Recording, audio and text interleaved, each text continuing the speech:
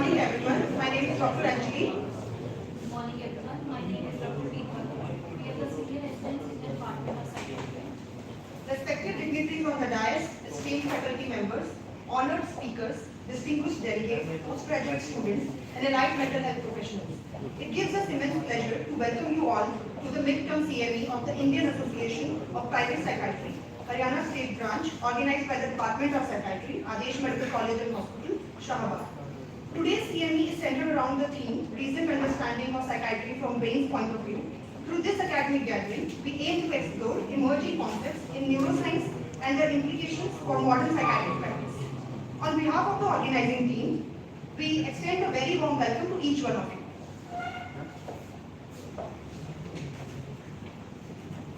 Knowledge grows when minds meet, ideas are exchanged, and experiences are shared. It is in this spirit that we have gathered today. We are deeply honored by the presence of esteemed dignitaries and distinguished guests whose guidance and support continue to inspire academic excellence. We now turn our attention to the scientific deliberations that form the core of today's CME. We begin today's academic program with a topic that lies at the intersection of neuroscience, sleep medicine, and psychiatry, that is sleep, circadian rhythms, and brain psychiatry. We are pleased to welcome Dr. Ashish Navarama, organizing secretary of the CME and assistant professor in the Department of Psychiatry, whose enthusiasm for academic psychiatry and resident training has greatly contributed to the success of this program. This session will be chaired by Dr. Professor and Head, Department of Psychiatry, Adesh Medical College and Hospital, and organizing chairperson of this CME. With over a decade of experience in psychiatry, medical education and research, she has contributed significantly to the academic psychiatry and community mental health initiatives. May I request the speaker and chairperson to kindly take their places.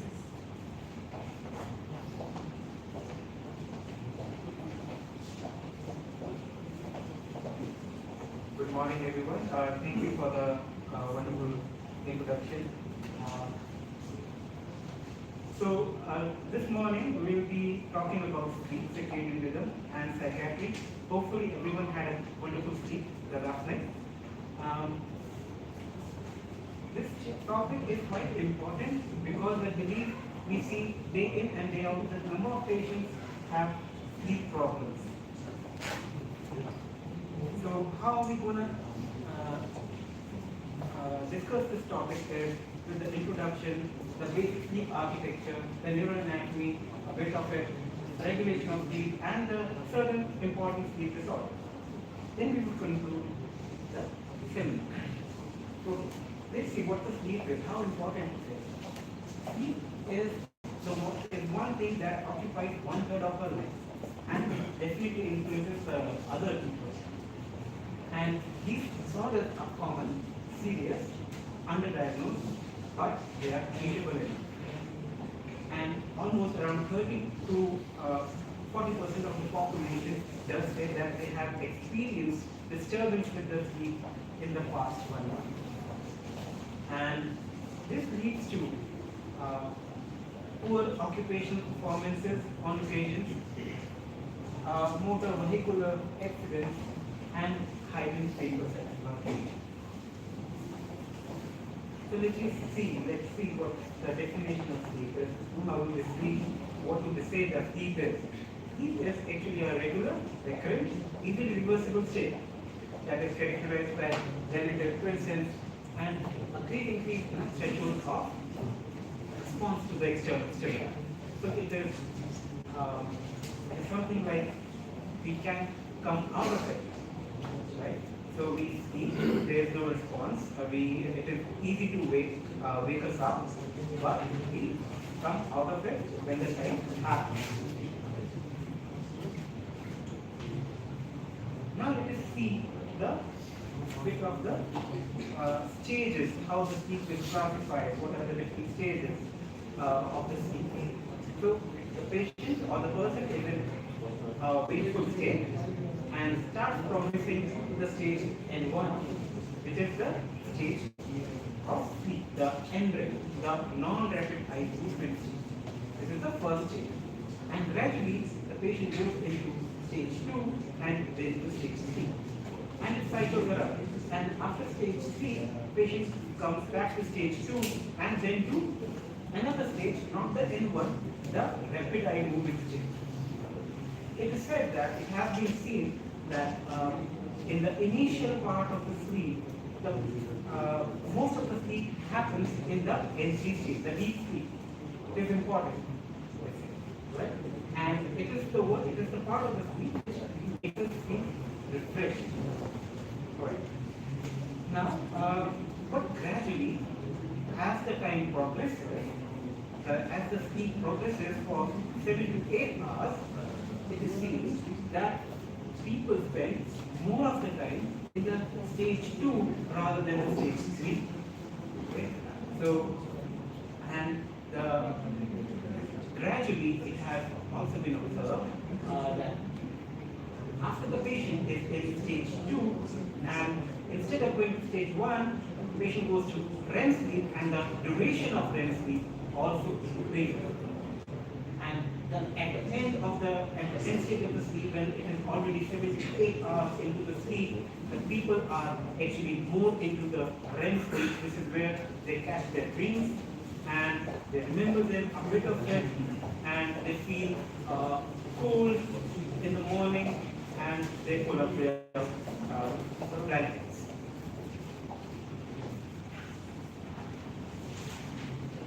So now we're going to see what is it that makes the things happen? What is it that keeps us awake, first of all? These are the few neurotransmitters that keep us awake.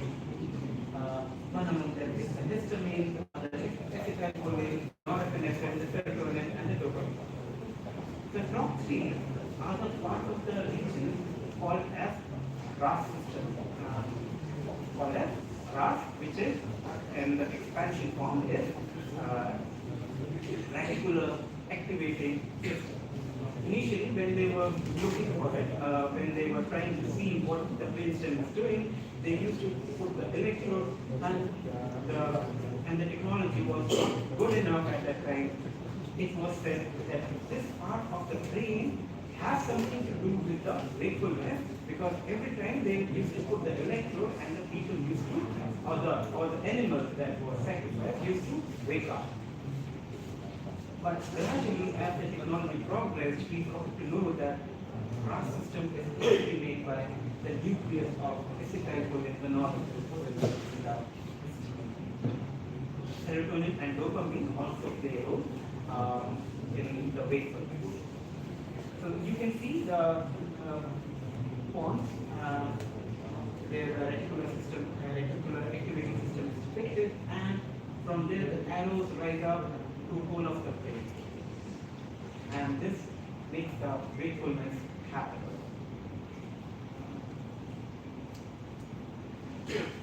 There is another neuropeptide to it, which is psychiatry, and this is orexin.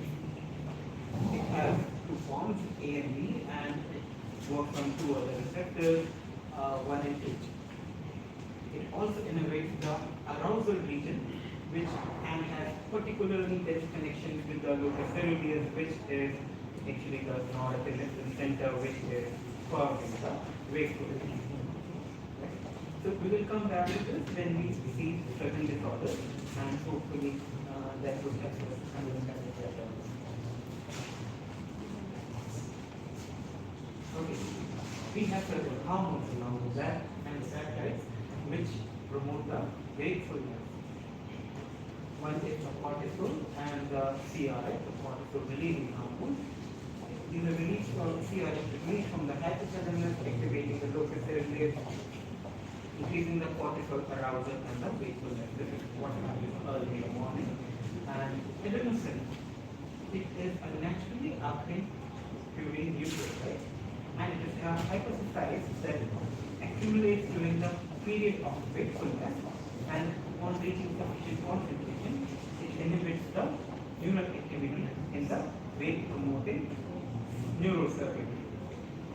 And the caffeine is something that blocks. So every time we take a cup of coffee, so this gets these adenosine blocks the receptors, the caffeine blocks the adenosine receptors, and the adenosine is not able to work on it, and we are promoting the wakefulness.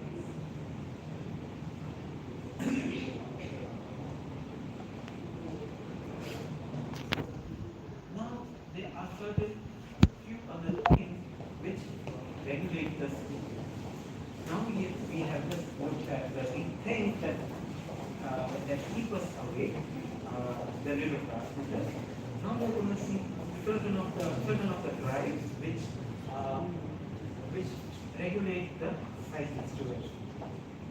So one of them is the progressive process. It's a sleep drive that accumulates during the wakefulness and declines during the sleep. And when this process reaches the critical threshold, the sleep occurs. So it is a part of adenosine. They say the adenosine accumulates over the time, and as we progress more, we will see how circadian process acts. Circadian process, see, a system that regulates the timing of the wakefulness and the sleep based on the time of the day, and this is where the role comes of the melatonin. So every time people see the light, from the optic cables, some nerves arise from it and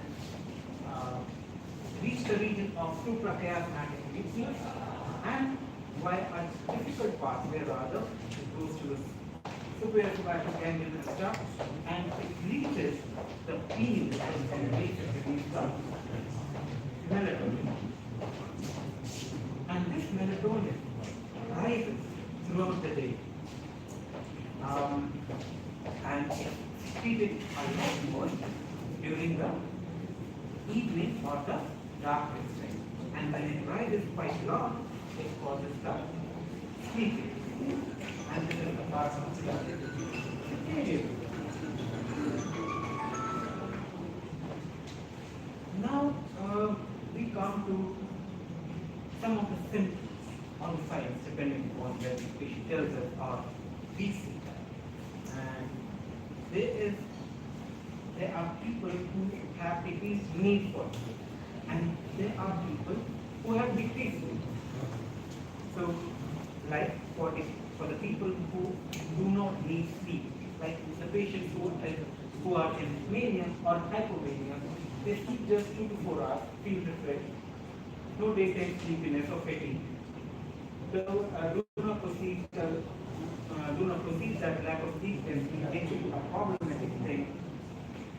Increased activity, energy levels, old age behavior. According to the DSM-5 here, it is the one of the hallmark symptoms of the mania. On the other hand, there is something called decreased sleep. Has people come up with this problem in insomnia, depression, anxiety, PTSD. In this, people have reduced sleep duration despite wanting to sleep. They have significant daytime fatigue and sleepiness. They actually come up and complain of poor sleep quality and associated with impaired concentration and function.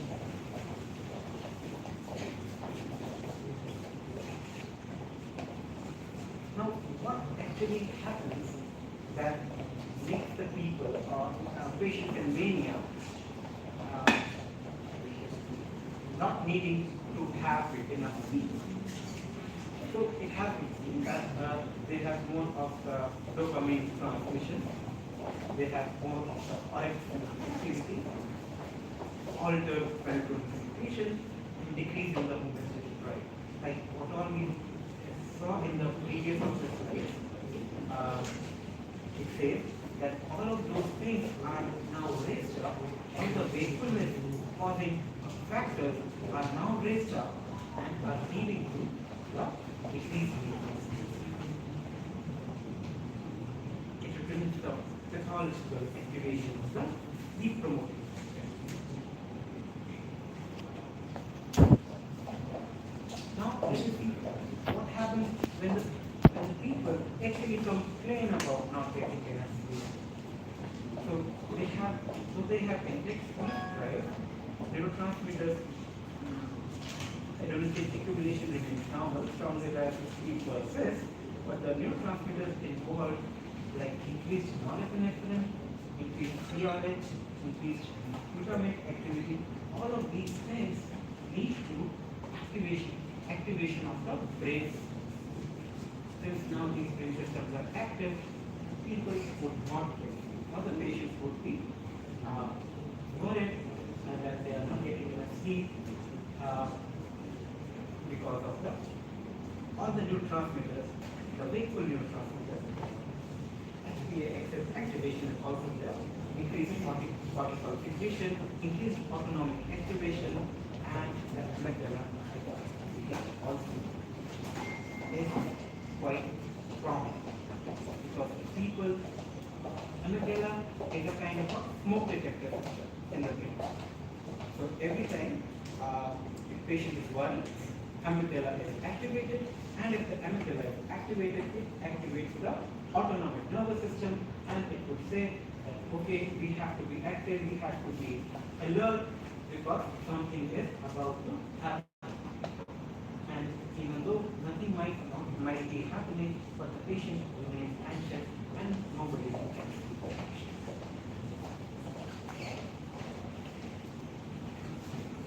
So we have a slide which says so that what are the different problems that the people face in certain disorders, and what are the changes in the amygdala and the consequences of it in the on the system. So major depression, hyperactivity, stimuli is the insomnia, anxiety disorders, type a little bit again with increased noradrenaline, excess activation, PTSD, amygdala is persistently active. In the anxiety disorders, it becomes active with a small stimulus. But in PTSD, it always remains. In bipolar mania, increased dopamine transmission and the circadian rhythm dysregulation would all be solved leads to the problem with the sleep. And schizophrenia, abnormal amygdala prefrontal connectivity is seen. This is where the pruning goes on. And these are the consequences of the sleep that are observed in the patients in each of the disorders. In major depression, say, increased REM activity is seen, and in PTSD, nightmares and hyperarousal is seen. In bipolar mania, reduced need for sleep is there, and in schizophrenia, disruption is there.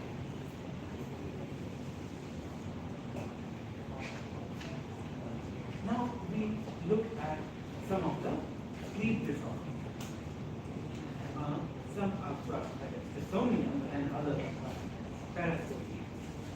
So insomnia are the primary sleep disorders defined by disturbance in quality, quantity, or timing of sleep, such as difficulty falling asleep or excessive daytime sleepiness. And parasomnia are sleep disorders involving abnormal behaviors or psychological events that occur while falling asleep, during sleep, or while waking up. These are the different disorders which are quite present, and beginning with sleep disorders, hypersomnia, insomnia, and in parasomnia, nightmare disorders, sleep terror, sleepwalking, and parasomnia.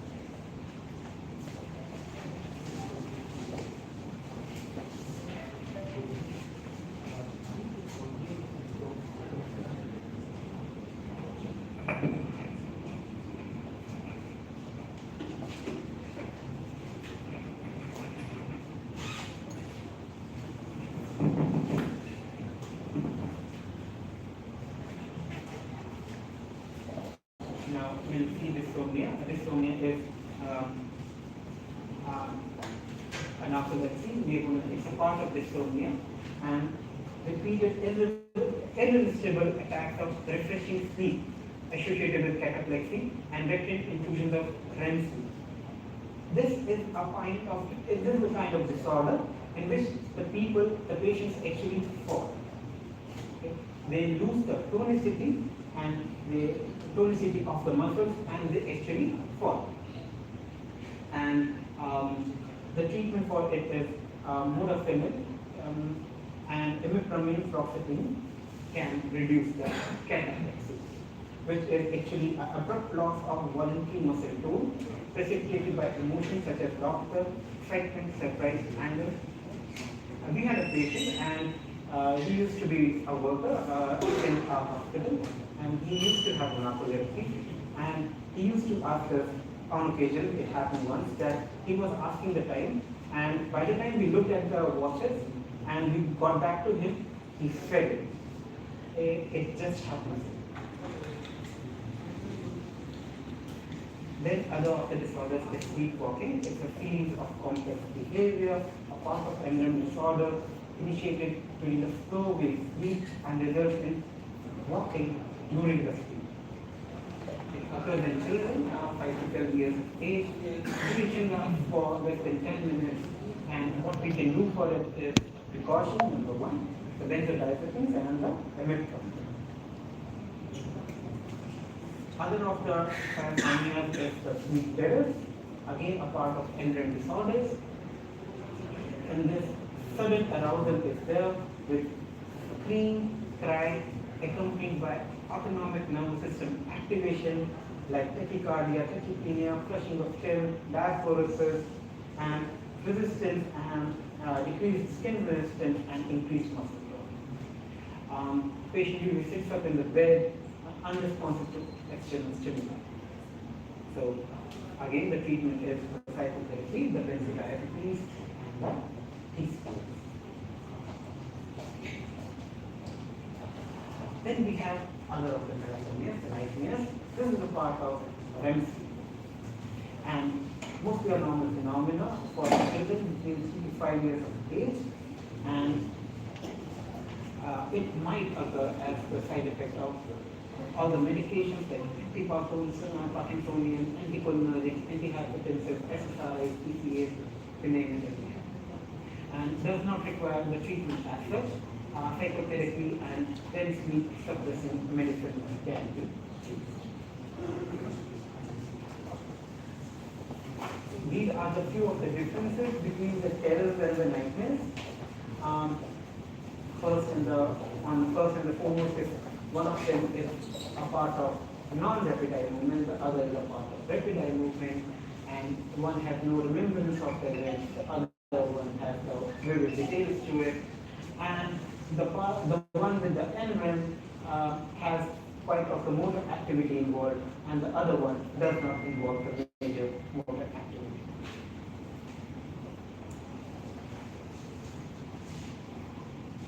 Now, REM sleep behavior disorders are also seen. It's a one-end dream connecting behavior, and it happens during the sleep, as the name suggests, and leading to self-injury or injury to the bed partner.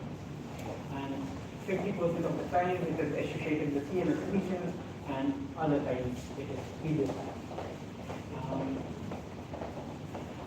Treatment response, 90% response rate to pulmonary.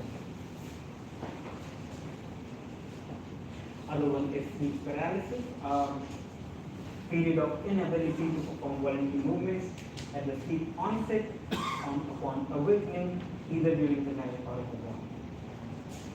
Ocular respiratory movements are intact, and the limb, trunk, and head movements are typically not possible. And it disappears spontaneously upon external stimulation.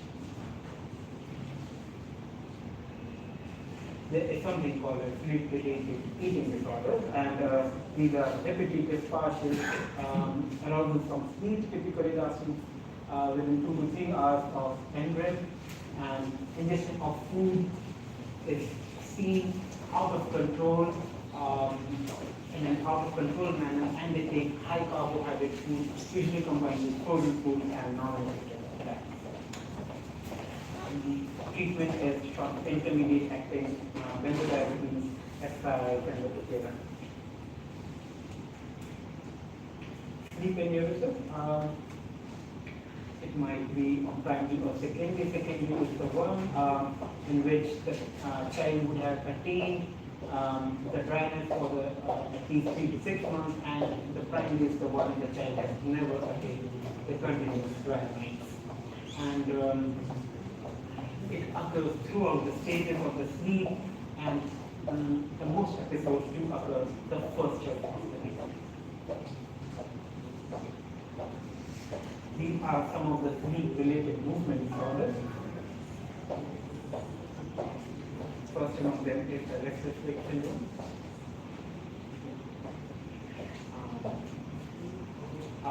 It has a sensory motor disorder of the extremities, frequently remains undiagnosed and begins at a very young age. Frequently quite present in women than in men. Periodic limb movement disorder is a similar kind of disorder in which it is noted that the leg extension of a great toe with the dorsiflexion of ankle and flexion of knee and hip is also seen at times. It occurs and seen in 80% of the patients with RA.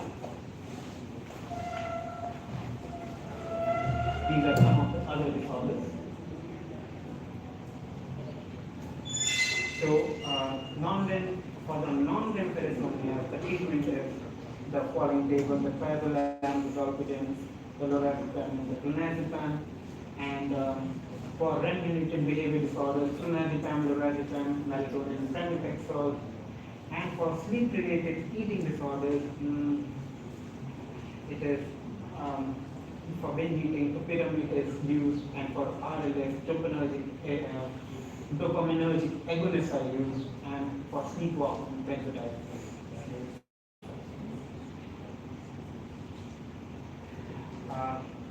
We come to the last slide, and this tells us that we have studied the factors that keep us awake.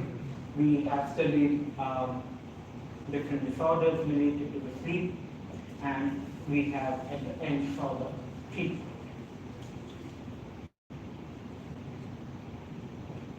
Thank you.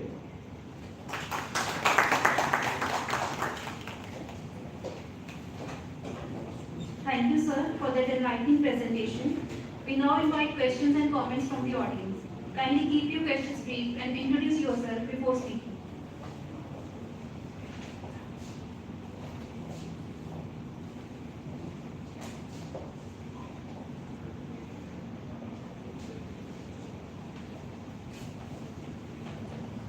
Thank you, sir.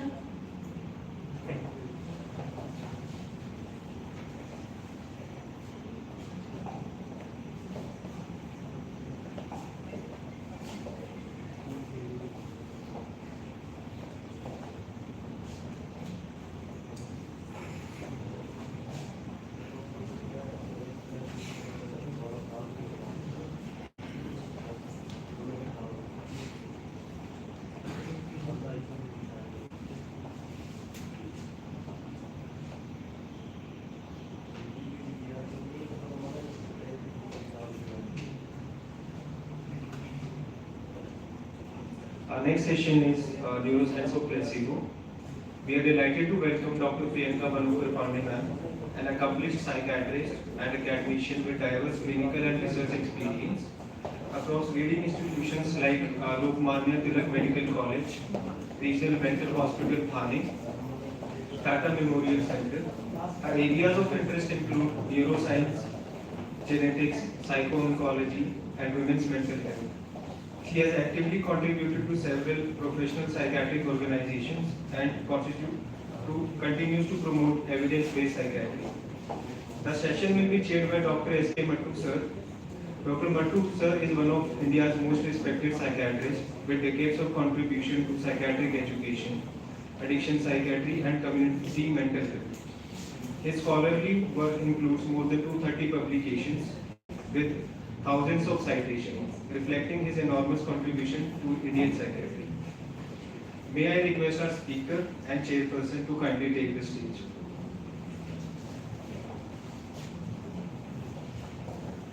May I request Dr. Aparajita also, who is a Deputy Medical Superintendent at MHI GMCI 32. Welcome Dr. Madhu and Dr. Rajita, and welcome Dr. Priyanka.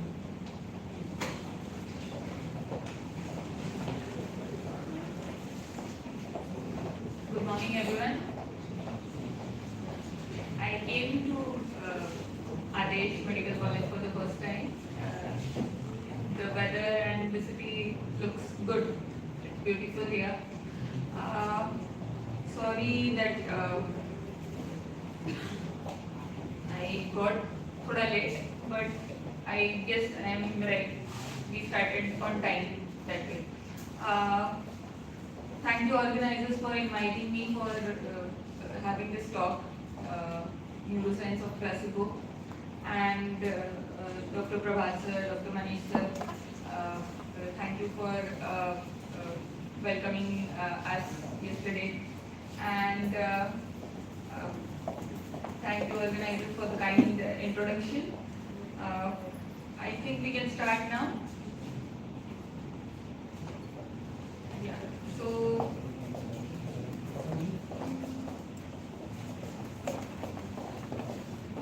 I have a confession to make. Last week I prescribed something with no pharmacological activity whatsoever. There was no receptor binding, there was no metabolic pathway, and no half-life. And it works through a mechanism which we don't fully understand. And it's essentially free. What do you think I am talking about? That's what we are going to talk now. It's the placebo effect and the therapeutic relationship.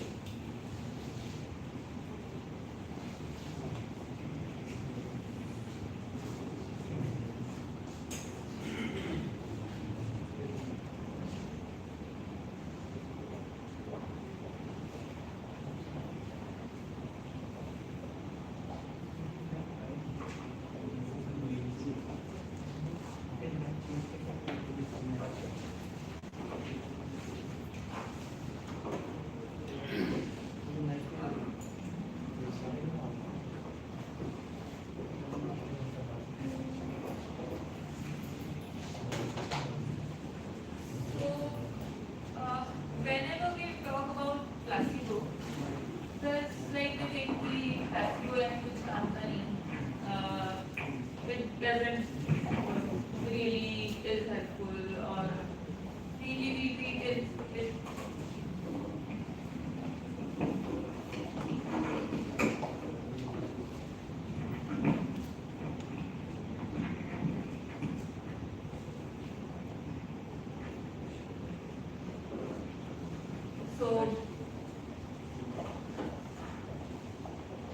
So it is always treated like an enemy, and we generally think it's like a noise.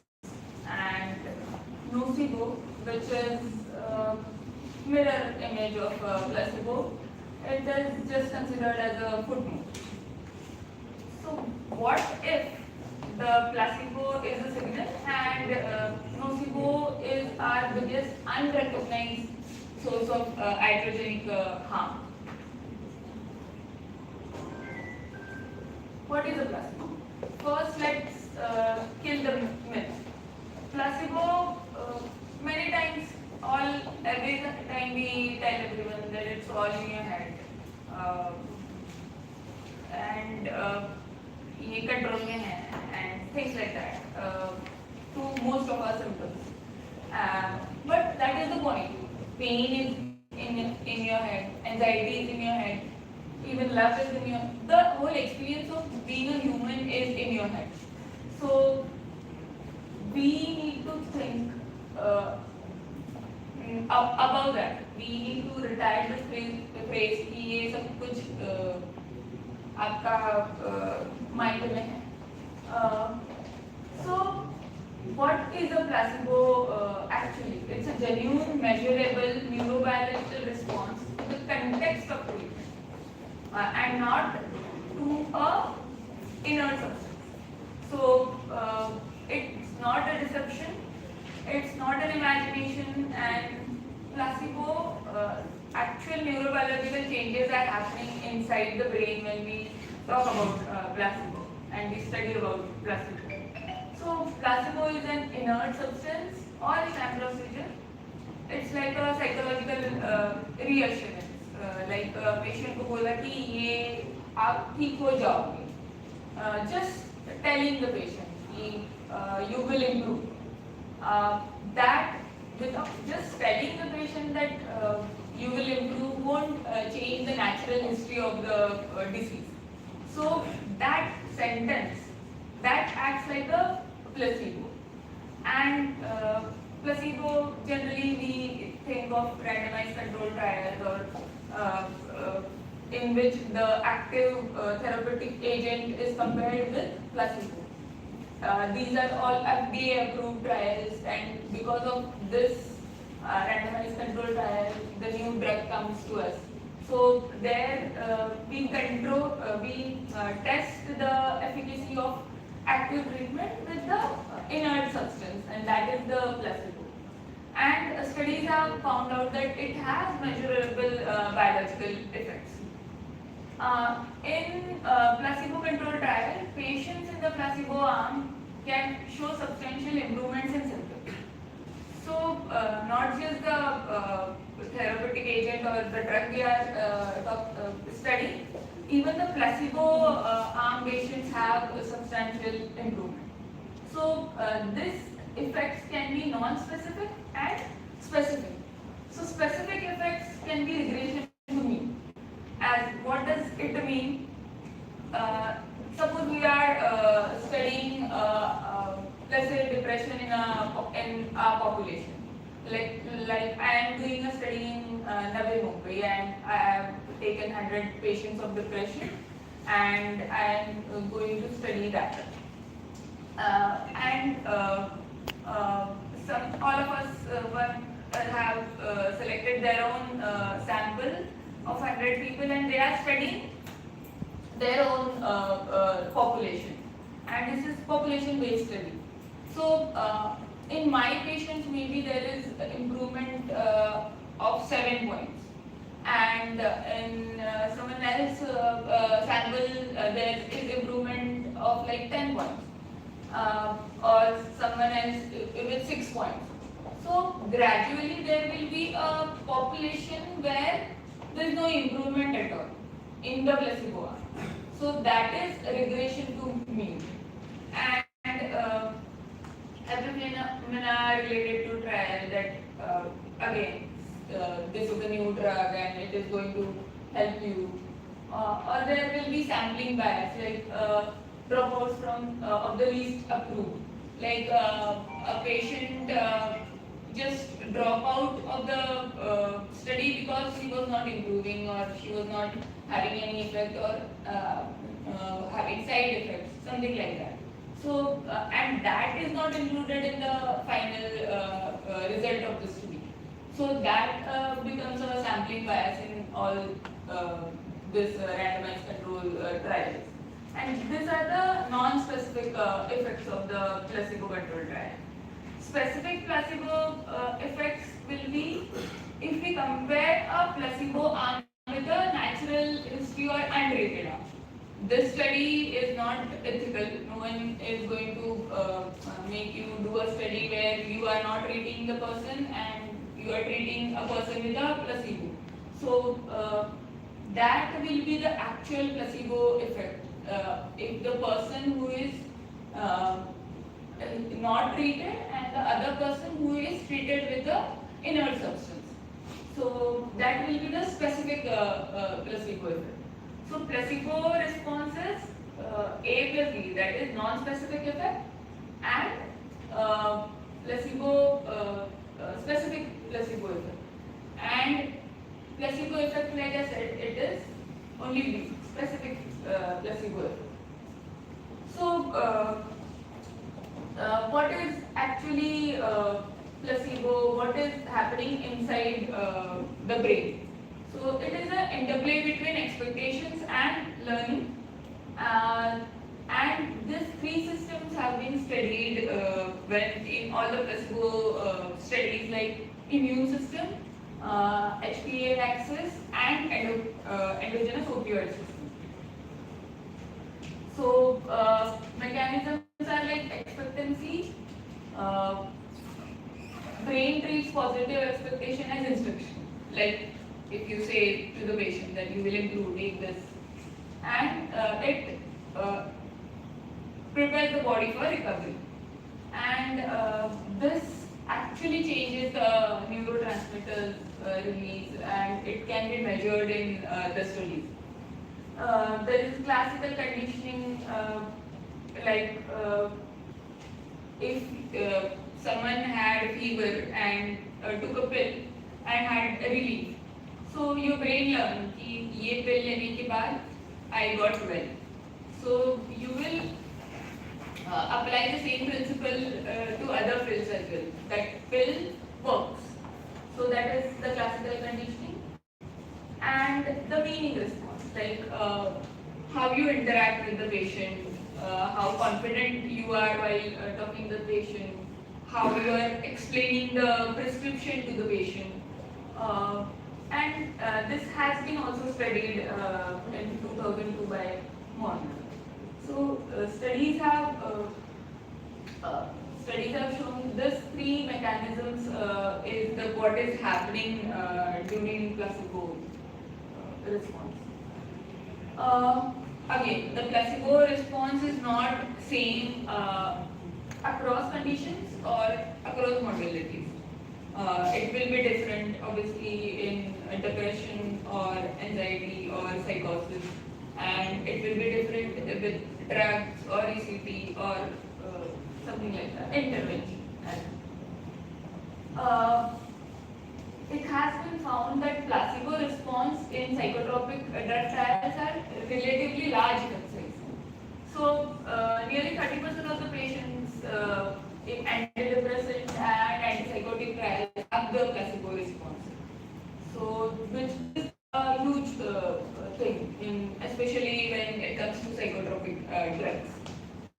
That's why we need to understand it better, so that we have better evidence to tell the efficacy of new treatments. We can maximize the effect of the current treatment, and this can be a novel target for the treatments as well.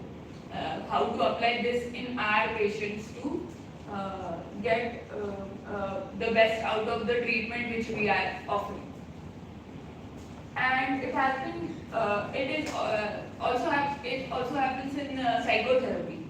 So quality of clinic, and in psychotherapy, what is the rapport you are having with your therapist? That has shown to be the maximum effect on the effects of the psychotherapy. Now I like this diagram. So here we can see the blue parts, so the drug therapy and psychotherapy. So the blue part is the placebo effect. So even the drug has placebo effect. So that, like I said, you take this drug and you will have, you will improve. So that effect is there with the drug therapy. And the orange part is the actual drug effects what we are seeing for a particular drug. And in psychotherapy, control is again a placebo and therapy. Blue part remains the same. And the orange part and yellow part.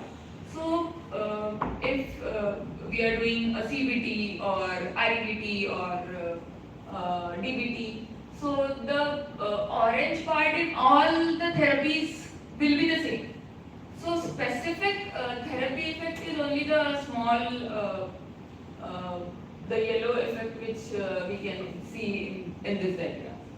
So this is what is happening actually when therapy and psychotherapy as well as in the drug therapy. Now coming to the biology. So what is happening exactly when we talk to the patient? So there will be external context and internal context. So we verbal suggestion, which are external context given by the doctor.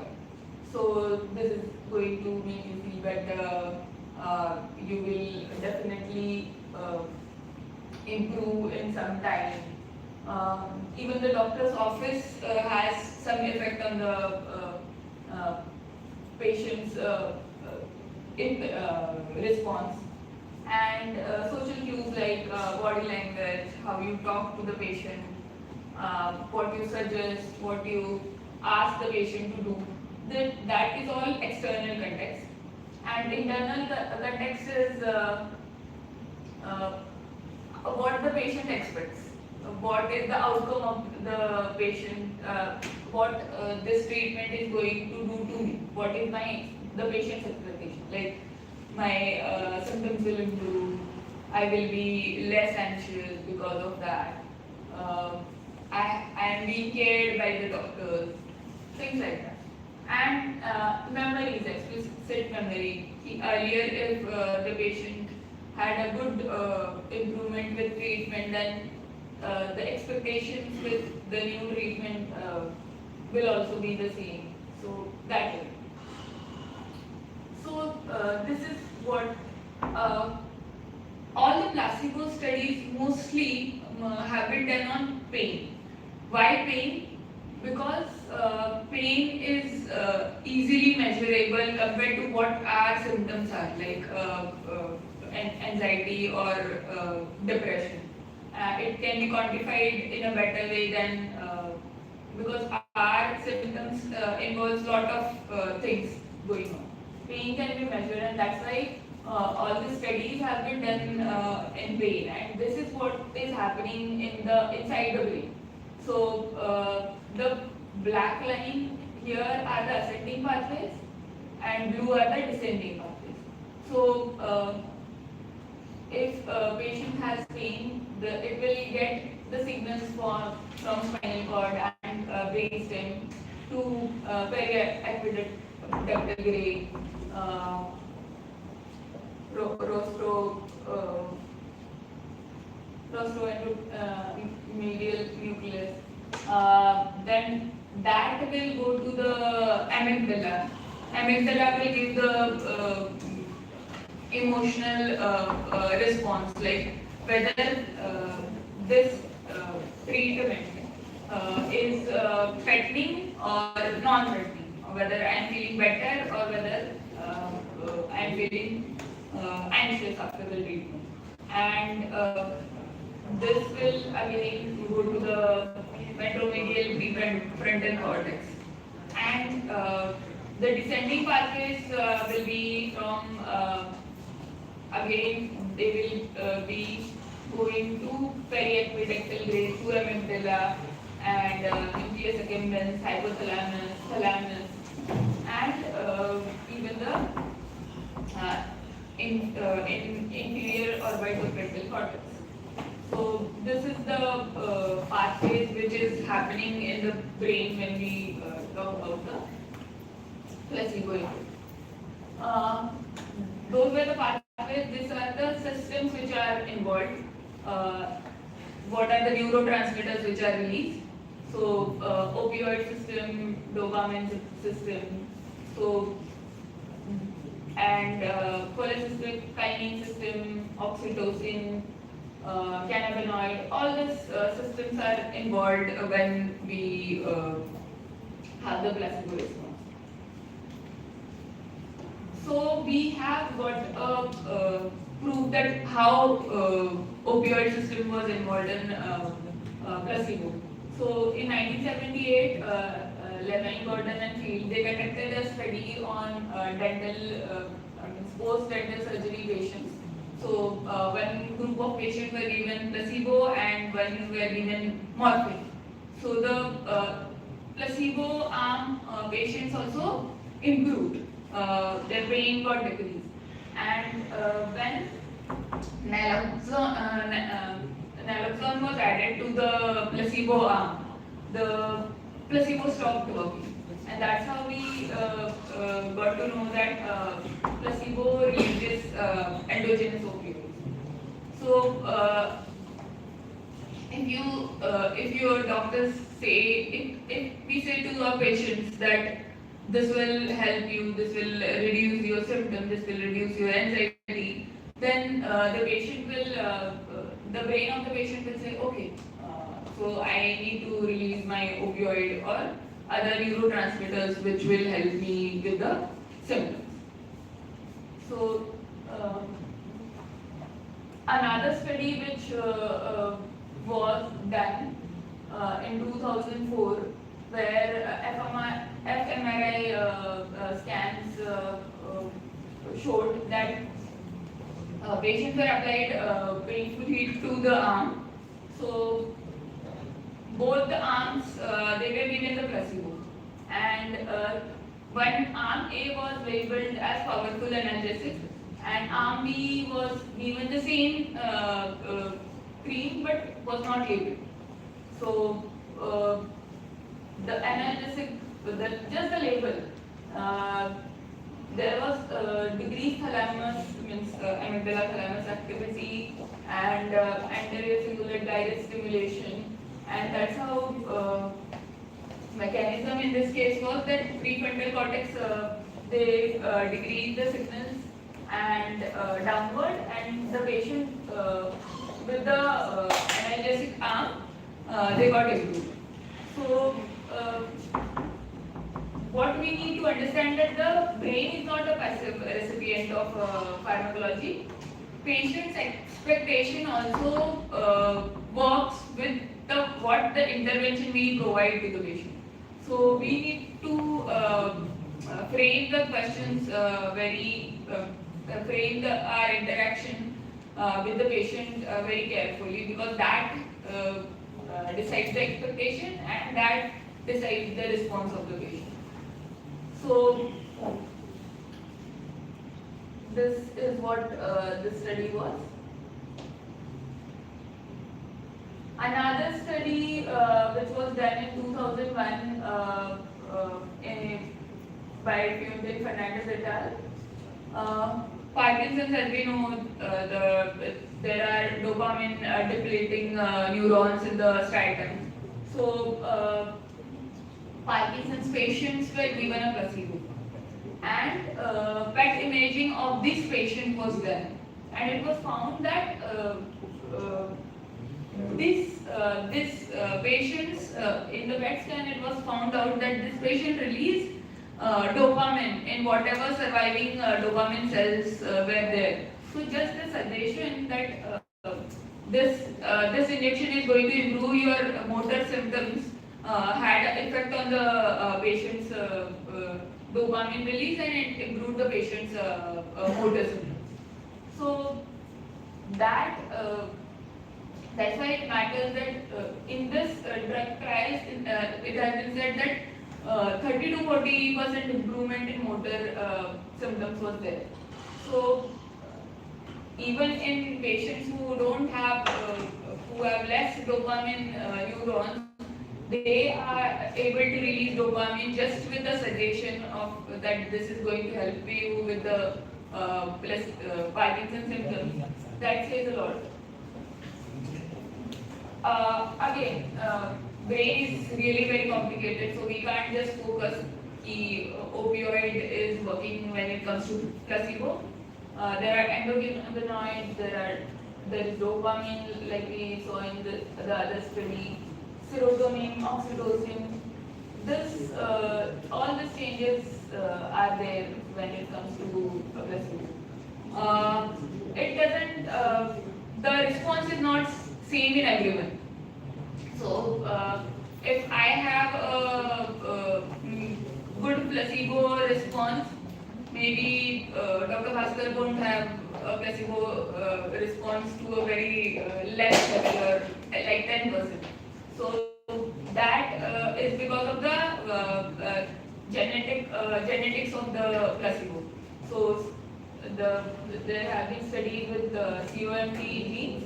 So MET genotype have slower dopamine breakdown and higher prefrontal cortex dopamine, and that's why they have larger placebo response. And like I said, it is partly hereditary. This is what is happening, the context and precognitive associations and conceptual processes.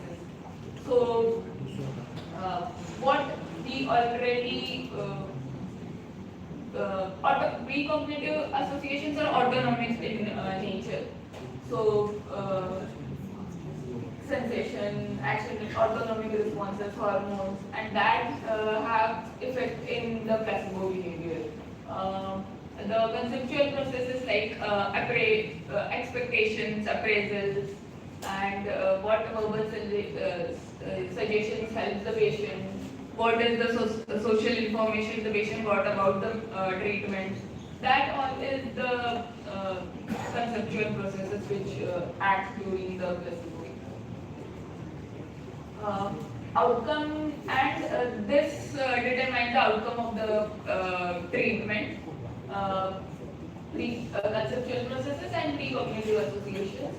So, conceptual processes that influence the expectation, appraisals, and memories, and they directly influence the emotional state and reported decisions and behavior.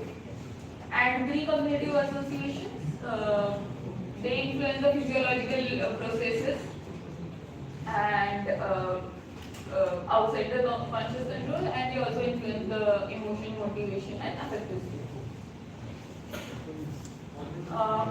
This is again the thing in pain studies. This is what is happening inside the brain.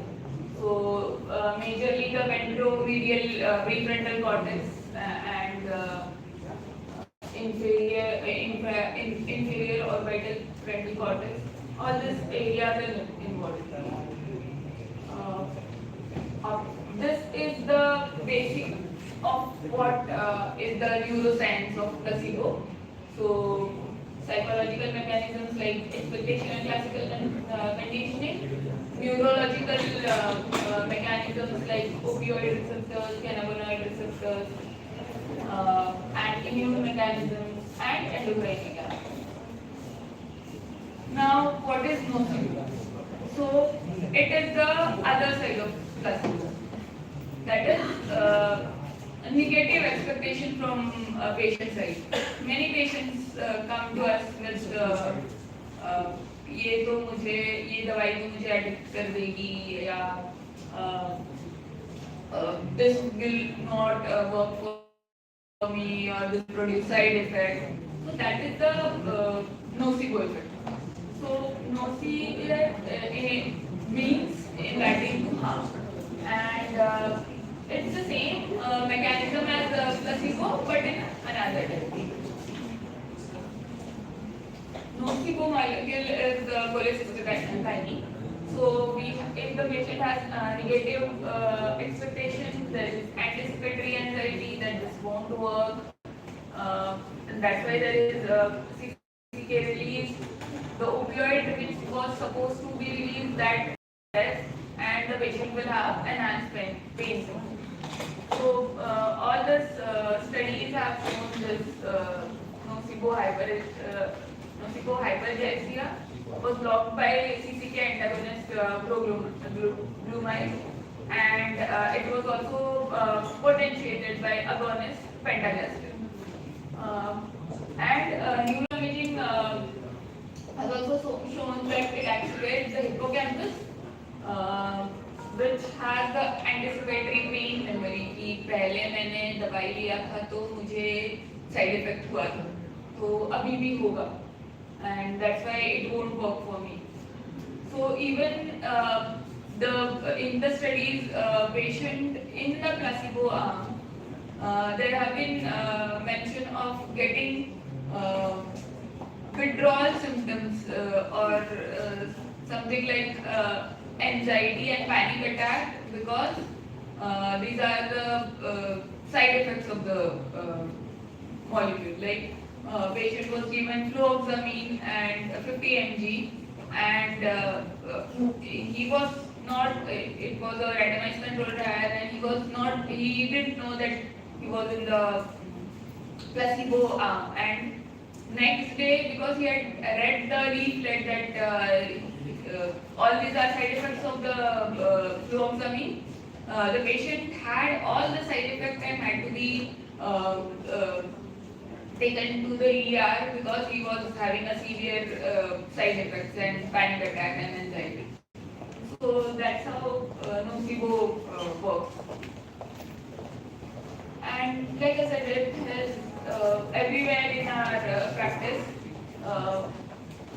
Up in some antidepressant studies, 38 to 100% of patients have reported side effects, and these patients were in the placebo arm. So this is because of the nocebo effect. May I request the house to be silent, please? It is disrespectful towards the presenter and the presentation. Keep opening button louder and louder. Thank you. So social nocebo भी no कि मैंने patient को anti depressant लेके देखा है और उसको बहुत साइड इफेक्ट हो गए हैं, या वो दिन भर सोता ही रहा है, या things like that patient get from the neighbours और रिलेटिव्स, इससे तो किडनी पे असर हो जाता है, and then the patient start thinking that way, and patient actually has the side effects which are not the side effects which are supposed to happen just with a single dose of the medication. Like some patient comes to you in 2 days of taking fluoxetine and says that doctor साहब मुझे तो serotonin syndrome के symptoms लग रहे हैं. So that is what is happening, and especially because of the internet, AI. Now you have ChatGPT, and you just have to put the medicine and all kinds of side effects and all kinds of what is happening to anyone, or diagnosis and everything the patient gets on the mobile. And that has all the more complication, especially for the patients as well as us, how to explain to them, like explain to them about it. So, in migraine trial placebo groups also they reported headache, dizziness, nausea rates which are comparable to active drugs. And extreme form of nocebo is what we know as voodoo death. Some authority figure has said to that person कि you have done this and this, now you are going to die, and like giving a death curse, and then that patient after a few days had a autonomic storm and lead to cardiac arrhythmia, and that patient actually died. So this is the same mechanism as placebo, but a different scale. It is again, like I said, it is contagious. Watching someone else react badly to treatment raises real physiological changes in the observer also. So that medication made my friend a zombie. That's why I am also feeling the same, and I am going to feel the same. So in the waiting room, if the patients are discussing, nowadays patient discuss the diagnosis, and the patient's relatives, parents diagnose the patients in the waiting room. कि इसको तो ASD है, इसको तो anxiety है, इसको depression है, मुझे तो ऐसा लग रहा है, without just by looking at the person. And then they start discussing कि इससे बहुत side effect होता है, lithium तो अच्छा नहीं है, उससे बहुत problem होता है, and the same the relatives of the patient as well as the patient get scared and start seeing the same effects.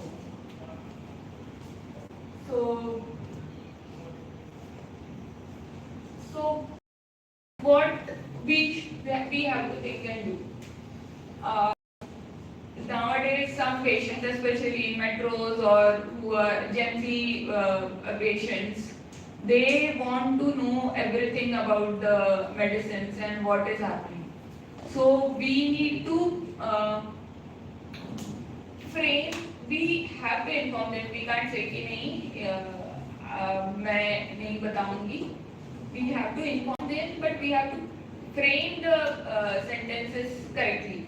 How to inform them, how, what to tell and what not to tell. Like, and we have to also tell the patients about the nocebo. See, this is also a problem. If I tell you the side effect, the brain will see this and expect this, and you will have the side effects. So if you have some side effects, you just let me know, we will figure it out, we will change the dose, whatever. But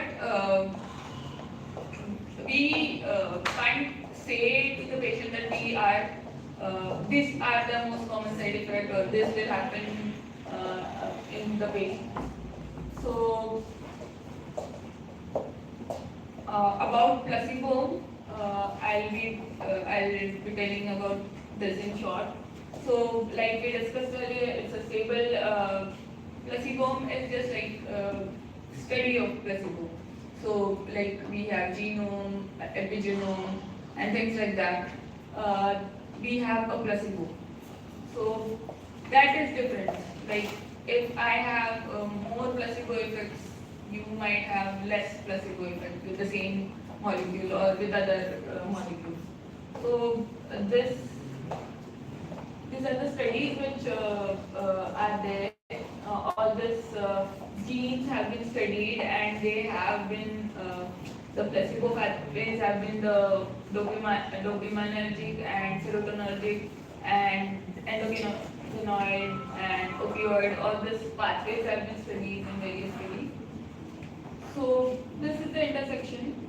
Like we found earlier, there's expectation, autonomic arousal, immune system involved, and all these genes, BDNF, and like we can say, all these genes are also there in all most of our illnesses. BDNF have been studied in various illnesses, MAO-A, MAO-B, L6, things like that.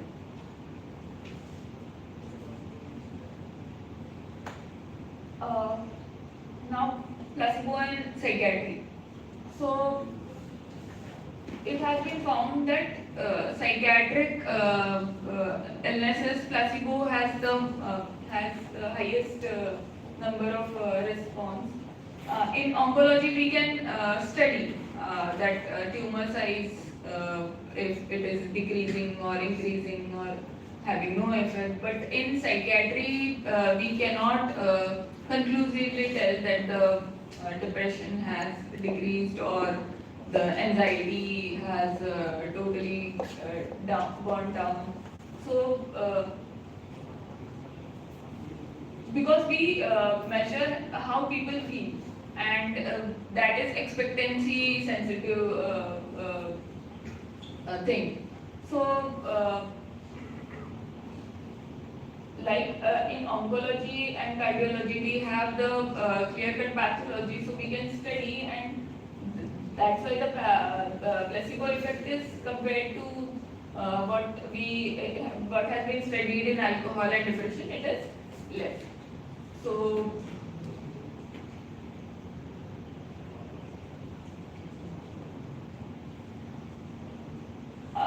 there was another study by Capture et al. And in that there were three groups. One had waitlist and they were not given any treatment. Another group was given acupuncture with a cold clinician. The doctor was not very interactive with the patient, was not empathetic, he was not generally was just reading the prescription and things like that. And the group 3 was with acupuncture with warm clinician. The doctor was inquiring about the patients, how he has improved, and the tone of the voice and things like that. So the group 3 were found to be significantly better, and group 2 just improved. And obviously with no treatment, they were the same. So how we talk to the patient, how we interact with the patient, how we provide information about the illness as well as the medicine, that has an effect on the patient's treatment and outcome. So how to optimize this context? So we have to have a confidence, and we need to frame our words very wisely. This is going to fix you definitely. We can't say, because if it doesn't work, then it will be like a risk for disappointment. So we have to, I believe that this will work for you, and we can navigate this together. We have to treat the prescription as a ritual, not just writing it down and giving to the patient, but explaining how to take the medicines, the timing of the medicines, how to hand it to the patient. All this actually matters when it comes to the placebo effect. And another thing is we should be explaining the mechanism. Like in a depressed patient, you explaining what is happening inside the patient's brain, not everything in detail, but what mechanisms are going on. That is going to help the patient. So that has a better placebo amplification. And follow-up, mostly we don't give time to follow-up, but some time we should also give to the follow-up so that the patient. Another nocebo aware informed consent, like many patients experience sexual dysfunction on this medication, the patient will definitely get those side effects. So we have to frame correctly. The minority of patients have noticed some changes in sexual function. If this happens to you, we will figure it out. We will see what can be done. So if we have to frame it like conditional, manageable, rare, like 1 in 100 compared to very common. So 1 in 100 is is better than very common. So very common, then the patients feel that I am definitely going to have this.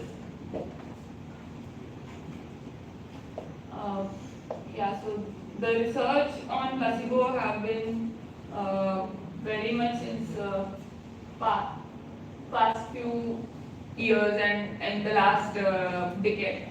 And so the publications have been, you can see the graph, it has been increased. Even on the nocebo studies, they are increased. And all the studies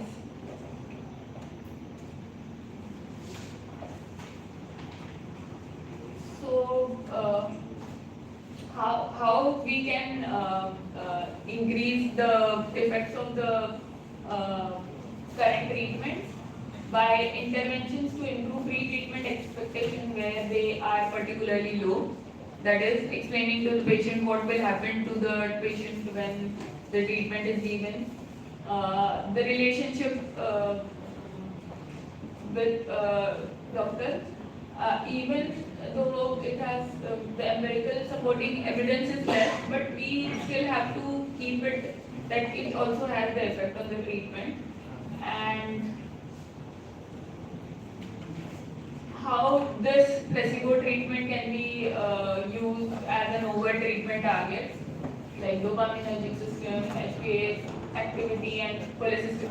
It has been, it's currently being studied, the cholecystokinin system and how it helps with the nocebo and placebo. What we still don't know is that is the placebo effect durable? Mostly not without reinforcement, but conditioned responses can be boosted like a vaccine. So regularly telling the patients that this is going to work has effect.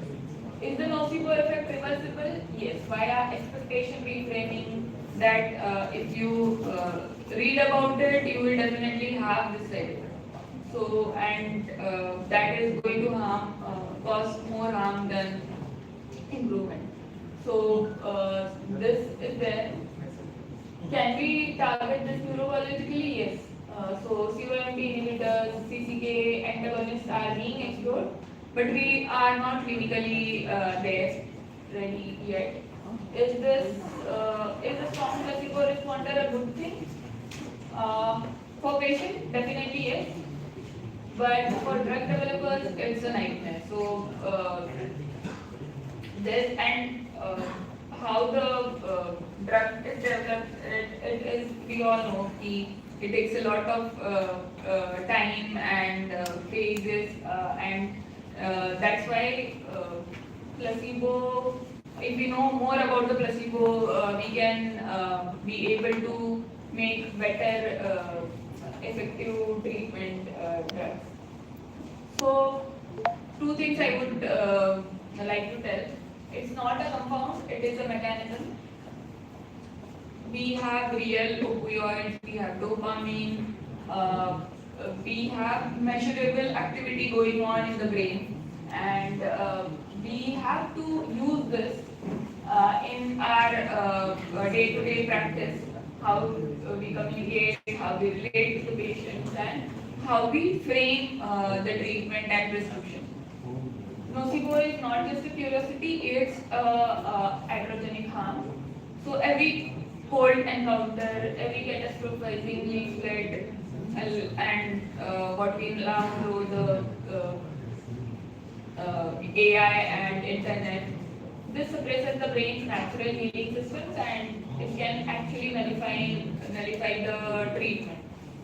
So we are that how we respond to the patient, how we interact with the patient, that is also a drug delivery system, and we have to use it carefully while prescribing. So acknowledgement, I means real intelligence, and AI we all know. So Dr. Malayale, I took all the references from him, and thank you.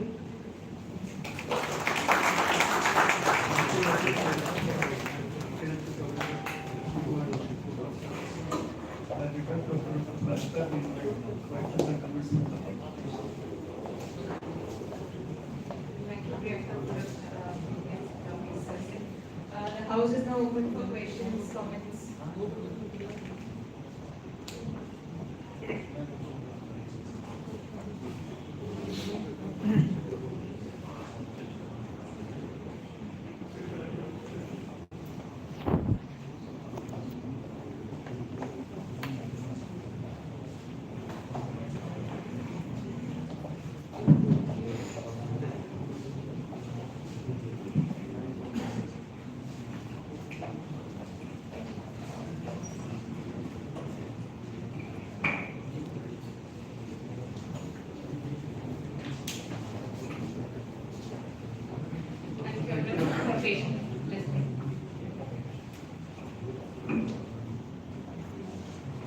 Thank you, ma'am, for that insightful presentation. I request Dr. Abhijita ma'am and Dr. S.K. Batu sir to kindly felicitate our esteemed speaker, Dr. Priyanka.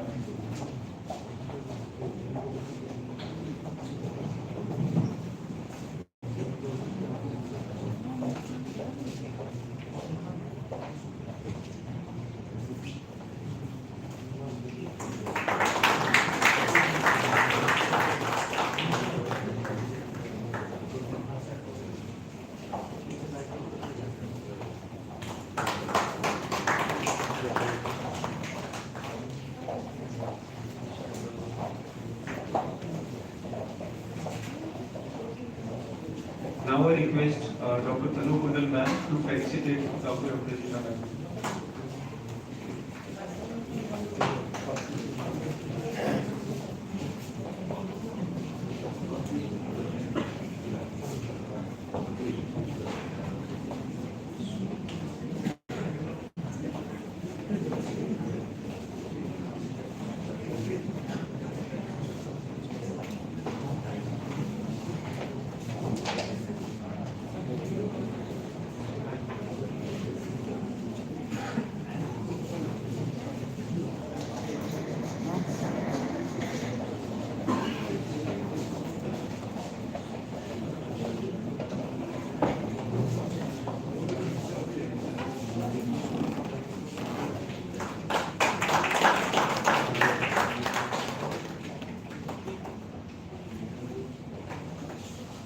Now I request Dr. Manish Patil sir to kindly felicitate Dr. S.K. Mohri.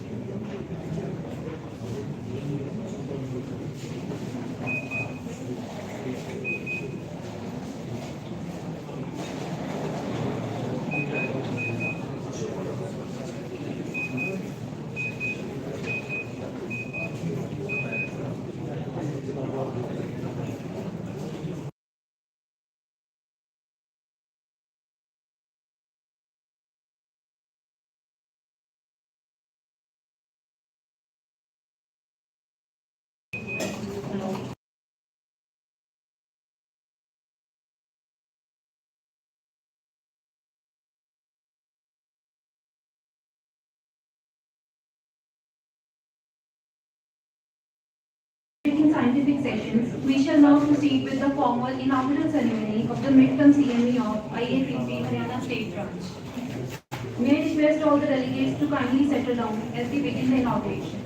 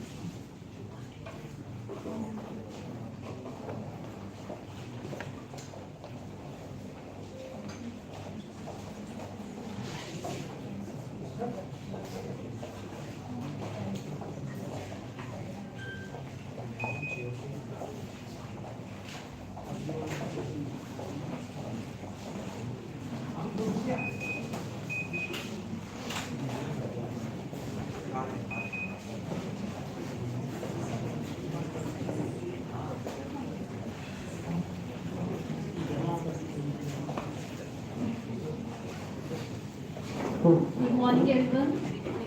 To formally commence this academic gathering, may I request our esteemed dignitaries to kindly grace the dais.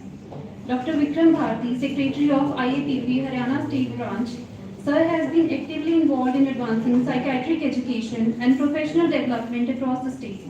May I invite Dr. Ibadat to kindly felicitate Dr. Vikram Bharti.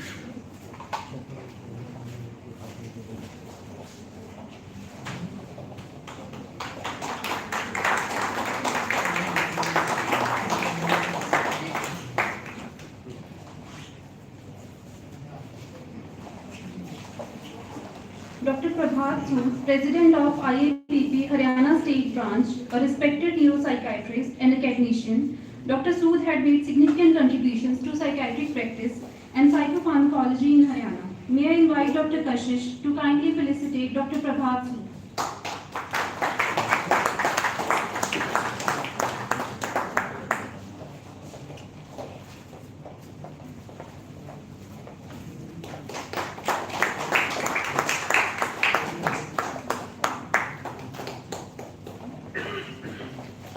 Dr. Guntas and Gill, Sir, Director, Adesh Medical College and Hospital, through his visionary leadership and unwavering commitment to medical education, Dr. Gill has significantly contributed to the growth and development of this institution.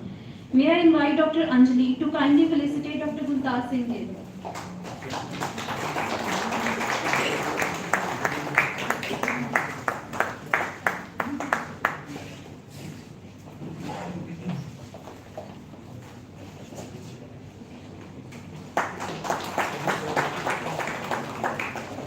Dr. Vipul Tyagi, Secretary of IAPP and our guest of honor. Dr. Vipul Tyagi has been actively involved in promoting academic initiatives and professional collaboration within the psychiatric fraternity. May I invite Dr. Ashish to kindly felicitate Dr. Vipul Tyagi.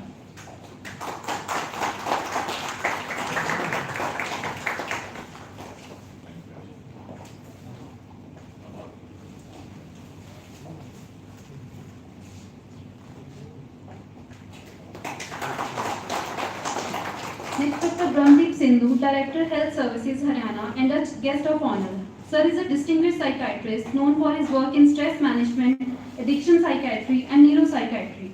His contributions to strengthening mental health services across Haryana have been invaluable. May I invite Dr. Tanu Kundal to kindly felicitate Dr. Brahmdeep Sindhu.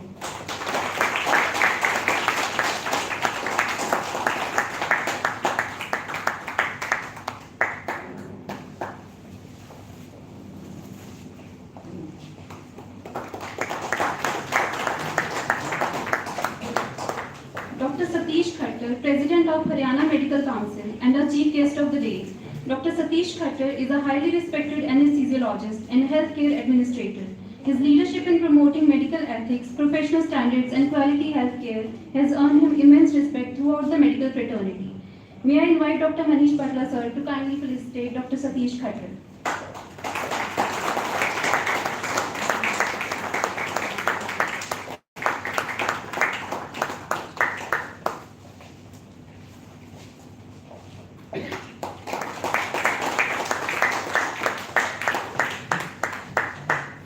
We are deeply honored by your presence and request you all to kindly take your seats on the dais. We will now be proceeding with the lamp lighting ceremony. The lighting of the ceremonial lamp symbolizes the triumph of knowledge over ignorance and wisdom over darkness. May I request our chief guest, guests of honor and other dignitaries on the dais to kindly proceed for the lamp lighting ceremony.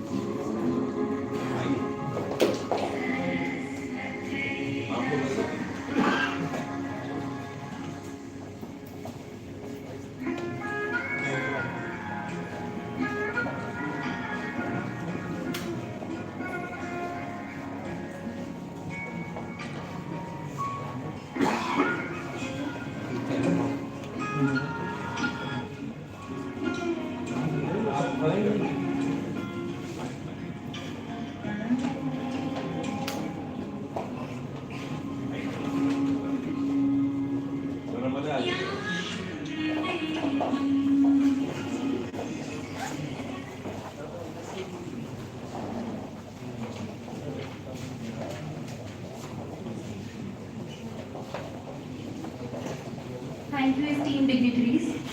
To formally welcome the gathering, I invite Dr. Tanu Kundal, Organizing Chairperson of the CME and Professor and Head of Department of Psychiatry, to deliver the welcome address.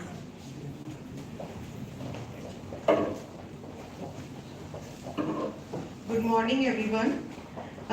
Respected Dr. Brahmdeep Sidhu, our guest of honor, DHS Haryana government, Dr. Satish Khattar, that is the President of Haryana Medical Council, and our chief guest over here in the CME, Dr. Vipul Tyagi, who is the President of IAPP National Branch, Dr.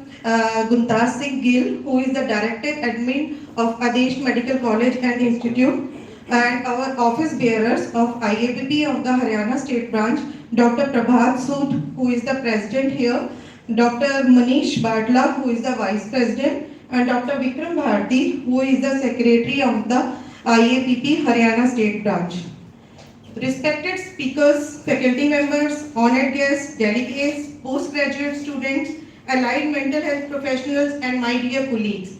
A very warm good morning to all of you. I welcome you all to the midterm CME of the Indian Association of Private Psychiatry, Haryana State Branch, hosted by the Department of Psychiatry, Adesh Medical College, Mohri, Shabad, Kurukshetra region.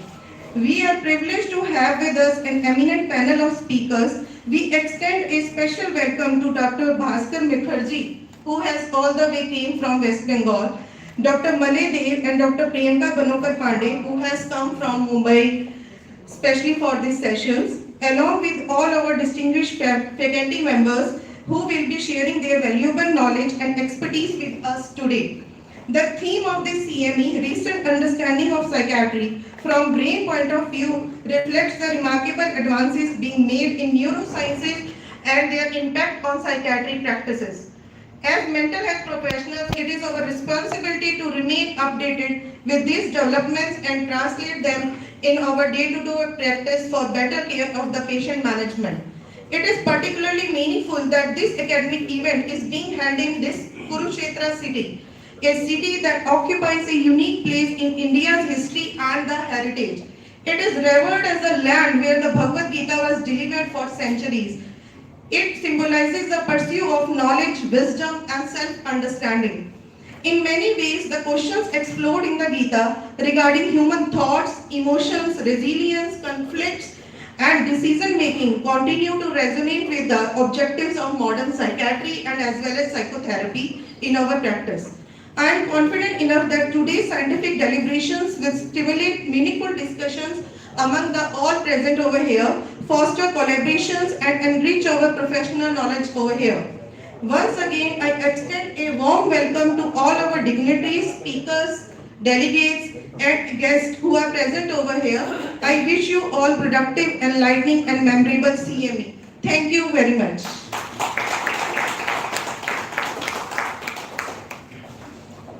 Thank you, ma'am. It is now our privilege to invite Dr. Guntas Gill, Director, Adesh Medical College and Hospital. Sir's vision, leadership and unwavering support towards academic and clinical excellence have played a vital role in strengthening medical education and healthcare services at our institution. May I request Dr. Guntas Gill to kindly address the gathering.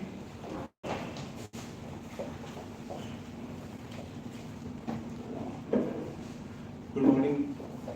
Thank you so much. First of all, I would like to warmly welcome Dr. Satish Khattar, President HMC. Thank you, sir, for being with us and sparing such valuable time of yours to grace this occasion. And we are very, very thankful for all your support, not just today, for all the activities we are doing at this institute and helping us to become better doctors, giving and imparting knowledge of the right way of practice. We are very thankful, sir, of your presence here. Dr. Brahmdeep, Director, Mental Health, Haryana, thank you, sir, for being with us. It is a great honor for us to be among you and for you to grace this occasion. And we are always thankful for all your support. Thank you, sir.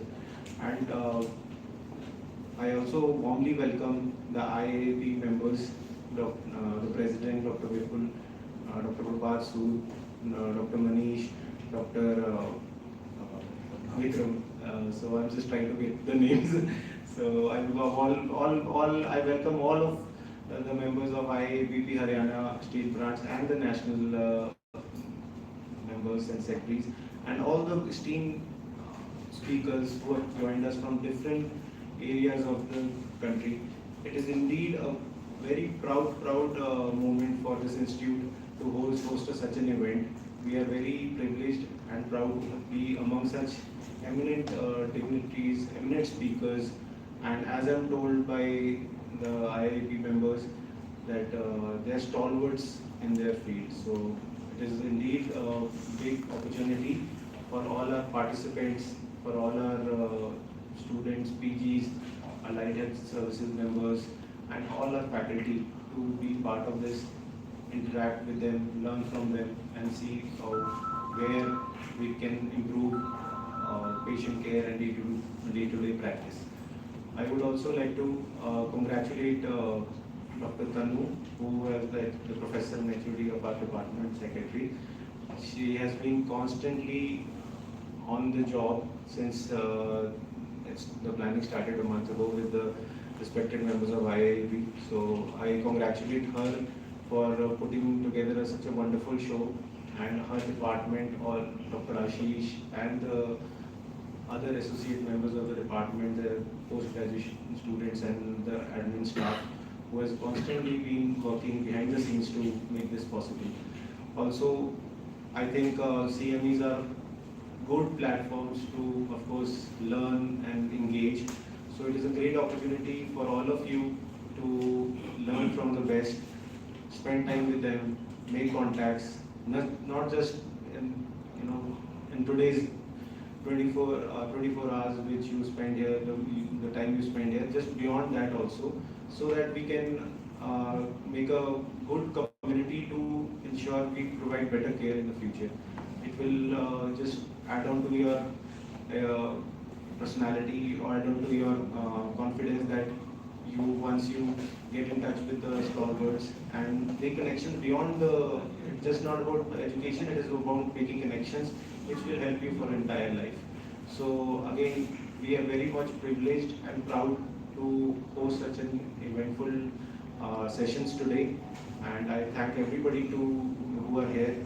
Thank the dignitaries, thank the IAPP members and the Department of Psychiatry and all our HODs and faculty staff who have gathered here. So I hope all the students have a very fruitful session. They enjoy themselves, learn from them, and it is a stimulating experience for everybody. Thank you so much.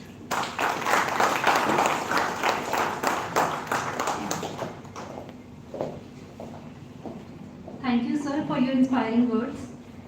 I now request Dr. Prabhat Sood, President of IAPP Haryana State Branch, to address the gathering.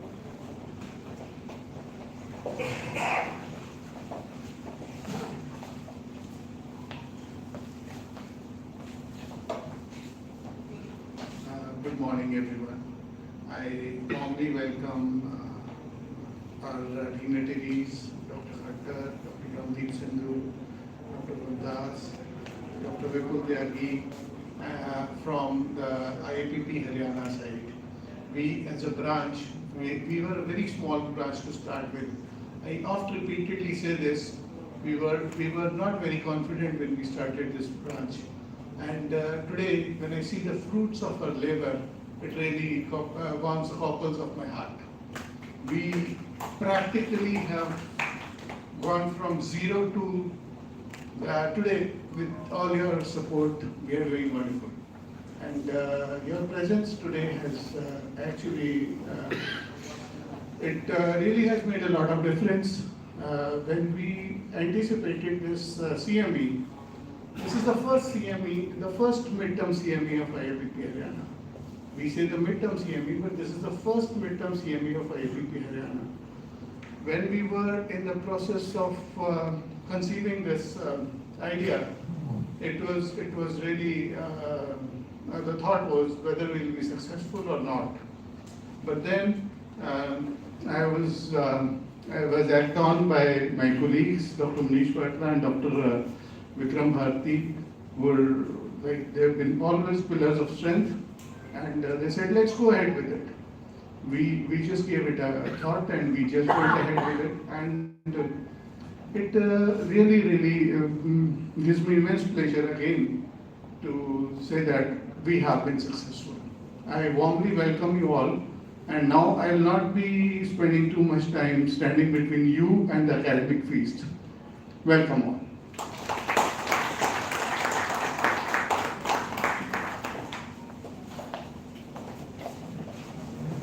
Thank you, sir. May I now invite Dr. Vipul Tyagi, Secretary, IAPP, to address the gathering. Mahabharat की धरती पर खड़े होकर बहुत नजदीक हैं उसके आप सबको मेरा नमन। मैं बहुत ज़्यादा बोलने में विश्वास नहीं है मेरा। मैं I am just a foot soldier of IAPP and it is very dear to my heart. Private psychiatry as such should grow. This has always been our dreams, my dream, and I can do anything for that. Private psychiatry should continue to grow, should continue to gain the losing ground, and should keep working. Clinically, they should become better and better. उसके बारे में जितना भी कुछ हम कर सकते हैं, उसका जो भी प्रयास कर सकते हैं, जो भी हरियाणा में कर सकते हैं, उसमें जो सामर्थ्य मेरी तरफ से जो लगता है वो मुझे बताएं। मैं यहाँ पर नेशनल IAPP की तरफ से आया जरूर हूँ, मगर मैं एज ए स्टूडेंट आया हूँ क्योंकि जो रिवोल्यूशनरीज हैं आज की तारीख में, साइकियाट्री को रिवोल्यूशनाइज करने के लिए वो सारी फैकल्टी यहाँ पर आई है और उन सबको मेरी तरफ से और हम सब की तरफ से खूब अप्लॉज मिलना चाहिए।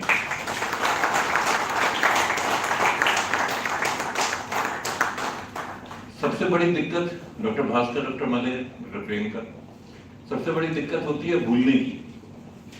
25-26 सालों में I did my this thing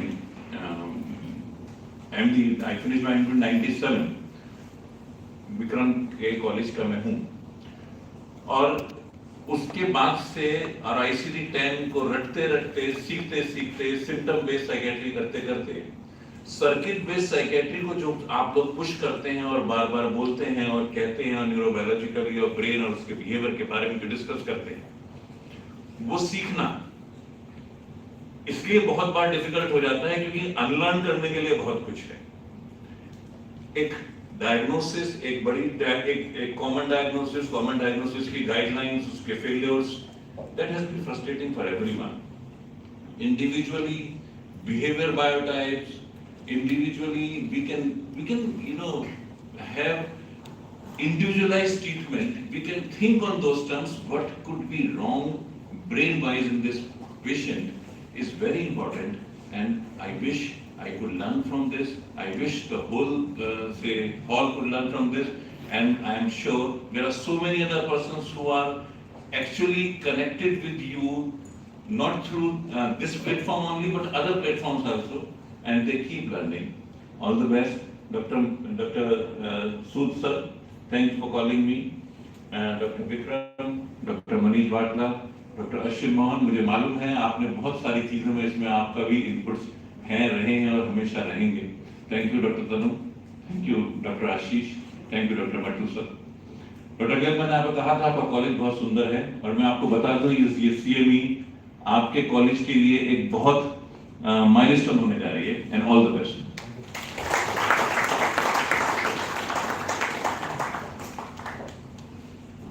Thank you, sir, for your wise words.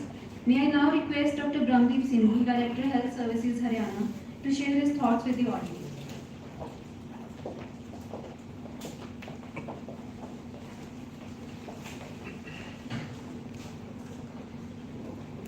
Respected Chairperson of Haryana Medical Council and Dr. Satish, Dr. Vipul, who is the IAPP General Secretary for the country, the President of Haryana branch, Dr. Prabhat, esteemed Secretary Dr. Vikram, as well as Dr. Manish, Dr. Gill, who is the Director Admin of the institution, my Deputy Director Dr. Adesh, Mental Health Director, Dr. Tanu, Dr. Mattu, and Dr. Ashish from his team. Of course, the faculty coming from various corners of the country, Dr. Bhaskar, Dr. Malay, Dr. Priyanka, my senior Preeti ma'am, my friends who have come all the way from various corners representing certain states, just like Dr. Kapoor is here, from Chandigarh, Dr. Ashwin is here. So it is not only the CME of Haryana, it appears to be a CME of North India. So we have, I would first of all like to congratulate you for organizing it at a larger scale, and all the people who are available online as well. The organizing team, my respected friends, PG students, of course we are here, the budding doctors, if they are there, media friends, a big namaste to you. It is a matter of great pleasure for me to work, and I feel honored to be among my own friends. Of course, all of us are from same background, from the mental health background, and we are organizing it at a large scale, that too at a nice place of Adesh Medical College, and the theme chosen is very nice, I would say so, and with a nice speakers with us. The recent understanding of psychiatry from brain point of view. Theme chosen is very nice.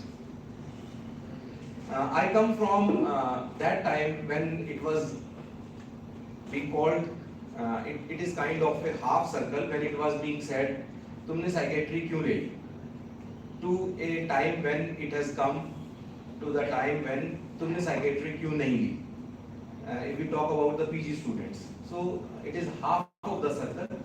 Transformation is going on as far as choosing the branch is concerned. Same is the case about the diagnostic aspects. Very well said by Dr. Vipul that there are so many things which we are here to unlearn and so many things to learn. I worked with National Brain Research Center, and I found that there are so many things in the brain which as a psychiatrist we never thought of doing, or we couldn't even think of diagnosing through those methods. And we had always been fighting with the stigma. Of course, the stigma has reduced. Stigma has reduced drastically, and I often give example of TB. TB is an illness in which there was lot of stigma. Now people come often and they would say so that I am having TB, and even if they are not having it, they are ready to get it. They would say that मेरे को cancer ना हो, मुझे TB हो जाए. And there is hardly any stigma left with that.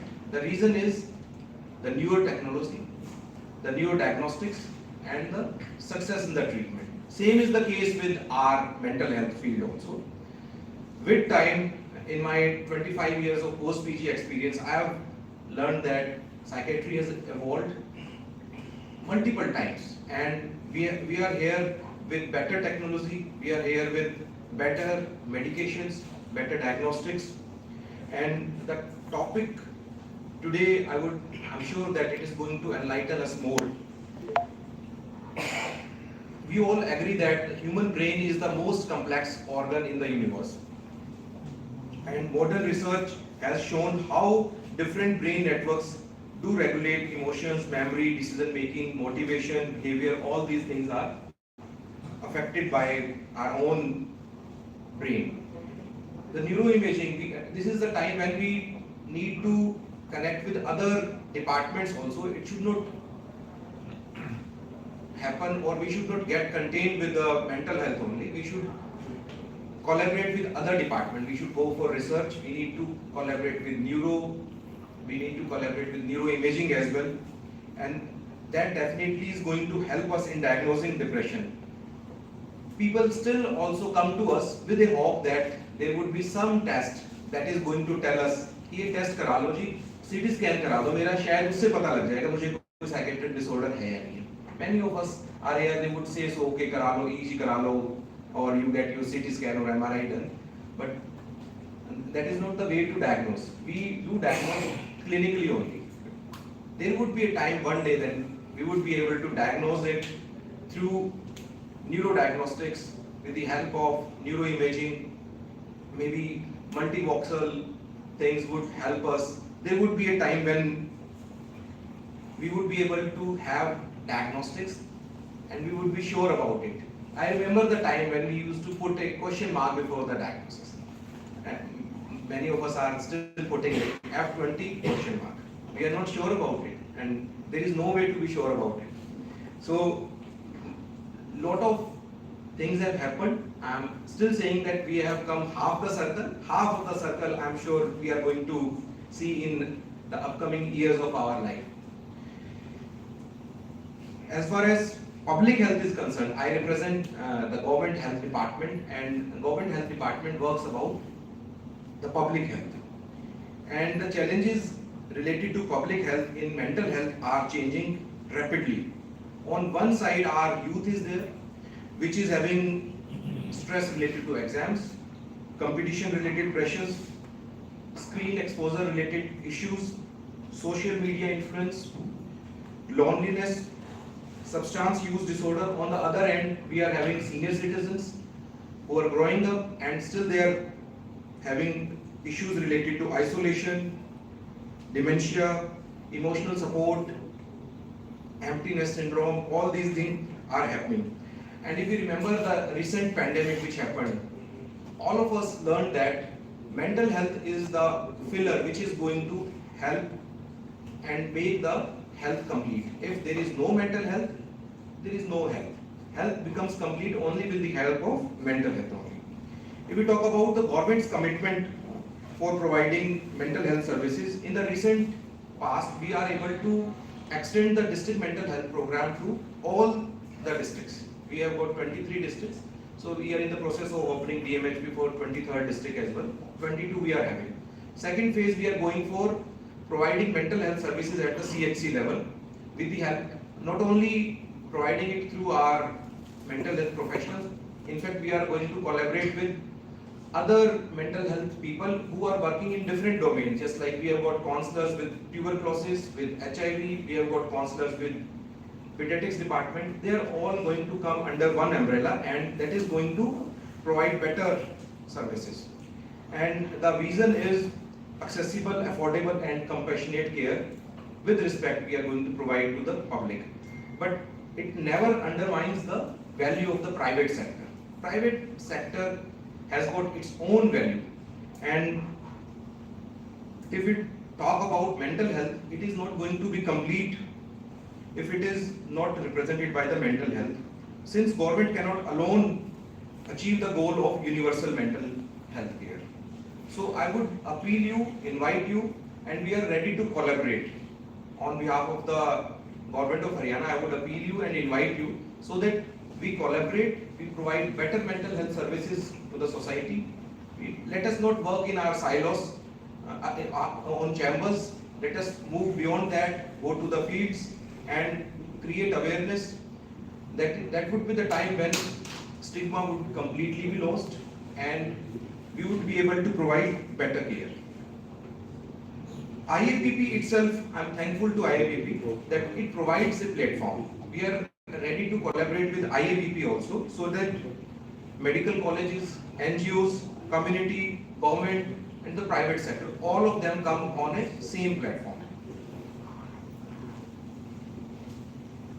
Psychiatrist is not someone who is there just to treat illness. He is someone who is going to diagnose, who is going to be a listener, who is going to be a counselor, a healer, and in fact a source of hope for those where there is darkness. Psychiatrist is just like a thief in that darkness. And I would say so that mental health professionals are those who are non-judgmental and not able to, without doing any judgment, they are able to listen to the patient. We have got our own vision about 2031, what would be the state of mental health services after 5 years. We are going to have more screening at the level of schools, colleges, to have suicide prevention helplines. Already we are having Telemanas in the state, which is running 24/7. We can provide it for the private doctors also. You can always tell them, if you are not available on telephone, you can always tell them that you can use the government's Telemanas helpline anytime, since it is available free of cost 24/7. If we come to the topic of the CME, I think this is the right platform for providing the right lecture, and we have got a great faculty. I am eager to learn from them and listen to them. I won't take much time, and I would just again congratulate you, and I hope together we would work in making Haryana healthier, happier and mentally stronger. Jai Hind, Jai Bharat.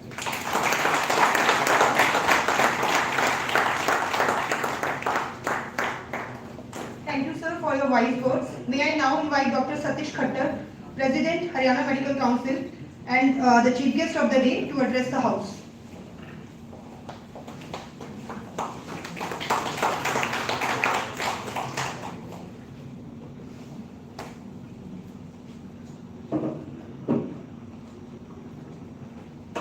All the dignitaries on the dais and off the dais, all speakers, all delegates, all participants, good morning to you all. It is really a matter of great honor and privilege for me to be here amongst such an extraordinary gathering of minds gathered here to advance the science of psychiatry. At the very outset, I would like to convey my sincere appreciations and congratulations to the organizers for organizing such a wonderful event and selecting a very, very important subject. As the President of Haryana Medical Council, I am of strong opinion that these kind of CMEs are really very important, very essential to upgrade and update our knowledge and to know about the latest advances in the field. So I request all the delegates to attend such kind of CMEs as much as possible and attend with full enthusiasm and learn as much as possible, and not just to earn credit hours. Our main focus should be on learning, not on earning credit hours.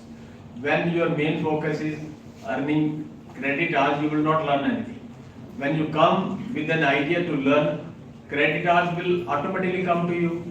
When you have a tendency to learn, you will attend more CMEs and more credit hours will come to you. So I also request to all of you to be as ethical as possible in your clinical practice and always be kind, sympathetic, rather empathetic to the patients. And I found that the doctor himself has a placebo effect. If patient has a faith in you, you are working as a placebo. Know you are the psychiatry people how placebo affects the healing in the body. So always be kind, polite and sympathetic to the patient.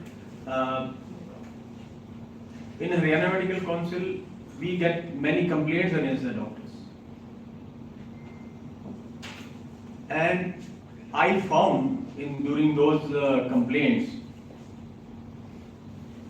as far as treatment part is concerned, doctors do their best. But many times we do lack in proper information and communication with the patient. So I request you all to be kind, sympathetic and polite towards the patients.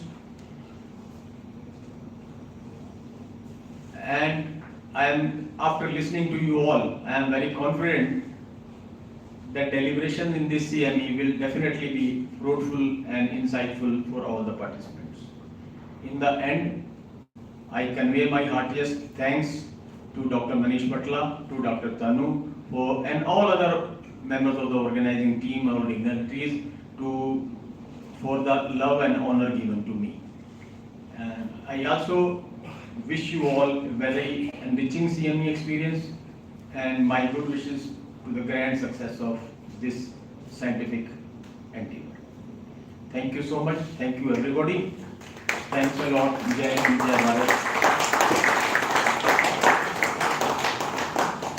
Thank you, sir. With the formal inauguration complete, I now request all the dignitaries to kindly rise for the national anthem.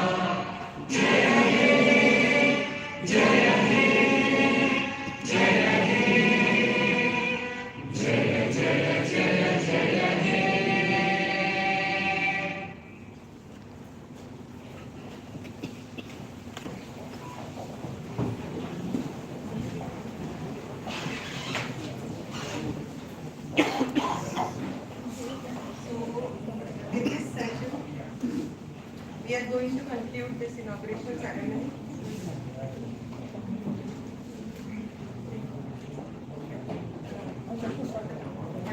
Next session starts. Yes, we can go ahead with the next session. So we conclude the inauguration ceremony. Thank you, our esteemed sir, DMS sir, director sir, Dr. Satish Khattar, president, vice president, and everybody present over here. Thank you very much.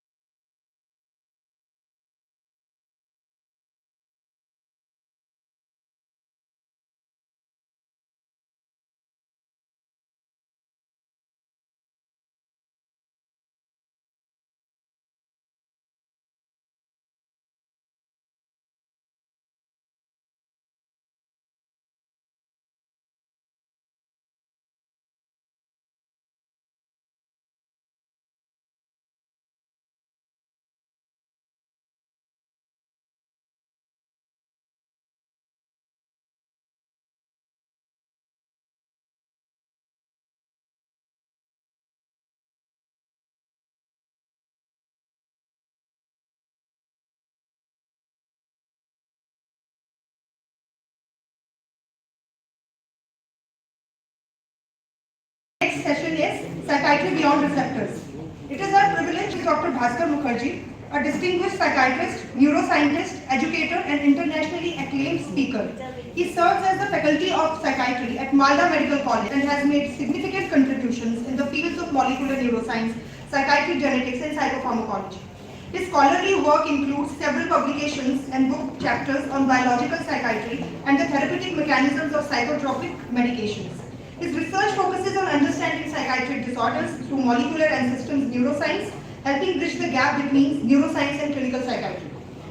The session will be chaired by Dr. Manish Badla, Vice President of IAPP Haryana and an acclaimed psychiatrist with special expertise in sleep medicine, addiction and clinical psychiatry.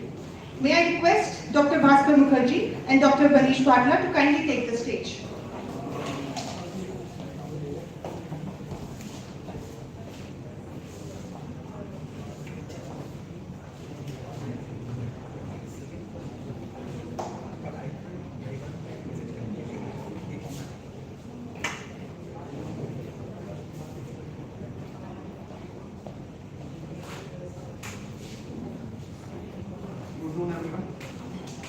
Without spending much time, as we are already late, I request Dr. Bhaskar to take up the stage now.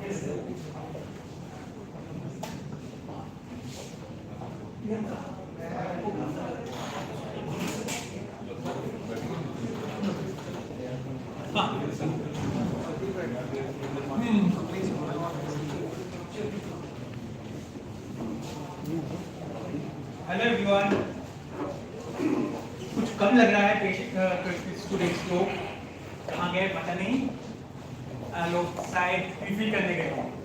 अच्छा, anyway, when Haryana IAPP through Dr.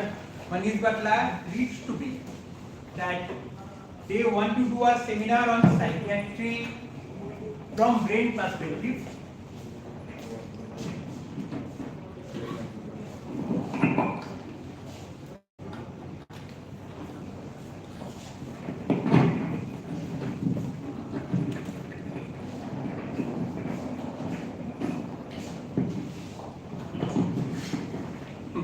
Psychiatry from brain perspective.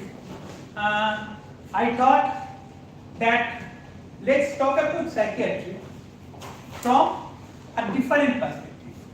For us, since training, psychiatry has been a list of checklist. Patient आ गया, उसको बिठाओ, फिर trauma checklist fulfil करो, फिर ICD checklist देखो, फिर DSM checklist देखो, ultimately पूरा चेकलिस्ट मिलाओ, फिर आता है गाइडलाइन चेकलिस्ट, उसको मिलाओ, फिर देखो। इट्स समथिंग लाइक कि एक ही दवाई है, एक ही जगह पे पेशेंट का गड़बड़ हो रहा है।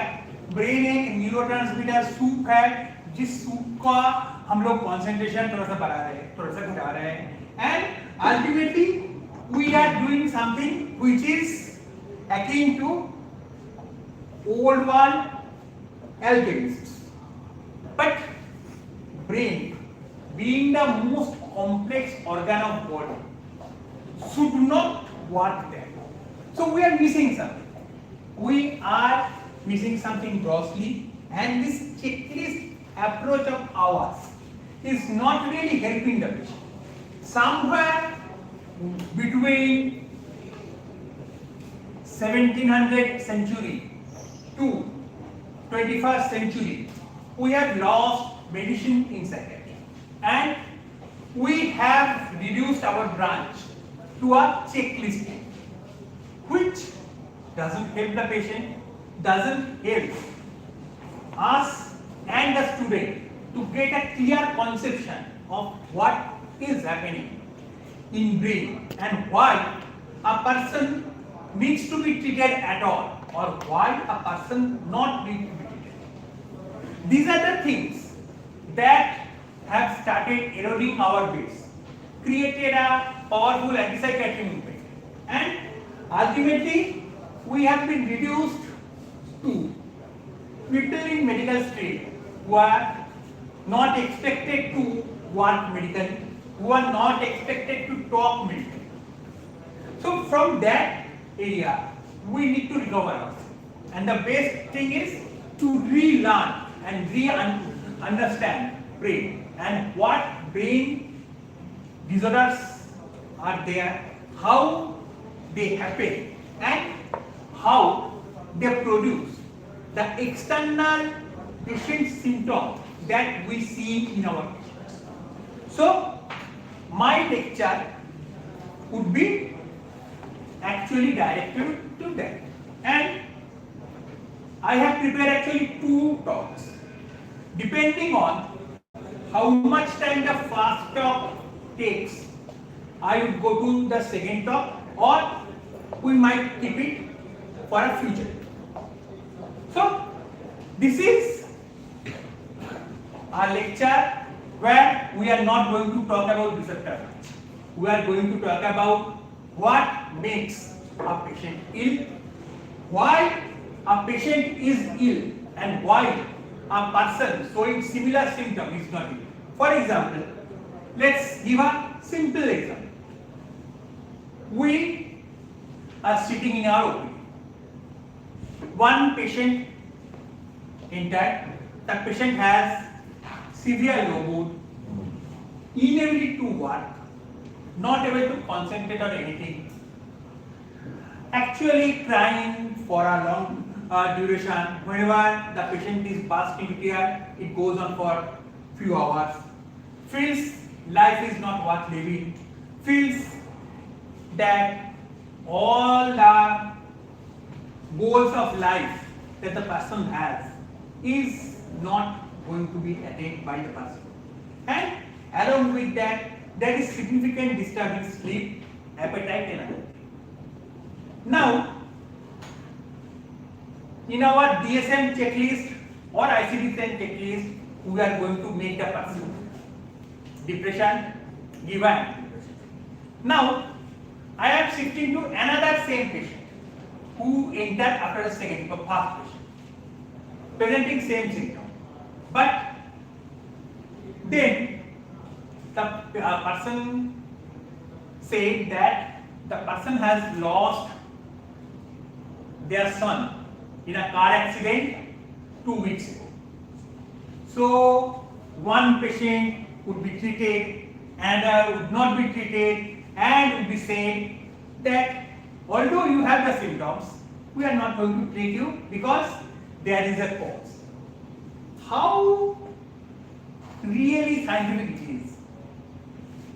Making one single set of symptoms present in both persons, and in one we are finding some non-existent or even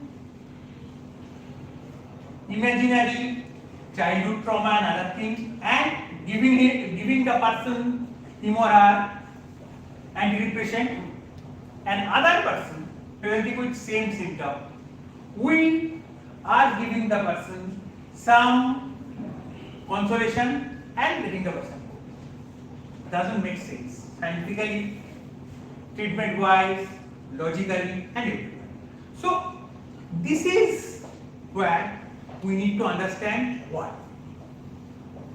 So after this lengthy introduction, let's start with topic. Here we are going to talk about evolution, how everything that we see in psychiatry is a multi-layered expression. First, there is a evolutionary motive. Then, the evolutionary motive is controlled by a lot of genetic changes and as well as non-genetic but gene controlling mechanism. Then, this layer is disturbed by various mutations and other things, and that results in prolonged evolutionary pathways, unnecessary prolonged evolutionary expression, unnecessary severe evolutionary expression, and we get a phenotype which is mixture of all these things. And so it is a multi-layer framework. In between it, we would go through some understanding of this evolutionary framework, we would go through how our drugs work in this area in a nutshell. Because why in a nutshell? The second lecture, if I am able to do it, would be centered around how drugs work.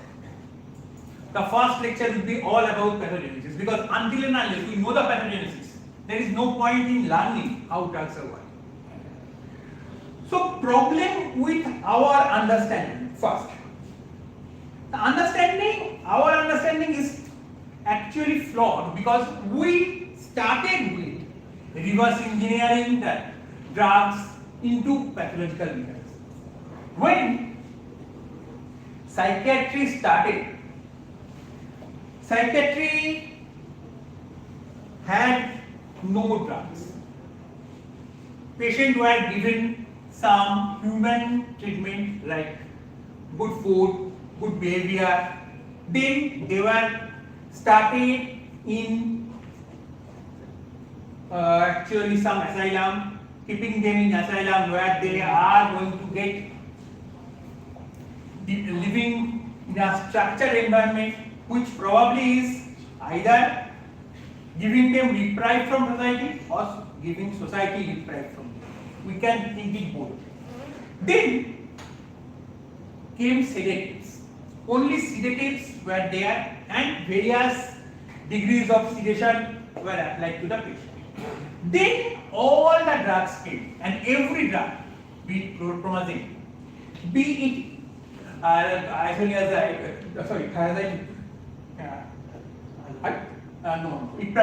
ipravuramide, then came imipramine, then came others, and all these are actually not our drugs. Some came because anesthetists were trying to find a quick knockout agent which would stop the patient from feeling too much pain during amputation. For the chlorpromazine came there. Then some were antitubercular drugs which are found to have properties of mood elevation. Some were drugs where chlorpromazine motif was actually modulated, and we were trying to create some more chlorpromazine like drug, but we brought out something which increases the brain's adaptability, and imipramine came out. Then we actually started applying that concept to diseases. So if a drug is causing D2 blockade in that time area, that time means 1945, 1946, 1950s area, then that symptoms they are treating, it must be due to dopamine. And similarly came imipramine and monoamine hypothesis. All of them has created something which is hard to defend in today's science. We cannot really defend certain hypotheses, and Moncrief in 2022 has proved it. Dopamine hypothesis is also on the same level of attack, and no proof exists that there is increased dopamine in any psychosis or bipolar disorder. So this was our mistake. Yeah.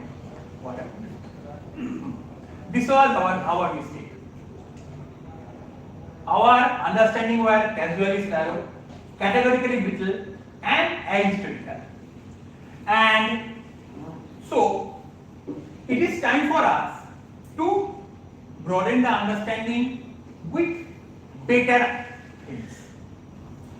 So here we are going to go into evolution and how evolution forms the first layer of understanding of psychiatric diseases and phenomenology. Remember, when I am saying diseases, I am not saying that these are ICD or DSM names. I am saying diseases as in the underlying brain dysfunctions which cuts across all the various names that ICD and DSM promotes and stays throughout the life, starts in the womb of mother and ends with the date of birth. So first is there is a deep conservation and the neuronal mechanism that create all behavior have not actually the role of creating cognition, creating emotion and other things. They are there to give the animal enhanced survivability in an environment that is very hostile to them. So they are deeply evolutionary conserved mechanisms. And cognition, emotion, all the fine things that we say we humanity possess are just a byproduct. Our living at it in a hostile environment made us repurpose various evolutionary learning, evolutionary reflexes into these things. And then what happens is when anthropoid ape means the apes which have human-like appearance, human-like brain and human-like working, like chimpanzees, gorillas, orangutan, they are actually arising from a common ancestor of humanity.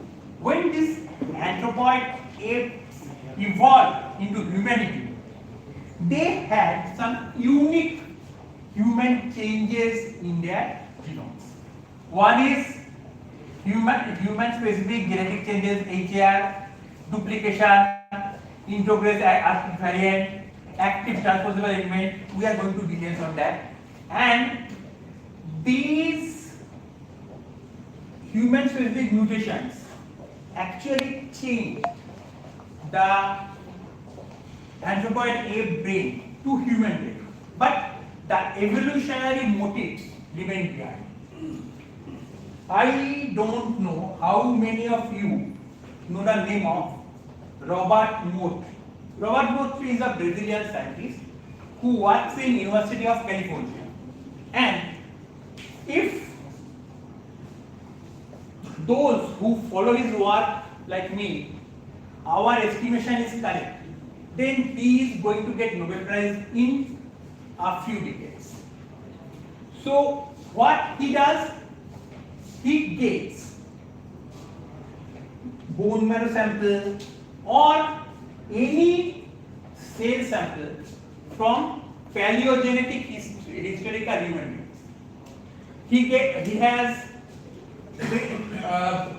pluripotent stem cells from all human ancestors so far found in fossil form.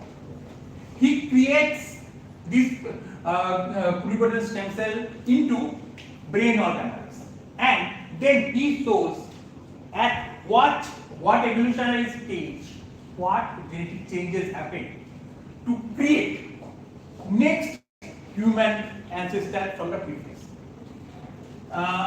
Probably some of you have heard that there are very few genetic changes in human brain that differentiate modern human like us from Neanderthal. The person who wrote the paper is Robert Mohri.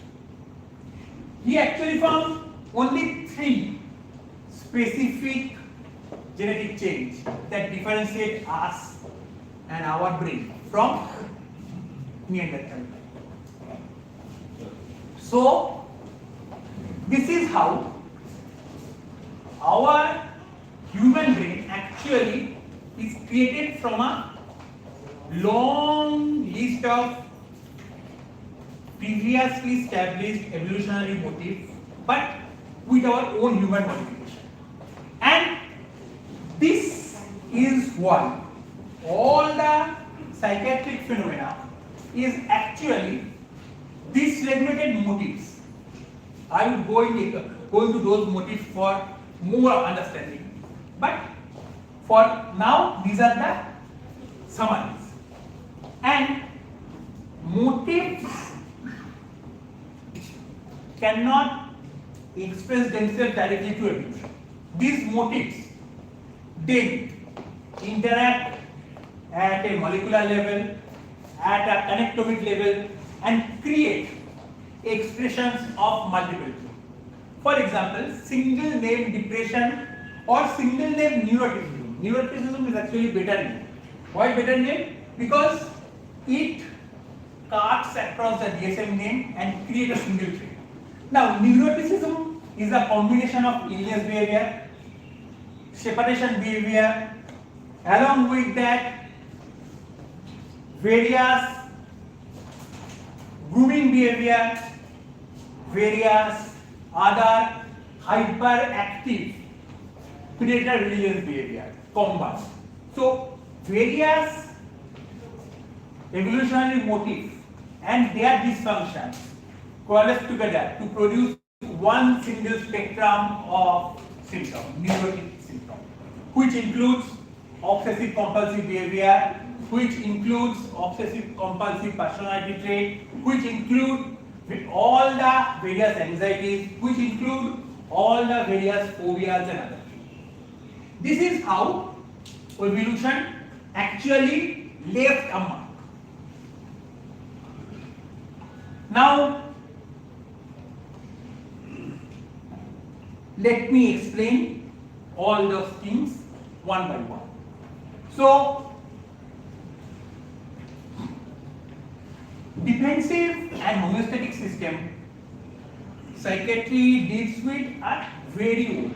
They started from vertebrates, and so a reptilian actually works in the same principle when they interact with environment that we are. Our is the more sophisticated mechanism, but the basis is same mechanism.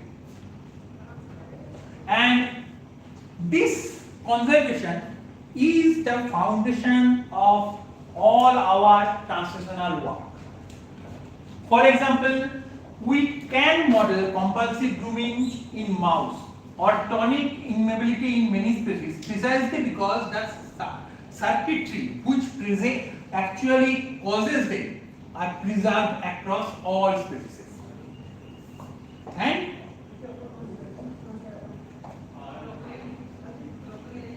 now we come about what are the human specific changes that change this evolutionary skeleton to suit need of us.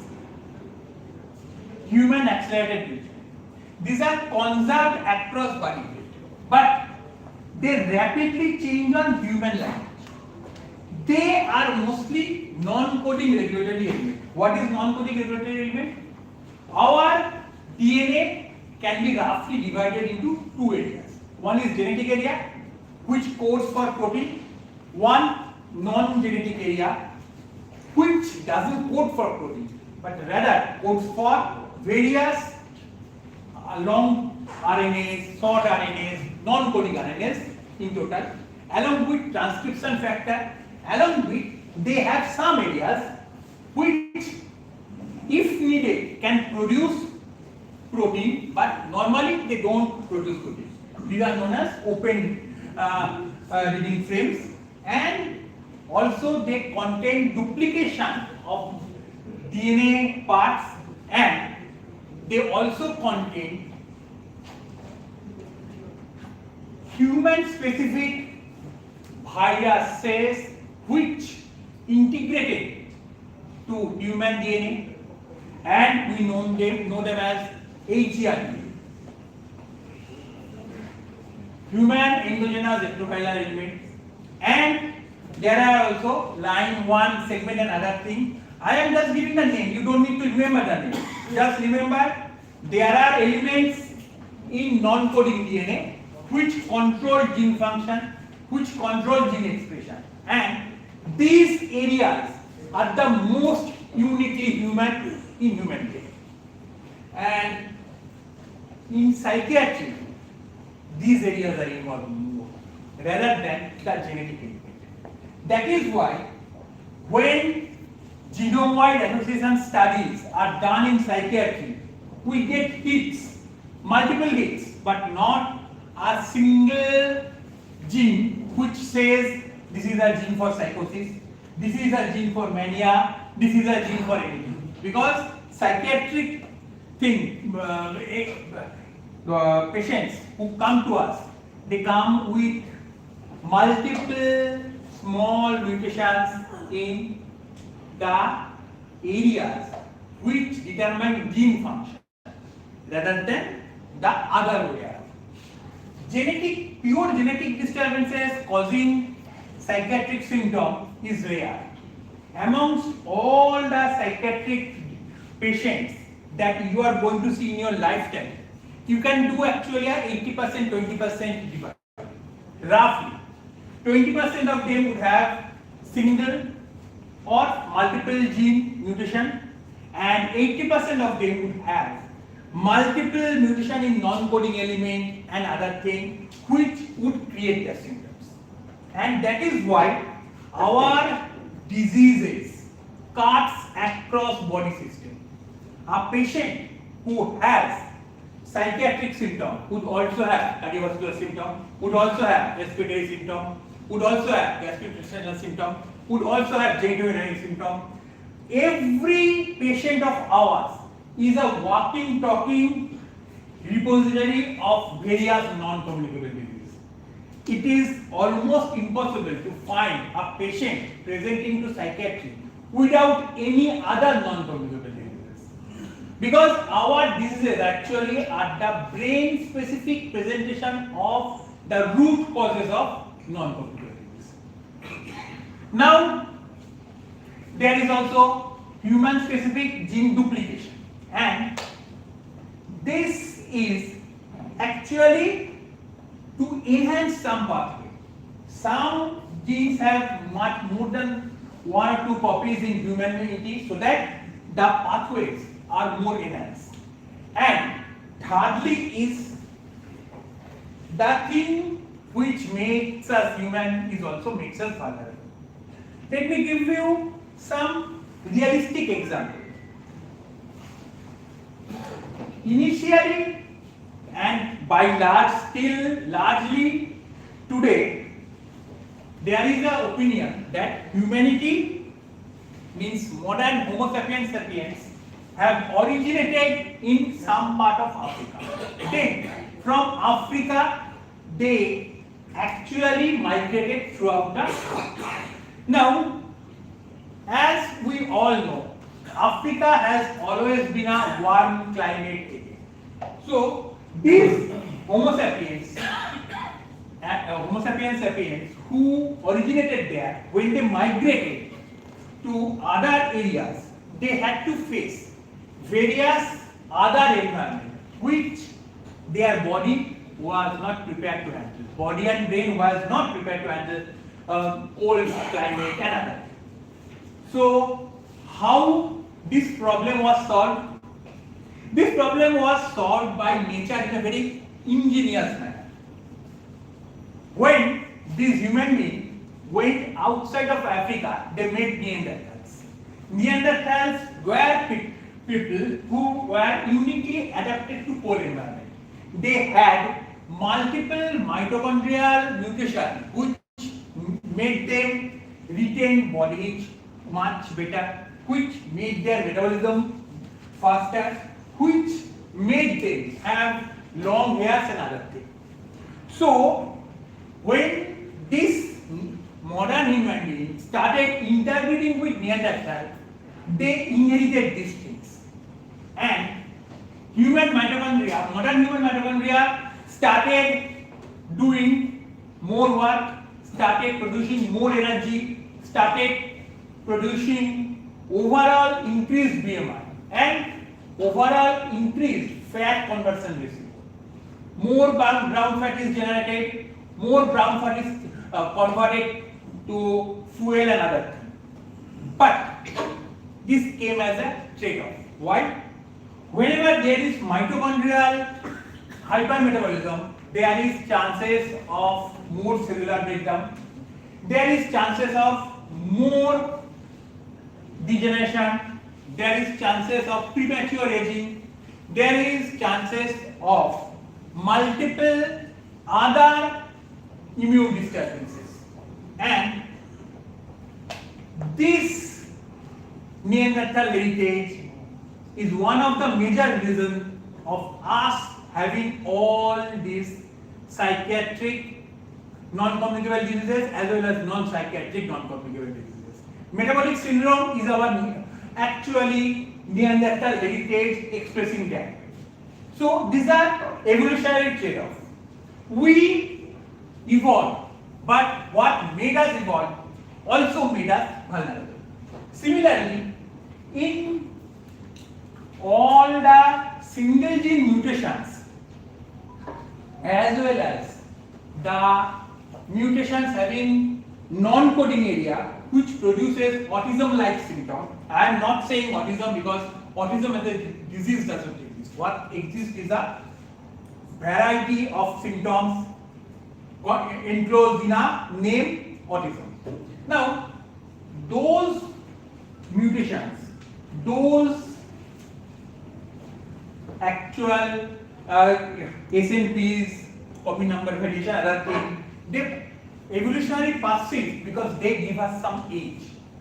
The age is better ability to focus, better ability to be able to match the body to environment. But this trade-off gives us enhanced chances of having stereotypical behavior, having stereotypical thought process, having poor adaptability to very variable environment, and produces a group of symptoms known as autism. So, trade-off is also one of the ways human-specific changes occur. Now, polygenetic risk code. And why we need to know polygenetic risk code? No need to click this picture of this slide. I will send it to everyone. Anyone who want to click the picture can be assured that they will get this slide from me. Just send me a message.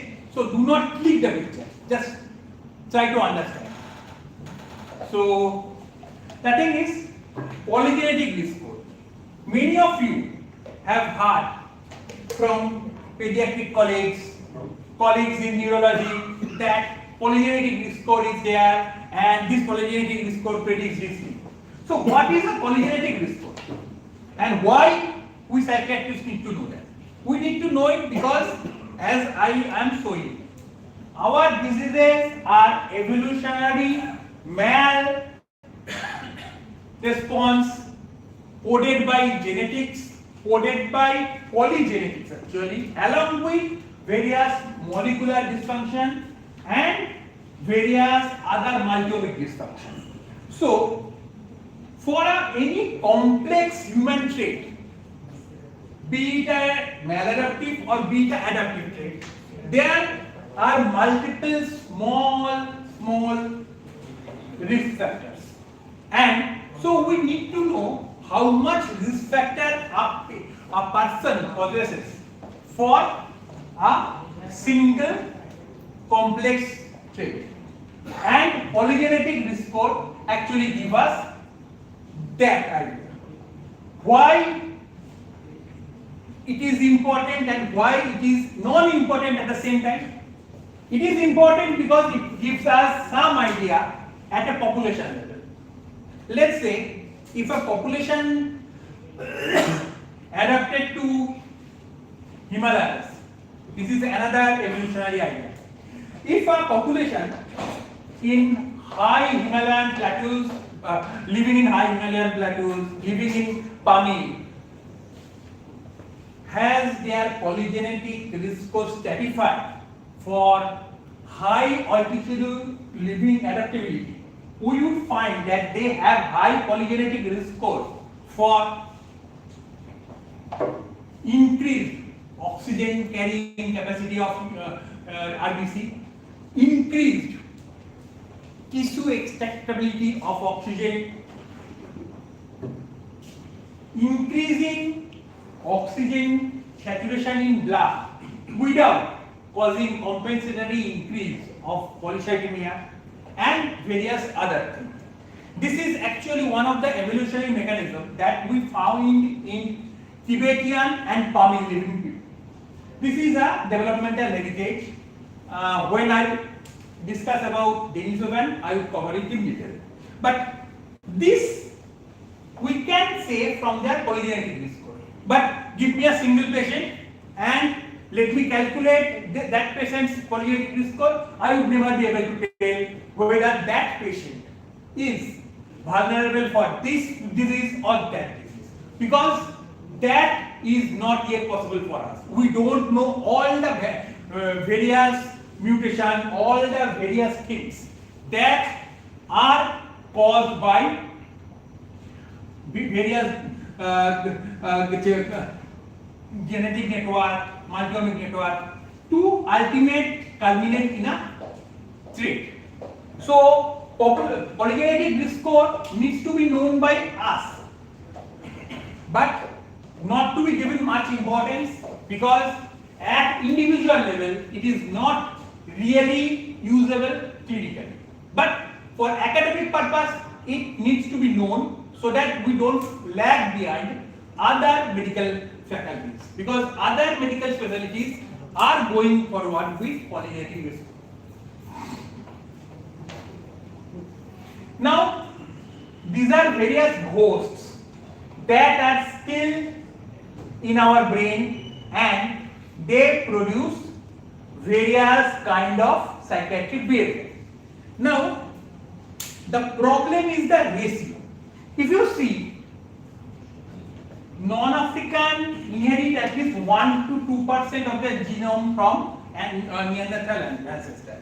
This line I have written here because this is the most consistent percentage, but not necessarily this is the true percentage. Why? Because in many, the UK Biobank project, the European Biobank project is showing that their population contains almost 8% of Neanderthal ancestry, whereas in northern parts of India, northern part of Southeast Asia, the percentage is around 4%. And that is based on very small trial, so we cannot base anything on that. Then at the far east, Far Eastern Asia, that risk, that Neanderthal gene carrying percentage is around 0.5 to 4%. So this is a slightly debated topic, how much risk a population carries, but somewhere between 2% to 8%. Now these are the genes which produces various changes in humanity. This is not an exhaustive list. There are thousands of other lists. This is just for an example. You don't need to memorize it. That just understand the fact that there are various genes we are finding now which originated from Neanderthal, Denisovan, and all 8 predecessor human beings that were before us. And this many times contribute to various psychiatric manifestations.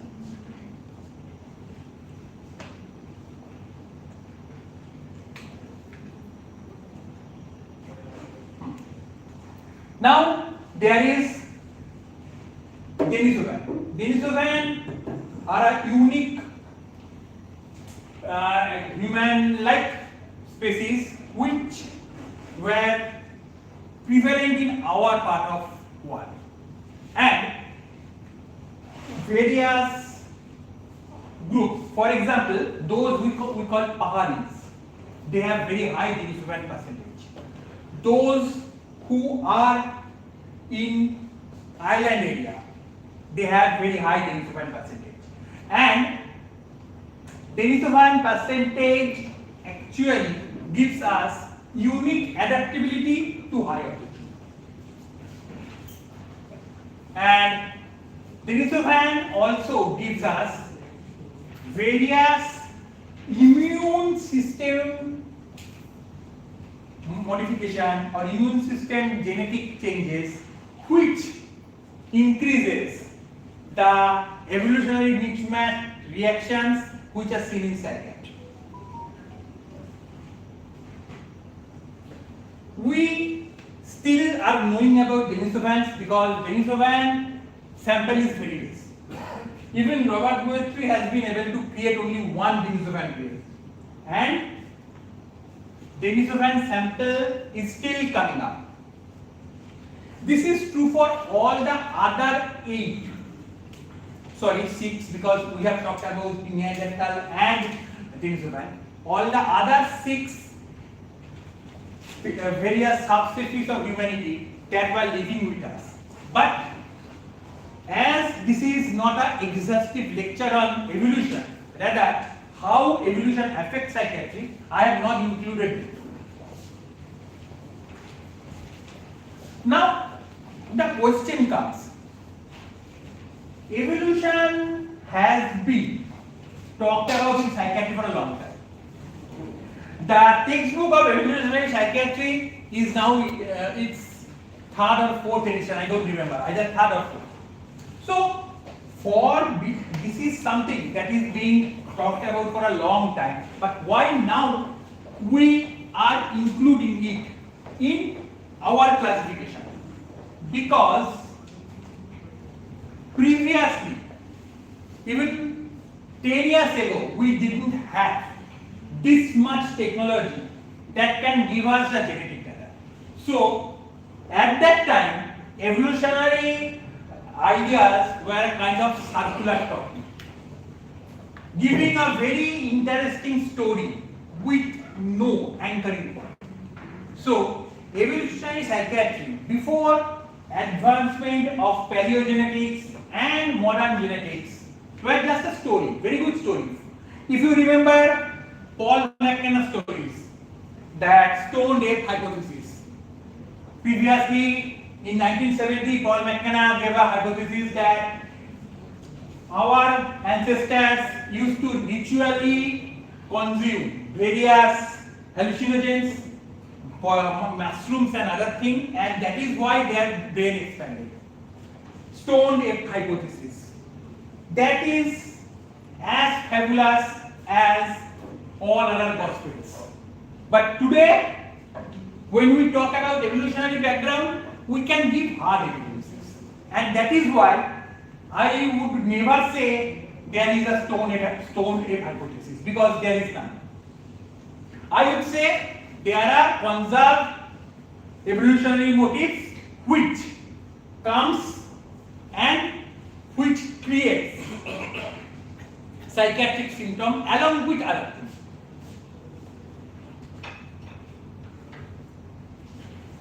So these are the non-coding element which produces most of the psychiatric illnesses. Human membranous retrovirus, line 1 retrotransposome, non-coding RNA, chromatin architecture. I have actually gave some details about them. All of them share one thing in common: they don't create proteins. They create RNAs. They create various transcription factors. They influence the protein producing machinery in multiple ways. And interestingly, their action in turn is modulated by genetics. That is the genomic part of DNA. The only 1.5% of DNA that produces protein has a way of controlling this non-coding part. How genes control this non-coding part?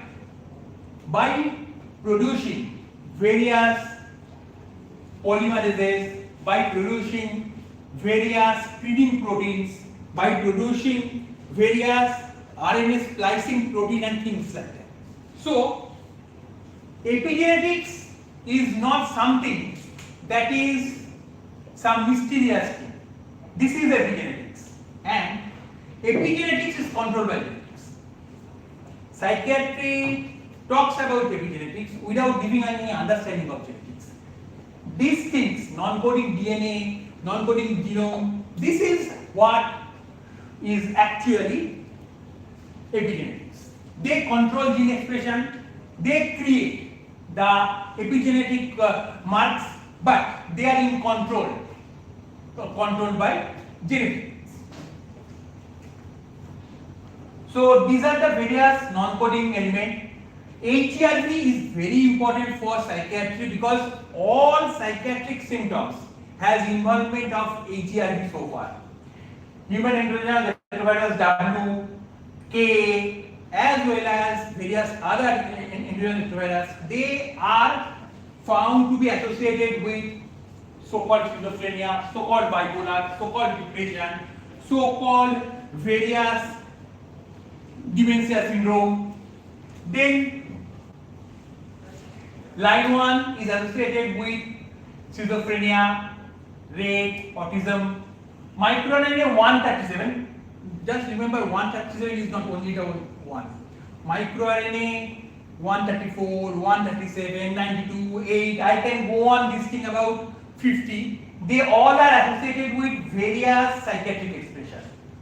Then antisense, long chain RNA of long chain non-coding RNA of BDNF, they are also associated with mood disorder and other things.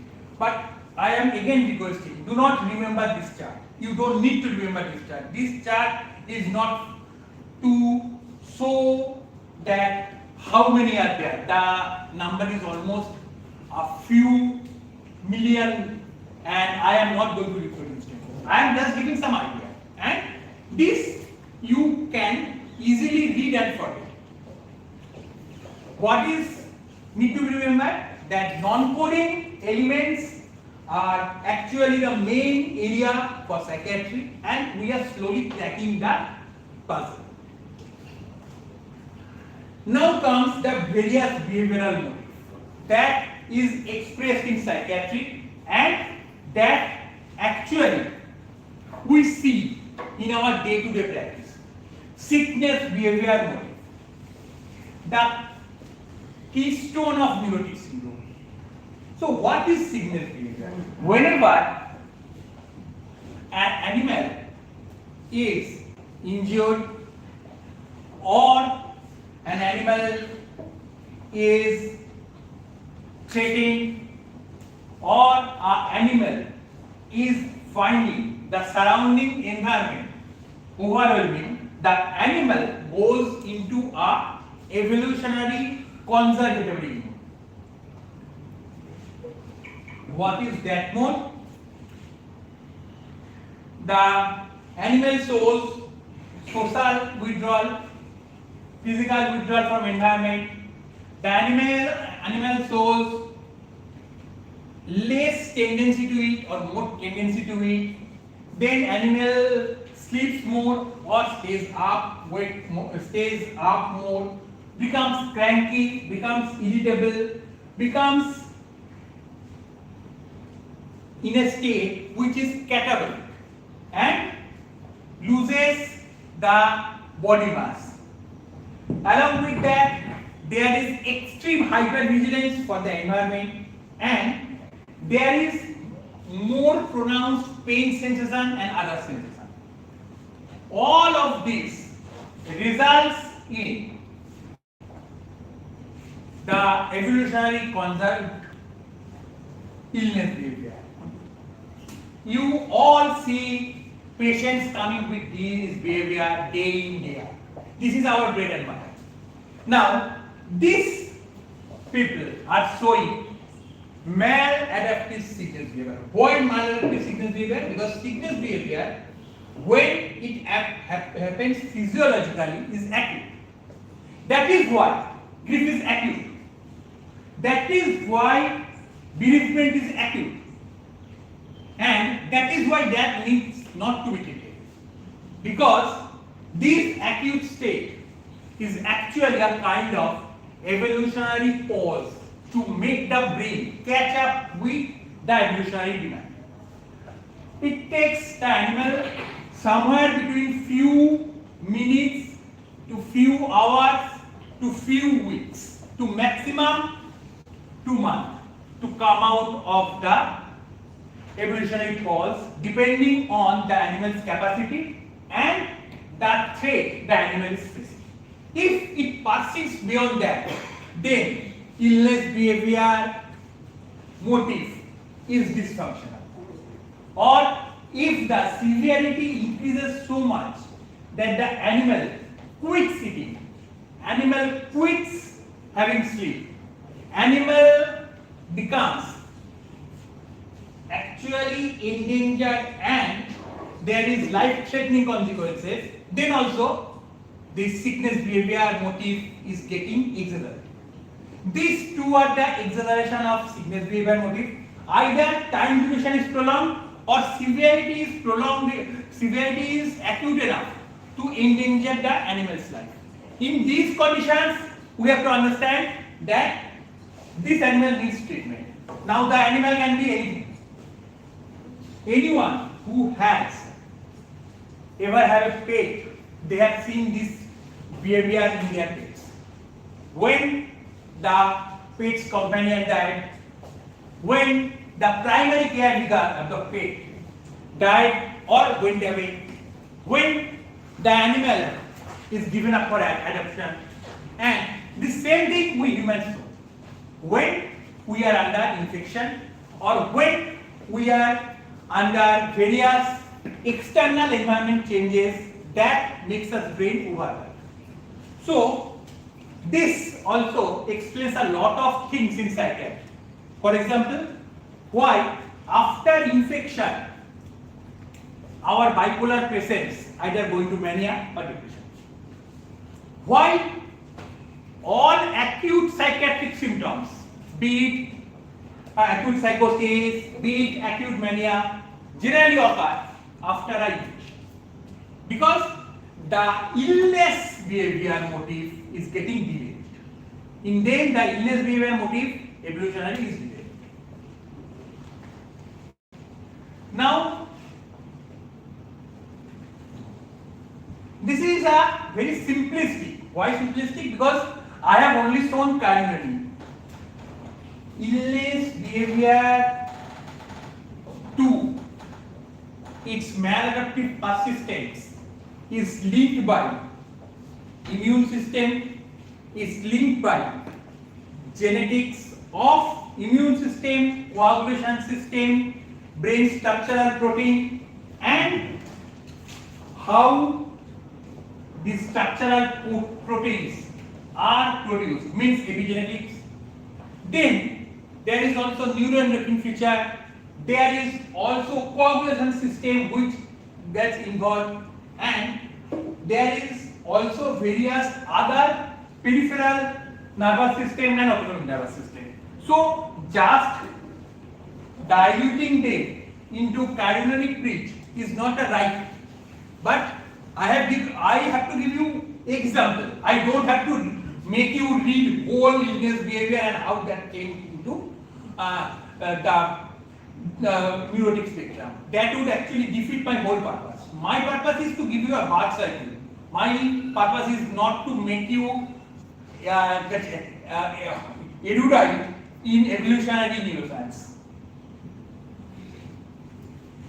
because that is impossible in a single lecture. So, clinical correlability is already there.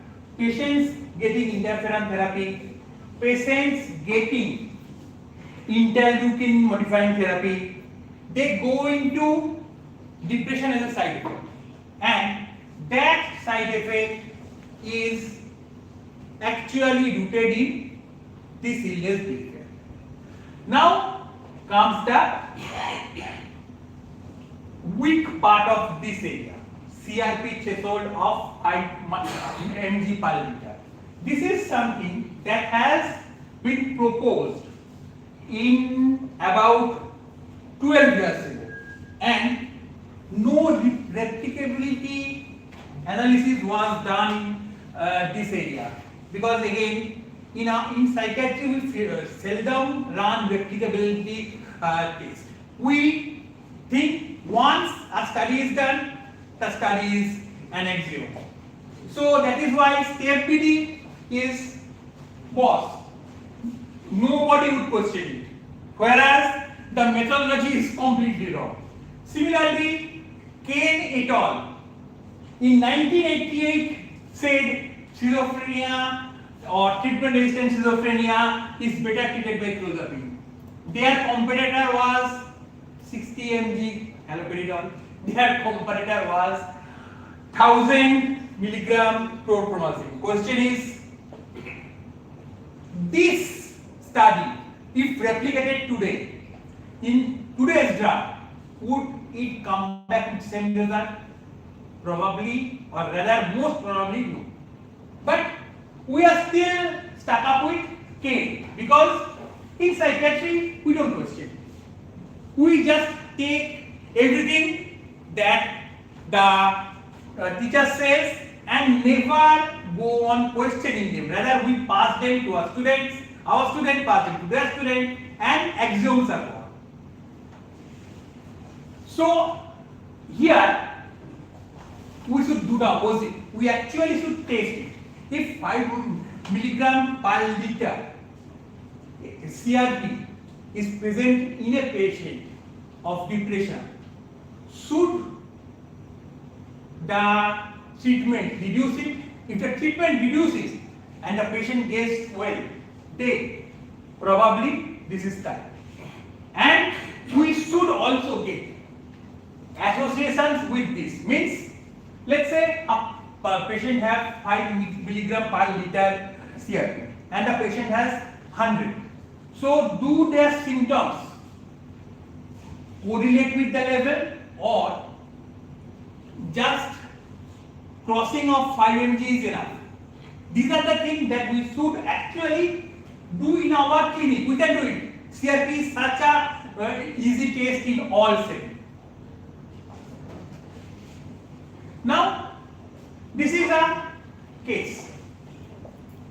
Very common. 34-year-old woman with rheumatoid arthritis developed profound fatigue, anhedonia, social withdrawal, anhedonic waking during a disease flare. CRP was markedly elevated. Her depression tracks her inflammatory marker and improves with therapy for rheumatoid arthritis. For example, JAK kinase. Now, we see this frequently. Now the question comes, and here is that thing that we need to be done. Do we give JAK kinase to our patients who present with non-specific somatic pain, CRP higher than 5 mg, and along with that profound symptoms of illness behavior? This is a question that is open-ended. Nobody has answered it yet. And this can be a very good thesis topic for any PG. And this topic can actually get the PG a grant. Because this would be a novel idea. Just understanding this gives us very novel ideas. Now, the grooming motive. The grooming motive starts from your pet cat licking his or her body when the cat is in any form of distress to tripodilumania. The same spectrum.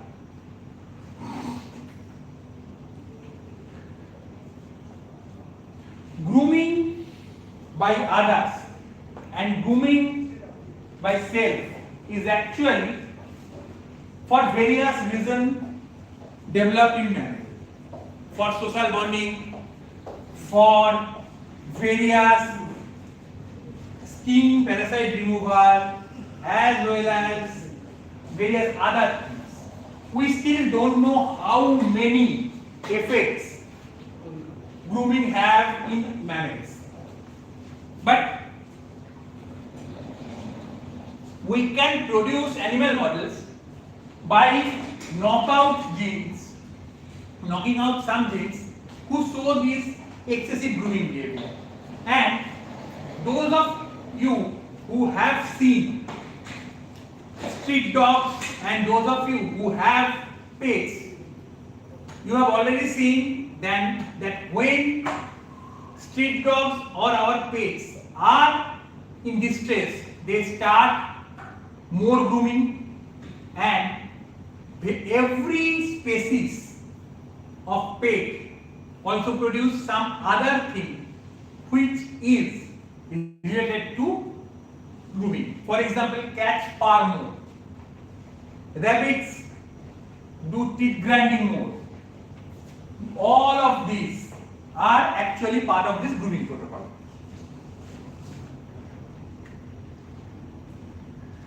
And now the CSTC circuitry and how that progress. One is normal grooming, then there is stress grooming, then there becomes compulsive grooming, and then body focused repetitive behavior. And they are in a continuum. Those who do body focused repetitive behavior, they actually do the same behavior when they are not pathologically disturbed. Means a patient of trichotillomania is habituated to pick their hair whenever they are thinking something. A patient of habitual nail biting would bite pen, would bite pencil whenever they are doing something, they are in a area which needs concentration and other things.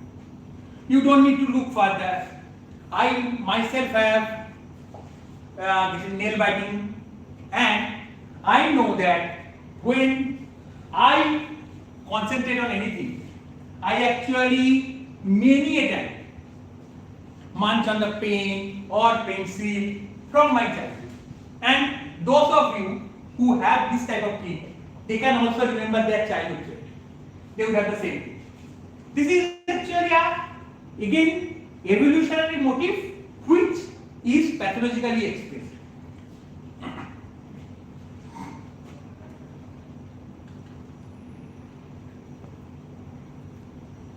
Now, when we say a motive and we give this example, we also set up the falsifiability criteria. Why I am giving falsifiability criteria for everything? Because I am not trying to create an axiom. Mukerji said this, so everything must be evolutionary. That should not be the motto at all. The motto should be, I should examine it in my clinic. If I find it acceptable, if I find that I agree to it, then only I will accept. In psychiatry, everything has become axiom, and we need to hit at the root of it. Nobody should be believed until and unless your logical sense and scientific sense matches with what they are saying. So, body focused repetitive behavior should preferentially engage grooming specific CSTC subroutines. We cannot test it yet, but we can test respond to manipulation of CSTC function, and we actually find that yes, it does. Various therapies which uses neuromodulation, they affect striatal CSTC function. Now, the third one is partly correct, partly wrong. Why partly correct, partly wrong? Because various grooming circuit genes, we know very few. We don't know the all. So, in many of the patients, we might not find the genes. So, circuitry is actually testable, and it is being tested in our RTMS patients, in our DTMS patients, and already we give the stimulations in those areas which affect CST circuit. So that is why grouping motif has some validity, but not full validity till we find preferential CST circuit as well as we find all the genetic codes. Now comes the biggest deranged motif, yes, the most complicated motif. Why? Because this motif doesn't activate alone. It comes with all other motifs. So testing this motif alone is almost impossible. So what is this motif? This is predator defense motif. Hypervigilance for any environmental change followed by registering every environmental change as a threat, then activating threat behavior protocol, then persistence of the threat behavior protocol resulting in various form of fight, flight or tonic immobility, and ultimately that leads to various psychiatric phenomena. Problem is this cross-cuts with illness behavior, this cross-cuts with grooming behavior. So this has a lot of alongside motive. This makes testing for this is very tough. This is the thing that I have described in just language.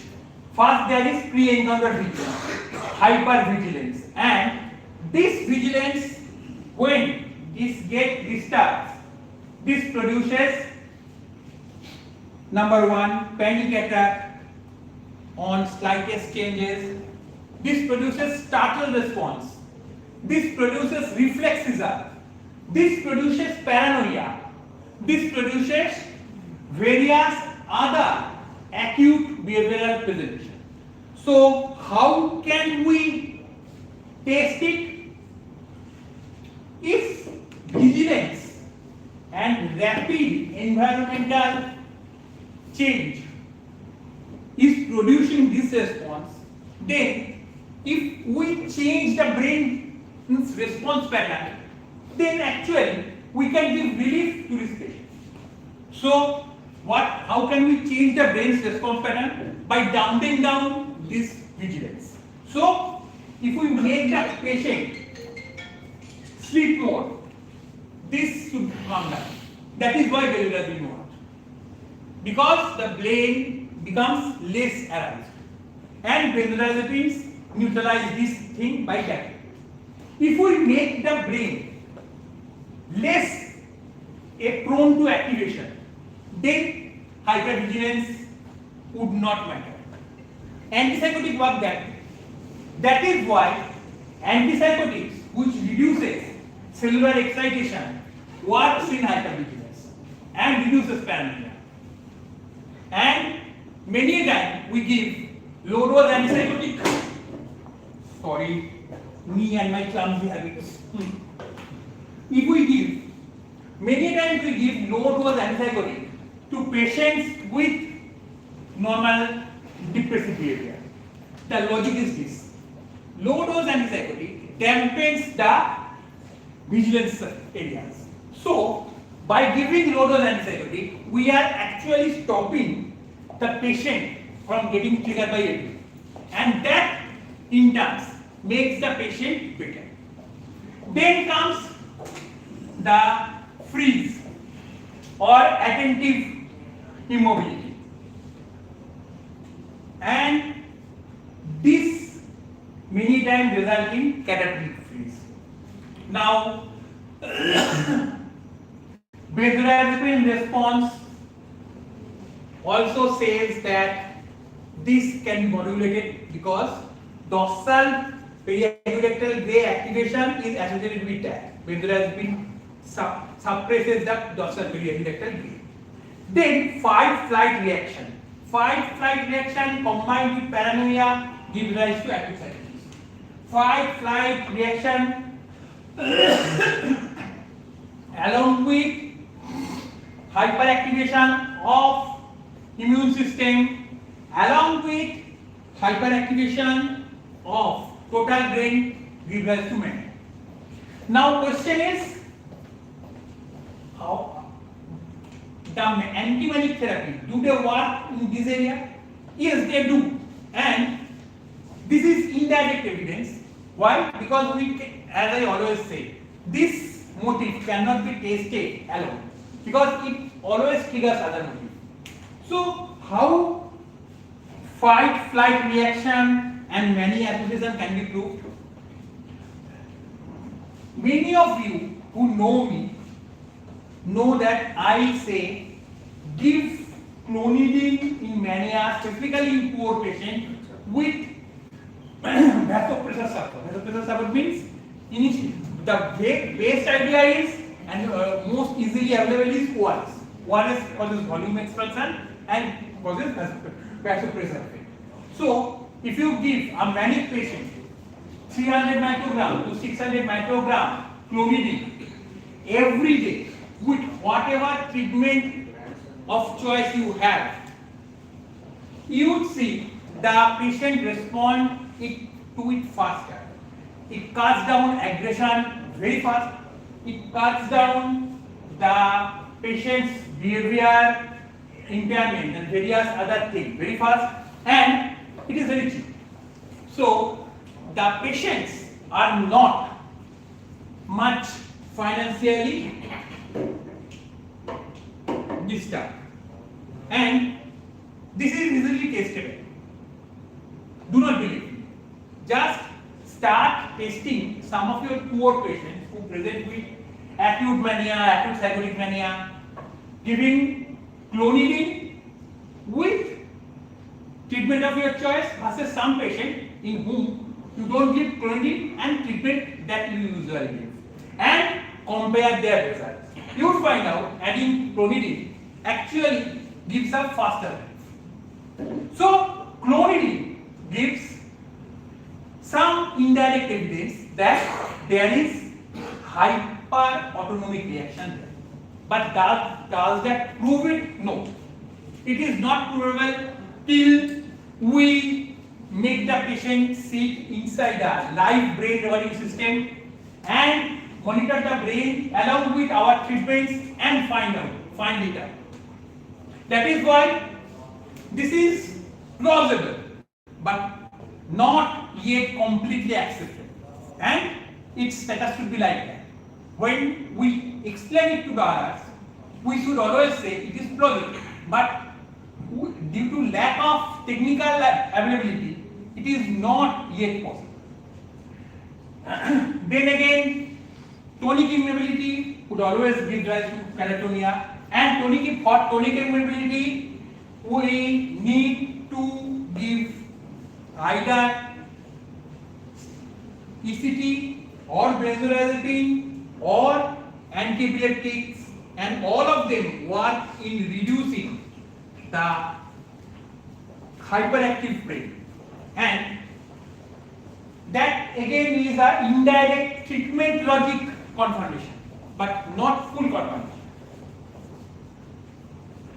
And when there is exertion that would directly trigger either vasovagal syndrome or go smoothly into illness behavior, and that is why all manic patients develop a sort of depressive behavior after the mania is gone, and interestingly, most mania and psychosis is preceded by illness behavior occur depressive phase, because depressive phase gives rise to the hyperactivity initially, and also after the hyperactivity is gone, brain goes into low functioning state, giving rise to illness behavior.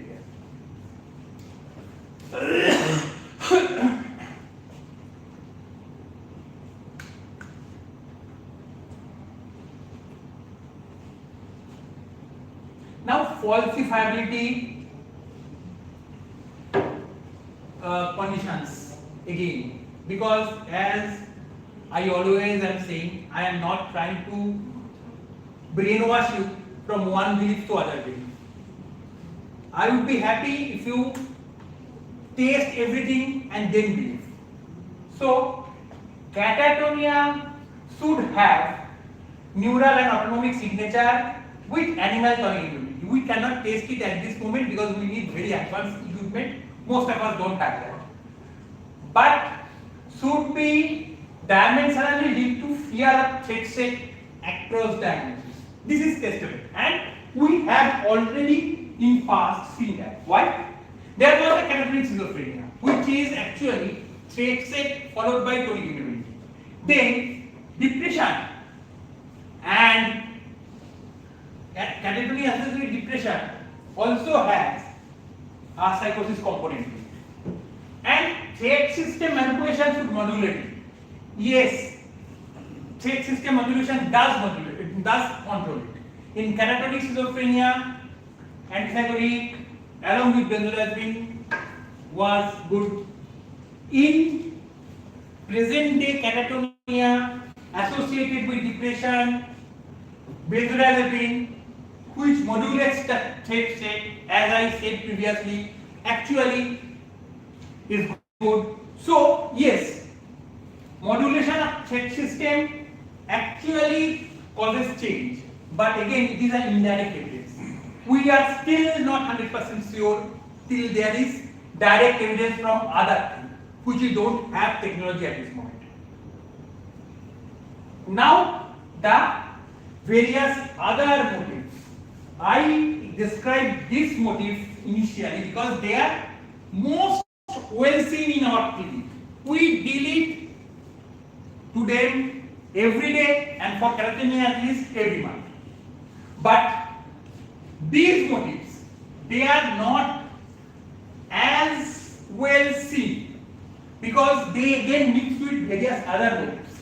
But they are seen. For example, separation distress gives rise to panic. Separation distress gives rise to various forms of phobia. Separation distress gives rise to various forms of anxiety disorder as well as ultimately obsessive behavior. Then social rank yielding gives rise to various form of neurotic spectrum behavior, and security motivation gives rise to hoarding behavior and various other compulsions seen in OCD as well as chronic schizophrenia. The chronic schizophrenia with hoarding is actually security motivation disguised as that.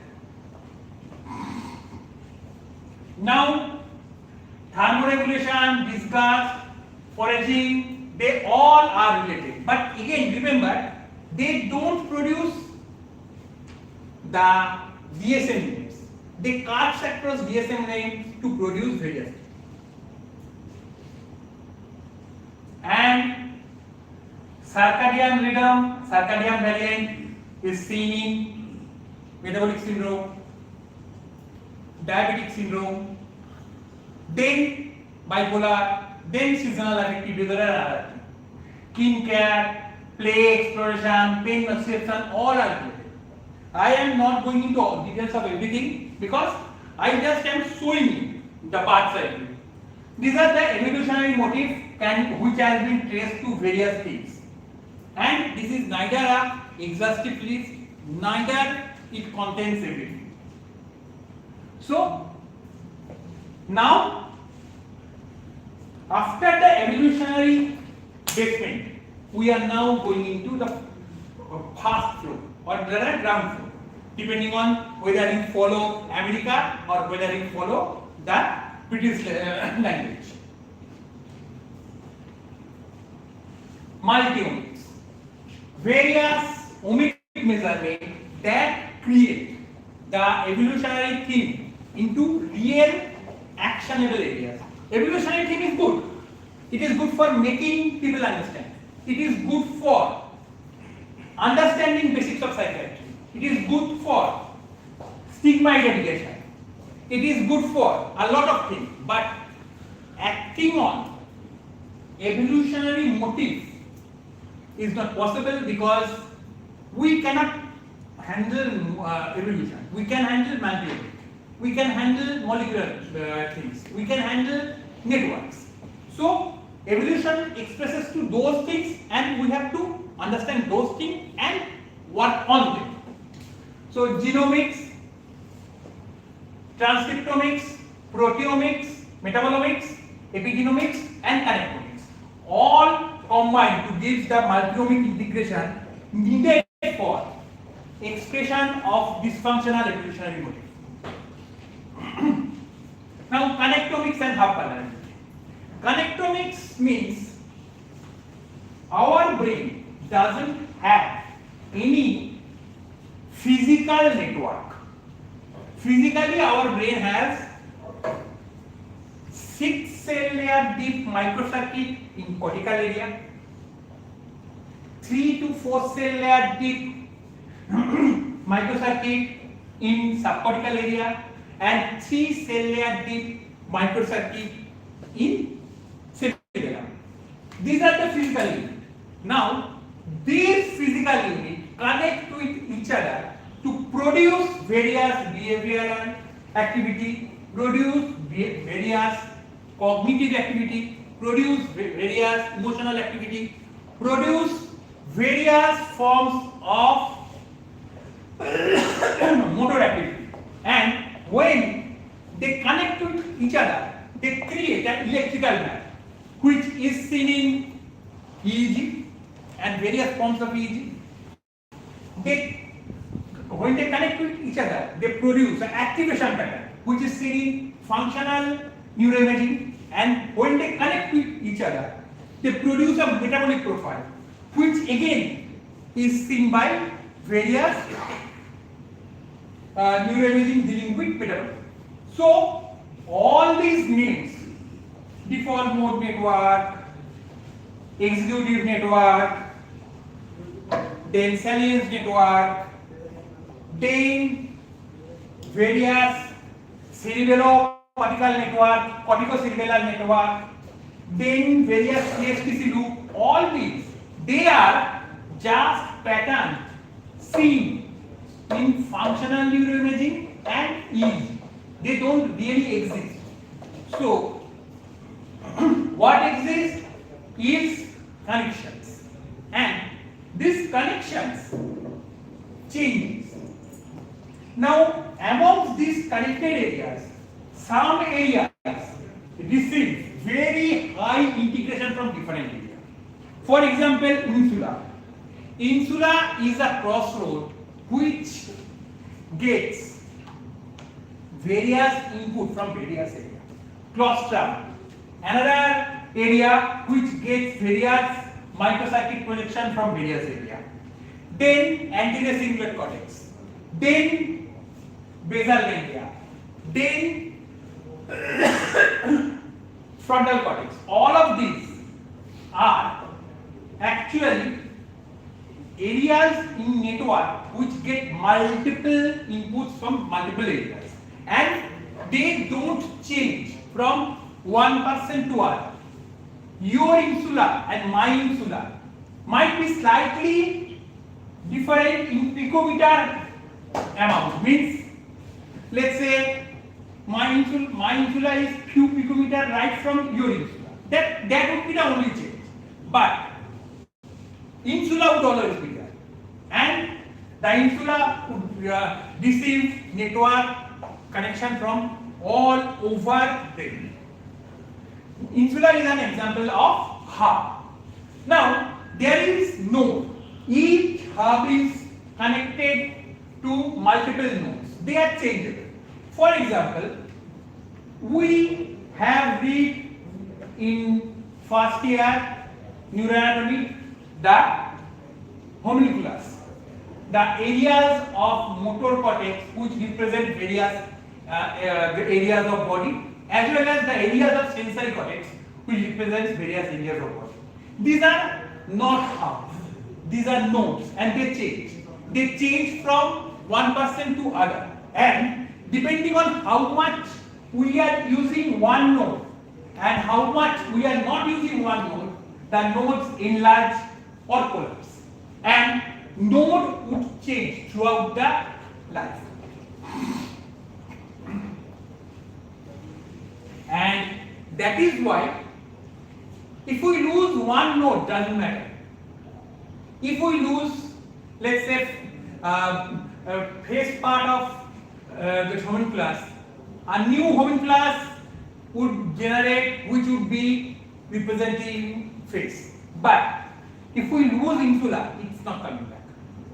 So halves actually are vulnerable point, and halves are where our manipulation effect should be directed. Manipulation effect means by either neuromodulation or by DBS or by any other possible mechanism.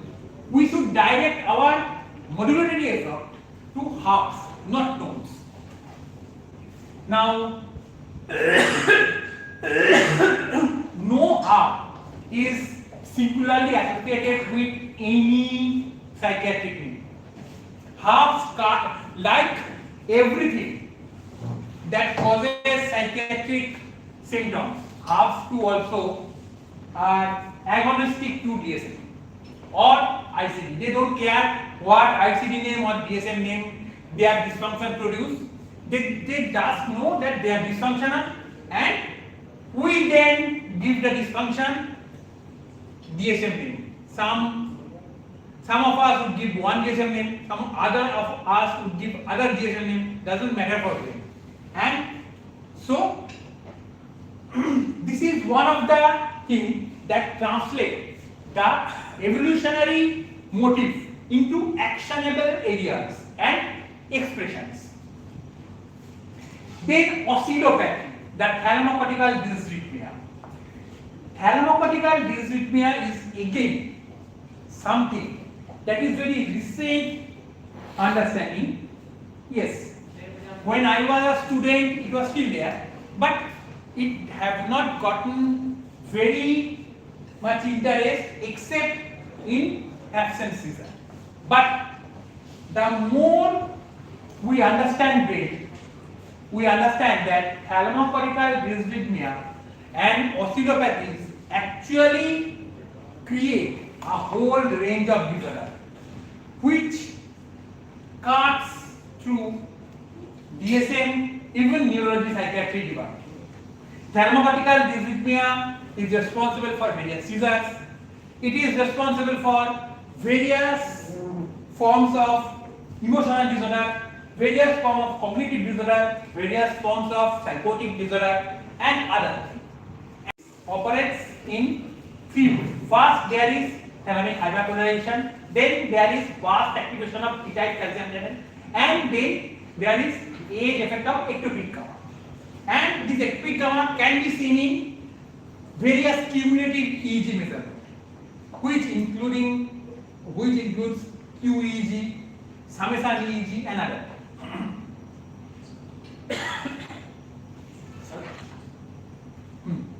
Can we break for the? Yes. Can we break for the lunch and restart? Yes.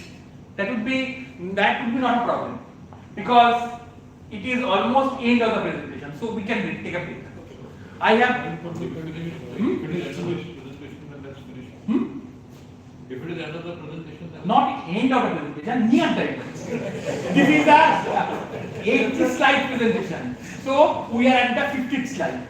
So we'll break for the lunch. Yes. Okay. Then Bhaskar, let me ask you one question. Yes, I would like to ask.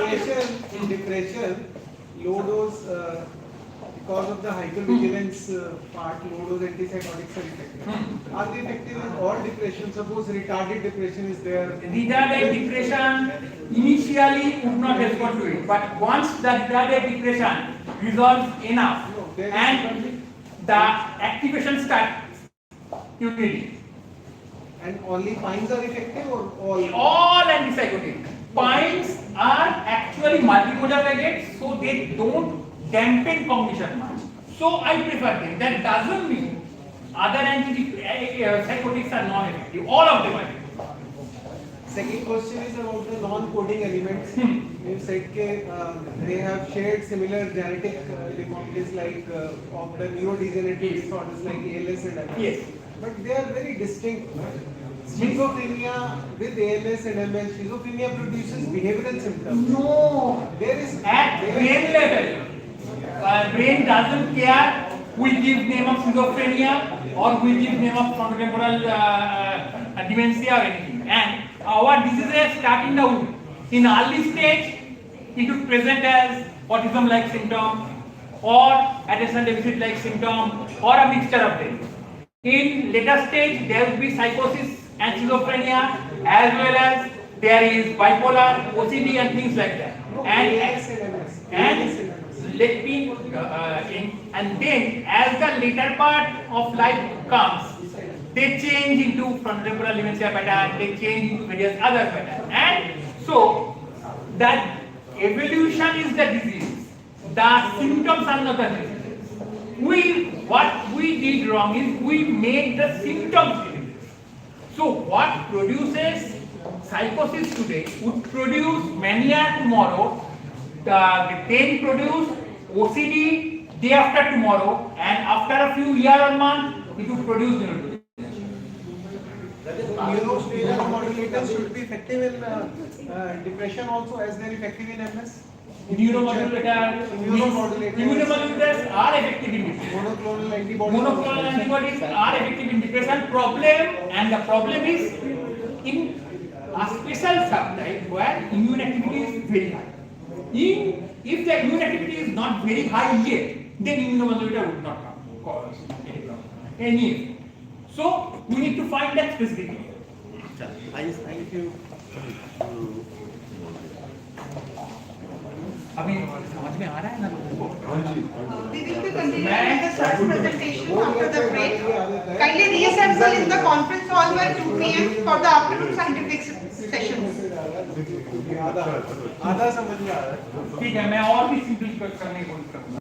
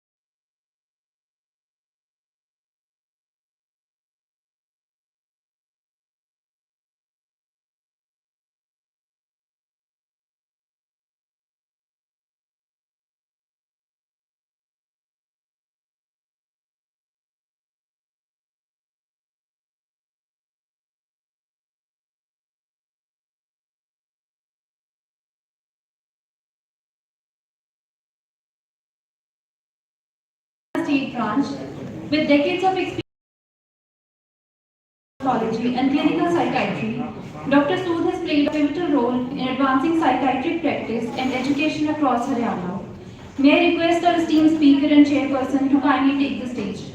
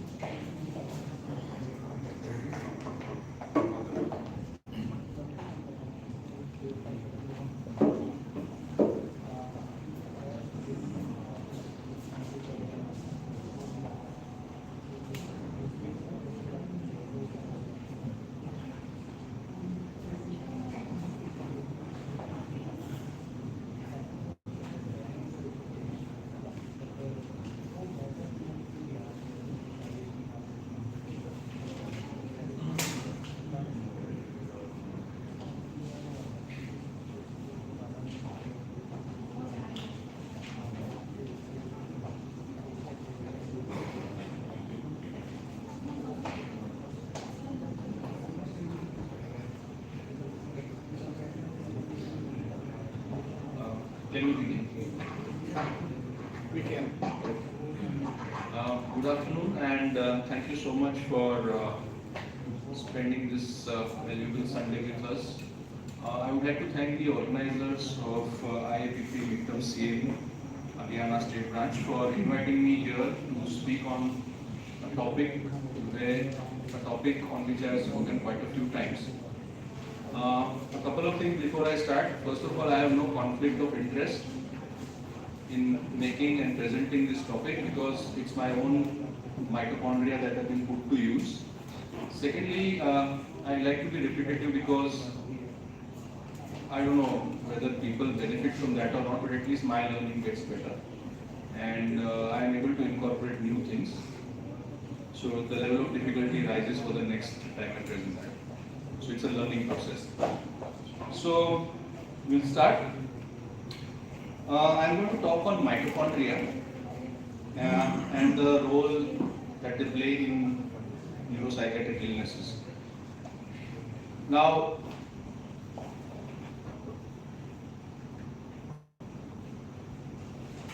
I have got 4 case vignettes. These are not vignettes, these are just features. I'm not looking at any educated guesses or these are not anything, there's nothing to do with management tips and calls and things like that. My simple question for all who are here regarding this case 1, case 2, case 3, case 4, that's the first 4 slides, is yes or no. I'll ask the question at the end of the 4 slides and the answer should be yes or no, there is nothing else. So we have one case like this, 6-year-old male complaining of inattention, hyperactivity, irritability, poor social skills, history of febrile seizures, no positive family history. Second case is 25-year-old female, first episode of depression, suicidal ideation, mood instability, irregular menstruation, hypothyroidism, family history of psychosis in mother. Third one is a 45-year-old male, history of alcohol use and nicotine, also anxiety, OCD, history of diabetes and hypertension, and a family history of glioblastoma multiforme in brother. And the fourth one is a 78-year-old female, male. We have cognitive impairment, impaired activities of daily living, circadian disturbances, occasional visual hallucinations, diabetes, hypertension, disability. 4 case vignettes. The only question that I want to ask is, do we see such cases in our clinics on a day-to-day basis? Yes or no? Yes. Now, if we agree to this, then we need to move on. Why are we talking about mitochondria today and why did I begin with this question? So first and foremost, we need to understand. Now, there is going to be some problem because there is a version variance in the PowerPoint that I used and the one is the system match, so it might appear a little bit disorganized. It's not intentional and it doesn't point to any kind of psychosis that I have. So, we need to understand that whatever till now, that is around 2:20 p.m. on 14 June 2026, till this point in time, we have no complete or a coherent understanding of what causes psychiatric illnesses. So we can have guesswork, we can have educated guesswork, we can have hypothesis, and a very few theoretically sound models which can explain what causes or what is behind psychiatric illnesses. I do not like the term disorders. Disorders means it's a very superficial thing. Something is in order and something is now not in order. But for patients, at least those 4 kinds of patients whom we see on a daily basis, they keep on suffering. Their family members keep on suffering. They have severe impediments in what they do now, what they are going to do in the future and maybe down the decades. So illnesses are real. First of all, illnesses are real. There is no disorder, it's an illness. And why do these illnesses come? And in some of the cases that we saw, there are multiple illnesses. And in, I think one of the cases, the illnesses seem to occur in a combination which is not very logical. We might think that that individual who had a history of brother having glioblastoma multiforme and him having a substance use disorder, what is the connection? How does it come down? From where has it come? Now, one of the things is, we assume that this is a new way of thinking, that's the third point.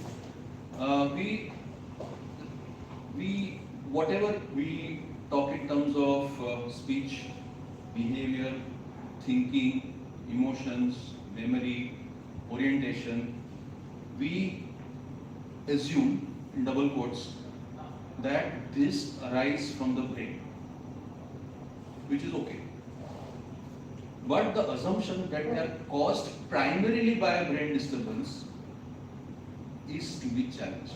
Meaning, the origin of psychiatric illnesses may not be in the brain itself, though the presenting complaints and the symptoms arise from some problem going on in the brain. Okay? Now, to just give you a side on this, there is a large body of literature which says that Parkinson's disease doesn't originate in the brain. Parkinson's disease has a primary origin in the gut. And whatever retrograde changes are happening in the nervous system finally leads to that degeneration in the midbrain, and then that is what we see. Right? So, all neurologists are happy because it's a brain disorder. Yes, symptoms are coming from the brain. But is that the cause of the disorder? There are a lot of hypotheses to that. So, we focus on something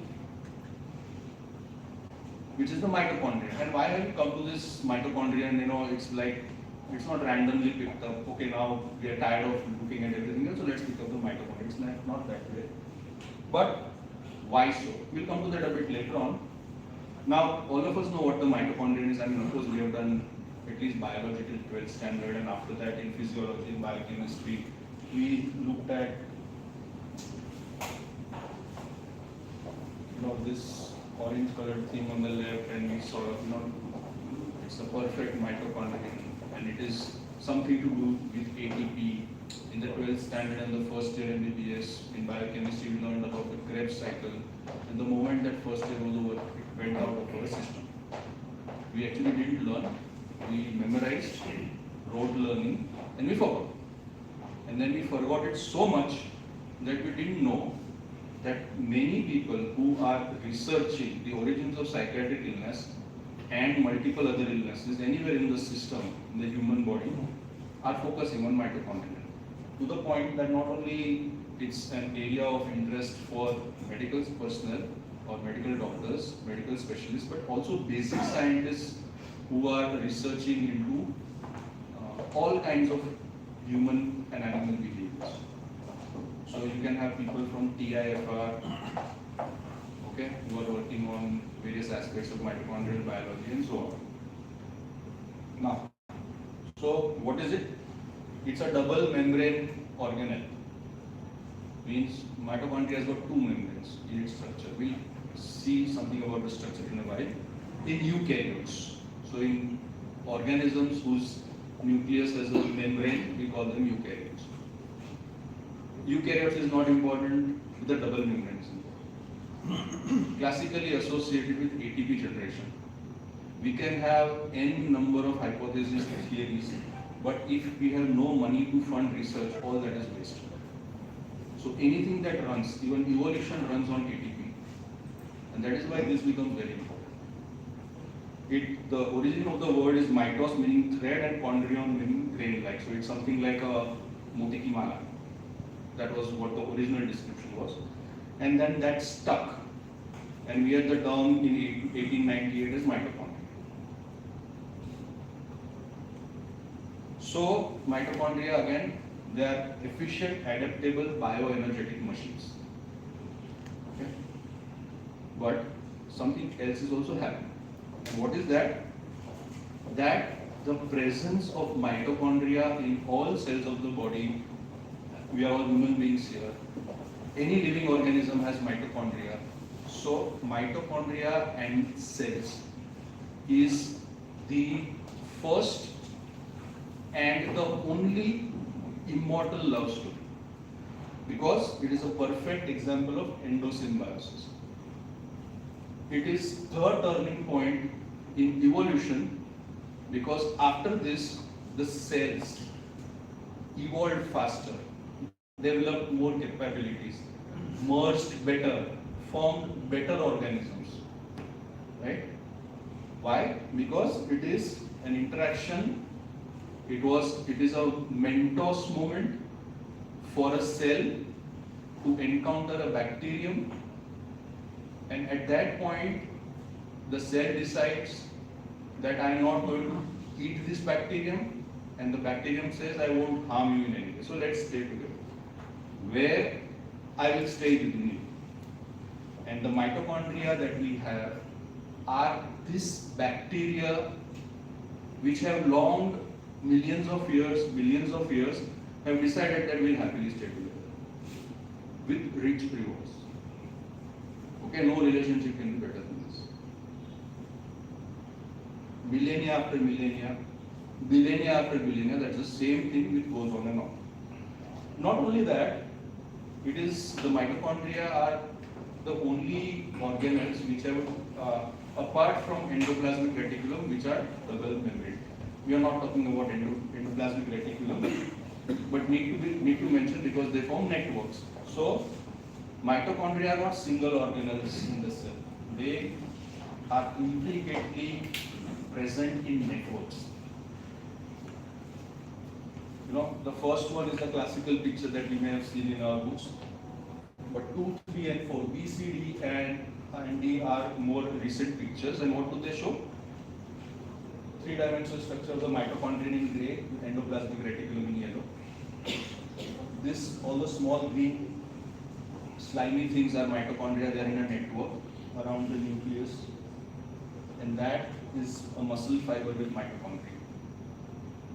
So mitochondria are not just simple, cute, kidney-like things. They assume various shapes and they have various functions. So what is the structure now? This becomes important. Because we talked of 2 membranes, and what are these? So this is something like this in more color and more detail from Encyclopedia Britannica. It's again a simplified version. We have to do it simplified because too much of it may not be very palatable to us. But what are the basic things? So it is a 2-membrane structure. There is an outer membrane. Then there is an inner membrane which is convoluted. So there are 2 membranes. And there are 2 spaces. The first space is between the outer and the inner membrane, which looks kind of empty. And within the inner membrane is a bigger space called as a matrix. And in that matrix you can see a lot of colorful structures. So, what are these? So, 2 membranes and 2 spaces. In outer membrane, inner membrane, between the 2 intermembrane space, and within the inner membrane matrix. So 2 membranes, 2 spaces. The outer membrane is made up of smooth lipid and rich surface. Forget it. It has got 2 components, basically lipid and proteins. But what does it do? What is the role? So when you look at the surface, that is the external membrane or the outer membrane, there are multiple things. We start from left, go to the right. Fermentin. These are cellular proteins which help in the transfusion of certain electrolytes, metabolites into the mitochondria. Then we have fission. Mitochondria are organelles which can break 1 into 2, 2 into 4, or they can fuse 4 into 2, 2 into 1, depending on the need of that particular cell. We are not talking in terms of an organ, we are talking in terms of a cell.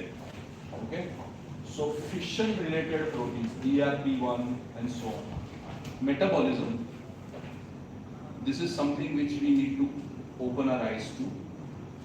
We have metabolite transport, that is VDAC, fusion, mitochondrial fusion, and apoptosis.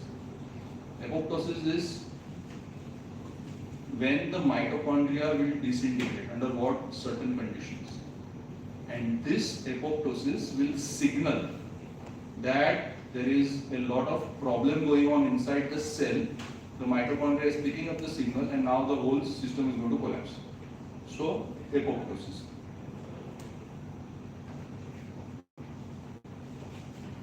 Intermembrane space. So that was the first membrane, this is the first space. This is a very small compartment between the 2 membranes. It holds 5% of the mitochondrial proteome. The mitochondria, because they do a lot of activities, what all? They have a lot of molecules of different types within that.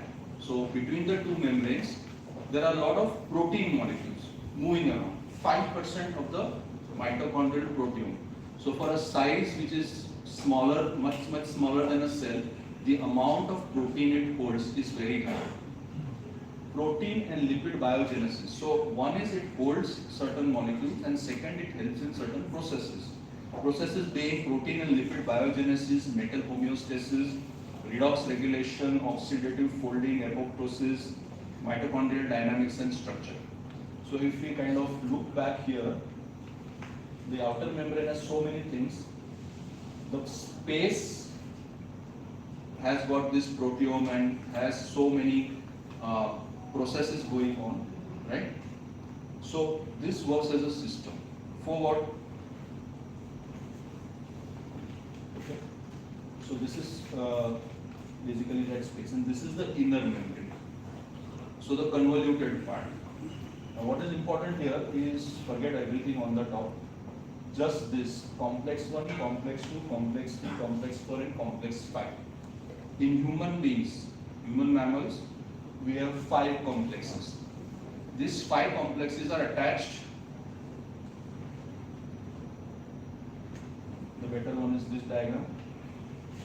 All those small dots, the smallest dots which are clinging to the inner surface of the inner membrane are the respiratory complexes. Complexes 1 to 5. And what is the thing that these complexes will do? Whatever is the source, glucose, glycogen, ketone bodies, okay, it is going to metabolize them stepwise from complex 1, 2, 3, 4 to 5 and produce ATP. This is the business of those complexes 1 to 5.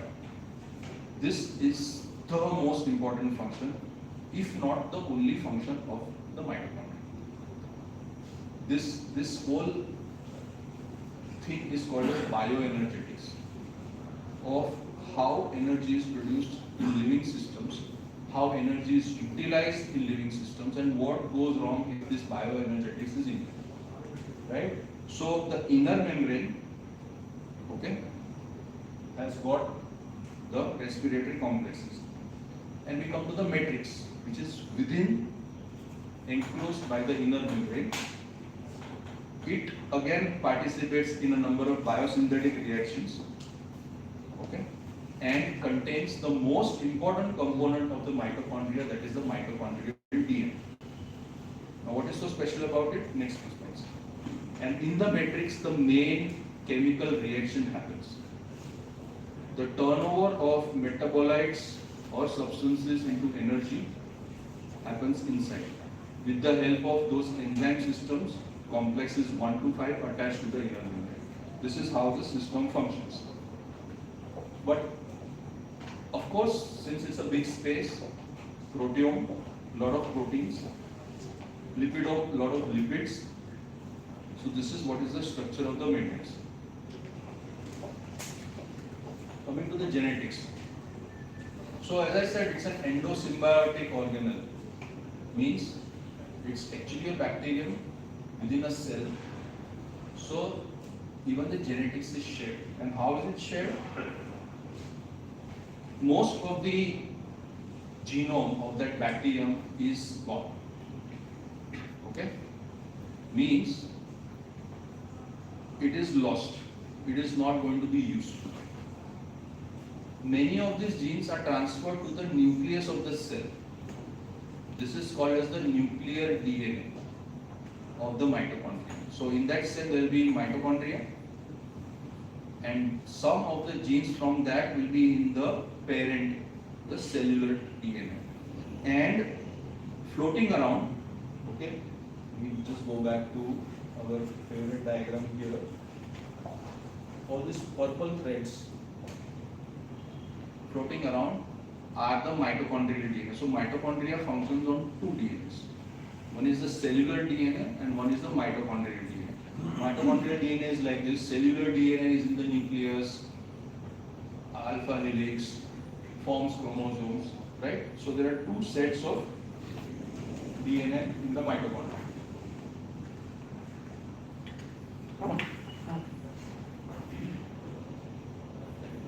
So 99% of the mitochondrial proteome is encoded by the nuclear gene.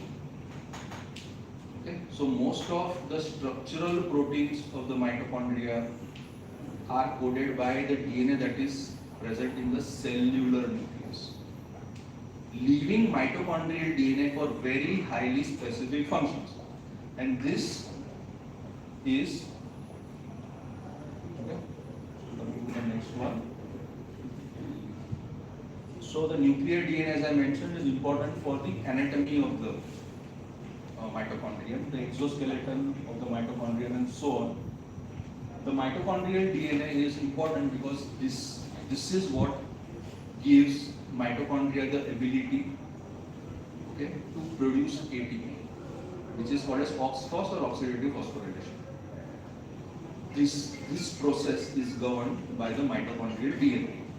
Now, mitochondrial DNA is not huge like the cellular DNA. It basically codes 13 proteins, 22 transfer RNAs, that's it. Small type of specific DNA for a very specific purpose, which is oxidative phosphorylation. So, if something is going wrong, even in this small mitochondrial DNA, the implications can be huge. And that is where we are focusing now. And mitochondrial gene expression varies. We all have our genome, the cellular DNA, which is more or less the same, uniform. But mitochondrial DNA, the one which is present within the DNA, within the mitochondria, is highly variable from cell to cell and tissue to tissue, depending on how much function is needed by that particular cell or the organ system. Right? So this mitochondrial DNA, since they are not part of the cellular DNA, they are often called as ancient DNA, because they have come from that bacterial properties. These are maternally inherited mostly. Right? So many diseases or many abilities will pass from my mother to me, but not from me to my daughter. So it follows that kind of a pattern. So whatever mitochondrial DNA we have is from our mothers, strictly. Insignificant amount or next to nil from the father's side. Unlike the regular DNA, crossover and meiosis and things like that. That doesn't happen here. Okay? And just to add a little bit to what Bhaskar mentioned in his talk, the one before me, where he talked about different populations, different abilities, and what happens. So when people moved, people migrated, they intermingled with other Homo species, right? One thing that happened was this mitochondrial DNA kept changing. It changed because now I have to maintain my body temperature at low temperatures of the environment. Now I have to maintain my body temperatures in extreme heat. Now I am in the lab, in a forested area, and I have to take care of myself. Lot of work, lot of running around. So the mitochondrial DNA kept on changing. So this gives actually the evolution of mitochondrial DNA as human beings evolve. So when humans move, some change happened. That change in the mitochondrial DNA gave them certain abilities.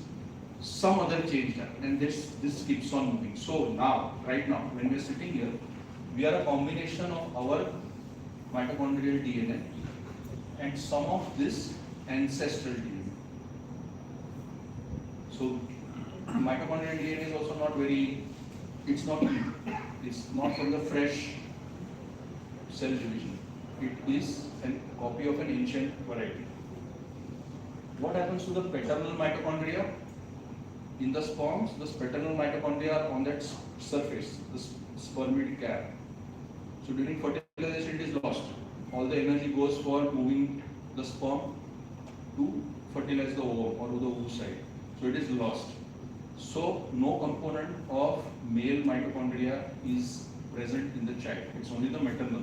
And even in the maternal component, the mitochondrial DNA doesn't divide immediately on fertilization. It starts after a few cell divisions. So during fertilization, there is a big dump of all the mitochondrial DNA, and this dump is distributed.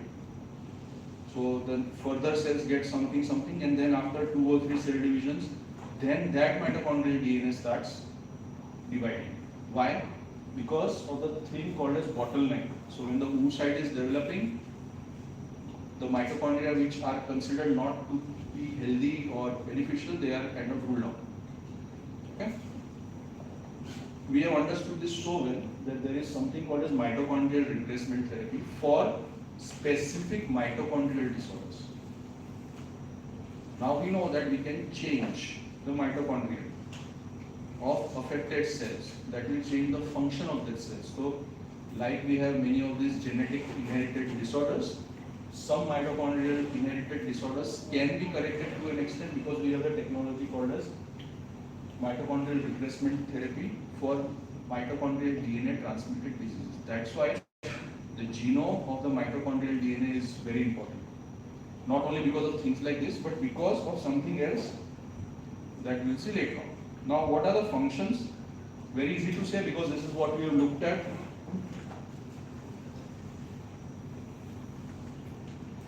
Okay, again, it's just a magnified diagram of that smaller diagram. This is the inner membrane. So we have C1, C2, C3, C4, and the lower one, yellow one is C5. Respiratory complexes. So whatever is the substrate available, metabolized, there are free radicals produced. Protons are produced. So inside electrons, outside protons. So this gives a voltage. This generates ATP. And this voltage production across the membrane is considered now a biomarker for mitochondrial health. It is measurable. Like, we can measure the voltage of the bulb.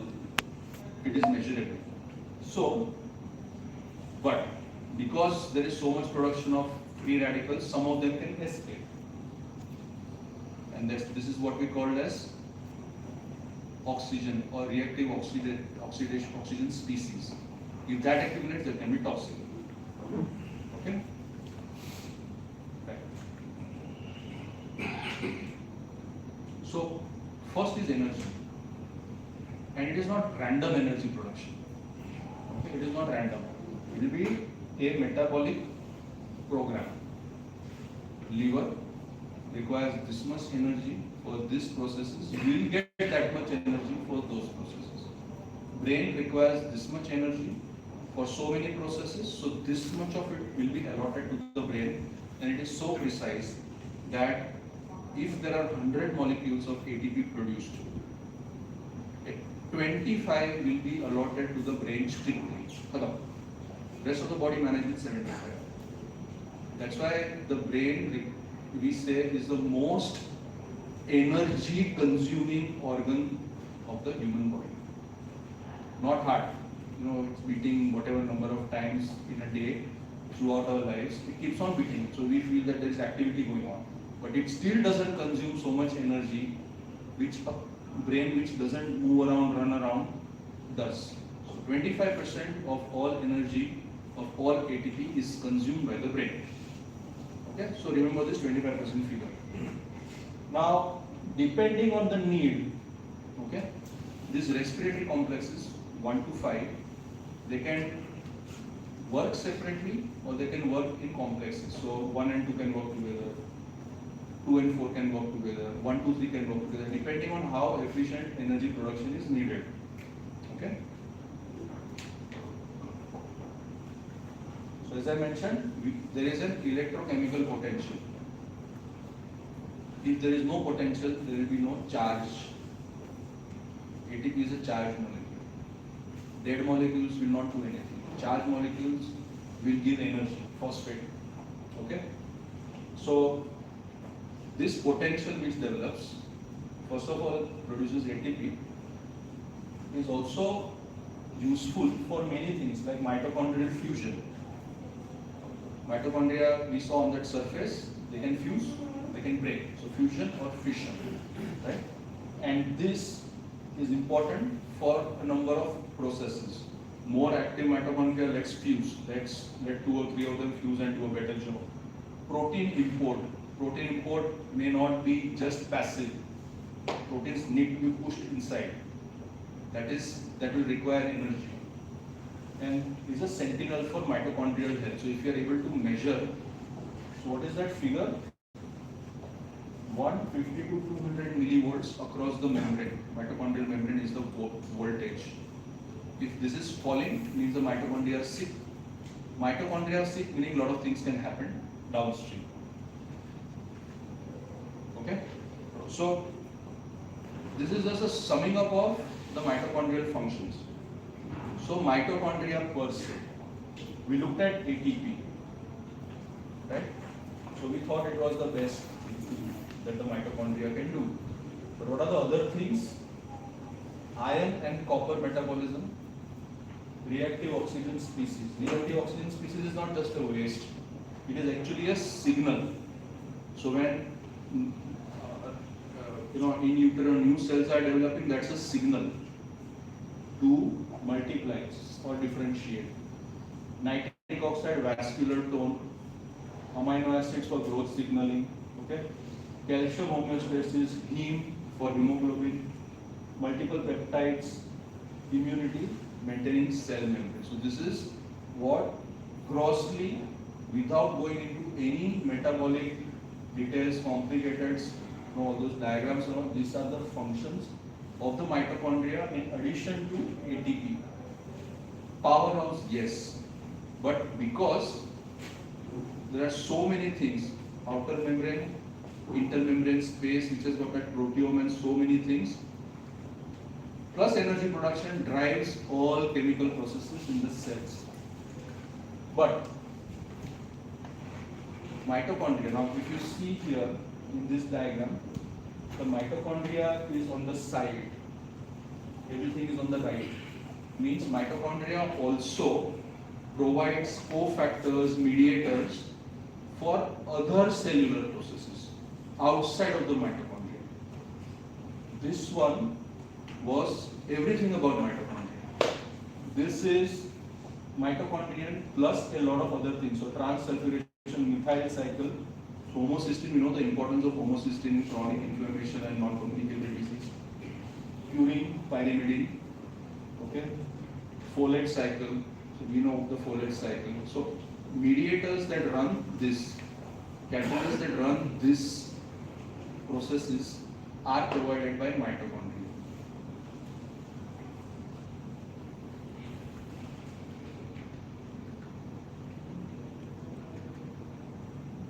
Okay. Now, so we talked something about the mitochondrial structure, mitochondrial genetics, mitochondrial function. Now, how do the mitochondria manage themselves? Okay, they are not static organs. They are very dynamic.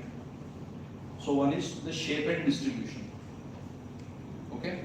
Now, if anybody is exercising on a regular basis, they become efficient at what they are doing. Same body, same muscle, same activity. But right now I was able to lift, 1 week before I was able to lift 5 kg, now I am able to lift 10. So what has become different? Those muscle fibers which are responsible for strength are functioning better. Why are they functioning better? They are functioning better because of more mitochondria. Mitochondria now knows that these are the muscles which are going to be working more, produce more energy, produce bolster mechanisms which are going to clear off waste. So you don't get tired, you don't feel the pain because lactate is getting cleared faster, better. Right? So this is what is called as the training effect. So if I am lifting, so upper body, thighs, mitochondrial density will increase. The processes of mitochondria will become more efficient. So that is how it works. It is in that cell itself, so it can actually sense and micromanage how that cell functions. So shape and distribution. Okay, again, mitochondria are not always the kidney shape. They can be like strings, they can be like small globules. Okay. Now, they can also, the function also varies as we develop, as our cells develop from in utero till fully developed cells. And mitochondria early on in life, infancy, are able to metabolize or help in the metabolism of brown fat. So as children become older, they lose brown fat. And then what happens is the accumulation of white fat, which is not metabolically very efficient. So mitotypes, there are different types of mitochondria which will do this function. So what I was telling you is this: stem cells. When the cellular development begins after fertilization, it is only one type of cell, and then the cell differentiate into different types, which we call as stem cells. So they can be ependymal, adipocytes. But the point is this: that the metabolism at that time is anabolic and glycolytic. It's not glucose; it is glycolysis, so glycogen dependent. Now, to manage this metabolism, we need to have mitochondria which are of a different type. Proliferative cells. So once cells are differentiated and now they are increasing in number, it is anabolic and glycolytic, the same as the stem cell. Astrocytes. And when they differentiate into different functions, the metabolism is catabolic and oxidative. That is where the glucose comes in. That's why brain cells require glucose. Glucose is the petrol for brain function. It's only when that glucose is not available by various means. Type 2 diabetes, glucose utilization is bad. That is the time when glucose will not be utilized, and some other metabolite, which are ketone bodies, they will enter into the pathway for metabolism. So this is how it works. And mitochondria, we saw from that picture, will integrate with other cellular organelles also. So they can, work together with endoplasmic reticulum, lysosomes, so on and so forth, for various functions. They all may not be in a network all the time, but needed, they'll work together. Self-management. How do mitochondria manage all these things? Two main things: fusion and fission. Fusion, fission. Want to work more efficiently, two or three will come together, fusion. When not needed, they will separate. So energy is optimized. But whenever there is excessive stress, they will disintegrate, which is the pathological part. So what gives them the ability to work efficiently is the same thing which can be problematic. Okay, so fusion and fission. So if you look at fusion, fission, different ways by which fission can happen. Basically, one mitochondria will divide into two. So ER, DRP1, ER is endoplasmic reticulum, DRP1 is a protein. And for fusion, MFMs, OP, fusion and fission. And they maintain the balance. It is not just a one-time process. If there is fusion that has happened for a while, then it has to diffuse, or fission should be there. So these proteins, they are in a homeostatic balance. They will maintain the activity of the corresponding protein. Mitochondrial dysfunctions, whatever be the reason, okay, moves in stages. So it's not one thing and it's done. Okay, so a lot of things will happen, a lot of processes. First, to salvage the cell. If beyond a certain point, this stress, work stress or whatever stress, inflammatory stress increases, the mitochondria start disintegrating and the cell will start dying. This is what happens. Okay? Something like this. The mitochondria is now under calcium damage. Okay? It can get killed, mitophagy, whatever is there, important chemicals are there, they can be released in the cell or the whole cell can die. These are the processes by which mitochondrial disease manifests in cells. This is the process. Now when this process happens, what is going to happen in certain collection of cells which are organs, or organs which come together to form a system. This is the basic process. Depending on where it happens, how much it happens, we have disorders. Okay? One thing that mitochondria manage and are affected by is innate immunity and inflammation. So tissue damage or viral infection. What this will do is it will expose the mitochondria, rather mitochondrial antigens or proteins, and this will signal inflammatory processes. So whether it is tissue damage, whether it is viral infection. Why viral infection is important? Because we remember that mitochondria have been bacteria millions of years ago. And what was the nature of this bacteria? They were bacteriophages. Bacteriophages are bacteria which eat viruses. So we are very prone, as human beings, we are very prone to viral infection because our mitochondria are prone to that kind of activity. And that is why certain people, okay, whose mitochondria are, let's say, more vulnerable, or rather the mitochondrial DNA is more vulnerable, had very serious effects when they got infected by COVID. Most of us didn't have a problem. It was like a regular viral infection, but in them, in certain populations, okay, that happened in a more pathological manner. Okay? So activation of pattern recognition systems or receptors, downstream cascade, that is what always happens. Okay?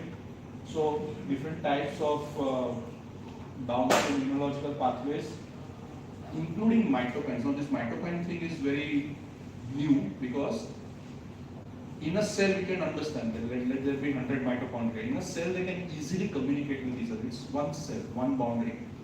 But cytokines are specific chemicals when in a cell mitochondria get affected adversely, and this will be signals for mitochondria in other cells, distant places. So mitochondria not only manage a network of information within the cell, but they will also manage a whole system of pathology. Mitochondrial functions will change with age and in a tissue-specific manner. So mitochondria also become old. Rather, when mitochondria become old, we become. It works that way. Then, when we become aged, when we age, the mitochondrial function shifts towards repair. Because at that time, getting damaged, falling ill is more than the regenerative process. So, whatever is damaged, they try to salvage. As a result, we use that broad term called as reserve capacity, let's say in dementia, and we tell those patients' relatives that abhi iska brain ka reserve khatam ho gaya hai. Now what is this reserve actually? One of the things about reserve is this mitochondrial function. Now whatever is happening within a tight window. We age, the mitochondria are looking more to repair. Even small things need repair. So more energy is spent in that. Meaning, if there is any additional damage or more demand, that is may not be adequately met with. Okay. Then there are changes in transcription and translation factors, and this is now the next important part. This will contribute to most age-related disorders. Whether it's middle-age onset disorders, disorders which we see usually in middle age for the first time, and altered metabolism means the drug responses will not be as before. Drug metabolism will be inadequate, improper. So from our side, two main things. Age-related degenerative disease, we see. Side effects of molecules, we see. In fact, we are mortally afraid of side effects, more than the effects. So this is the contributing factor for that. Now what happens in pathology? First, we come to what we saw. Brain is 2 to 3% of body weight, very small. But 20%, and we talked about 25%, 1/4 of the body's energy is required for brain function. means the whole law. Means what? That even if there is a little reduction in mitochondrial function, there will be a dramatic effect on brain function. Okay? Let me make it more simple. Anybody knows what kind of fuel is required to run a racing car or a Ferrari? They have a category of fuel called as high octane fuel. It's not the regular petrol or diesel that is available. Okay? It's the purest form of car fuel available for use. On top of that, there is jet fuel, which is used for commercial jets, which is still more pure. Point is that if, let's say, high octane fuel is 100, we are talking of cars, we don't drive aeroplanes and things like that, so cars.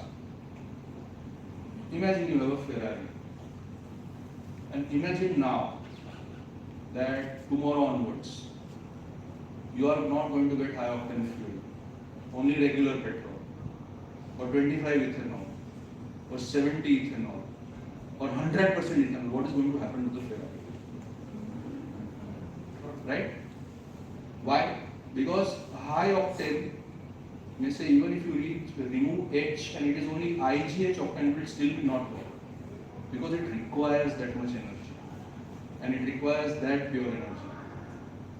So it's not a question of only running. It's what the Ferrari is designed for, speed, agility. Okay? So the brain is like that. It requires this much energy and the purest form of energy. Now anything that fiddles is going to produce something. Which part of the brain, for how much time experiences a mild defect, we will have symptoms as per that. The symptoms in psychiatry are not as per diagnostic criteria. The symptoms in psychiatry are as per this. So mitochondrial diseases can present at any age, in any organ system, in a tissue specific manner, localized or multi-system. And it can display any inheritance pattern. Mitochondrial DNA to hai, maternal, but there is nuclear DNA also. So it can come as autosomal dominant, autosomal recessive, correct? So multiple patterns. So it becomes extremely difficult to see where things are coming from and where they are heading. So what causes mitochondrial dysfunction? Basically 4 or 5 things. One is genetic mutations. We talked about mitochondrial DNA, nuclear DNA. Second one is aging, that is what we talked about. Third one is infections, especially viral. Okay? And fourth one, sedentary lifestyle. Okay? From the mitochondrial point of view, all 4 are equally problematic. So we are going to age, right? So today, somebody must be 25 years and 1 day old, and tomorrow you are going to be 25 and 2 days old. So you have aged. Okay? Or let's say right now you are 25 years, 1 day and 5 hours old, and after 1 hour you will be 25 years, 1 day and 6 hours old. We age. How much we live is a different thing, but we are aging. So this is always going to be against us, aging. Genetic mutations, they keep on happening. In fact, the only thing definitely that we accumulate in life, definitely, is not experiences, it is mutations. All kinds of mutations. Somatic mutations, mitochondrial DNA, this keep on accumulating. Most of the time, good fortune, they don't cause problems. But if they accumulate, and beyond a certain point, even the little one occurs, then we have had it. So the only truth about life is that we accumulate mutations. Okay? Right? Where, how much? Difficult to say. So age is not with us. Genetic mutations are against us.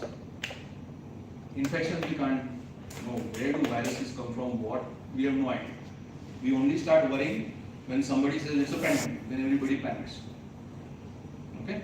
But this sedentary lifestyle is something that is uniquely human, uniquely modern, And that also causes mitochondrial changes in similar fashion. Oxidative enzymes reduce because the demand is less, energy use नहीं करने का है, तो enzymes बोलेंगे हम भी आराम करते हैं, ठीक है? Reduce electron transfer chain capacity. So all mitochondrial processes will be working less. Reduce respiratory ability. So many of us who have smartwatches, we have got this VO2 max. What is VO2 max? Actually on the watches it is a calculation, so it is highly inaccurate. It is a lab measure. You have to walk or run on a treadmill, you will be having a chest band, you will be having a respirator mask, and how much oxygen you calculate while doing the effort is calculated. That is VO2 max. But if you see average or VO2 max is almost always going to be on the unhealthy side. Because respiration, the effect of respiration is less. Metabolic reprogramming towards glycolysis, tissues are working less, and reduce mitochondrial biogenesis. वो भी बोलेगा मेरे को नहीं divide होने का काम नहीं है, क्यों खाली खाली? I don't want to divide. I'm just going to rest. Okay? So main causes of mitochondrial dysfunction, apart from those disorders which can be called as mitochondrial specific inherited disorders. Okay? Now, when we come to the mitochondrial DNA, like any DNA, it is going to be exposed to mutations. But there are so many mitochondria in each cell that the amount of mutations is extremely unpredictable. Okay, so it has a high mutation rate.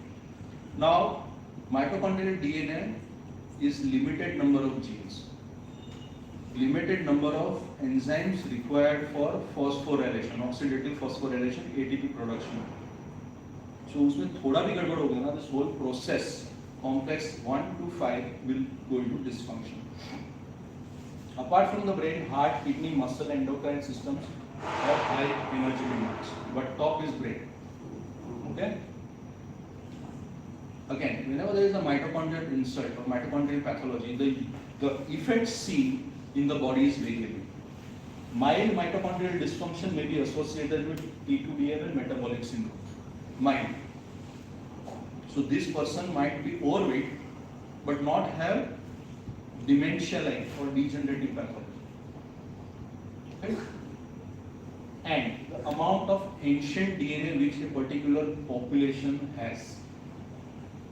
The whites, the Caucasian population has a relatively higher percentage of ancient DNA compared to what we Asians have. That's why one of the reasons was that there was a very high mortality in the initial phases of COVID in the Western countries. Multiple factors, but this is the driver for that problem. Okay? So this is where people started understanding when something like this happens. It's not only the genetics of the cell, but mitochondrial DNA and how it has evolved over time. Okay? Now, this one. The important part is only the red. Heteroplasmic mitochondrial DNA tRNA. This thing, mutation in this, okay, will present variability. Means 10 to 30%. If the mutations is there in 10 to 30% of the mitochondria, okay, T1, T2, DM or autism. 50 to 90% multi-system neurological, cardiac and muscle disease, 100% fatal.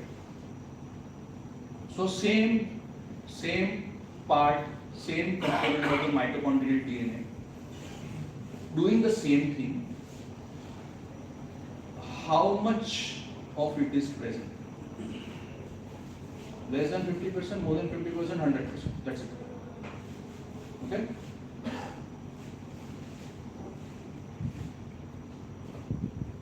So that was the genetics part of things going wrong.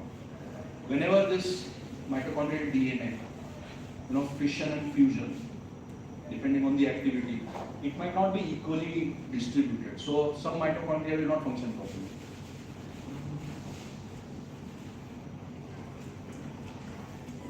Then we have oxidative stress. What is oxidative stress?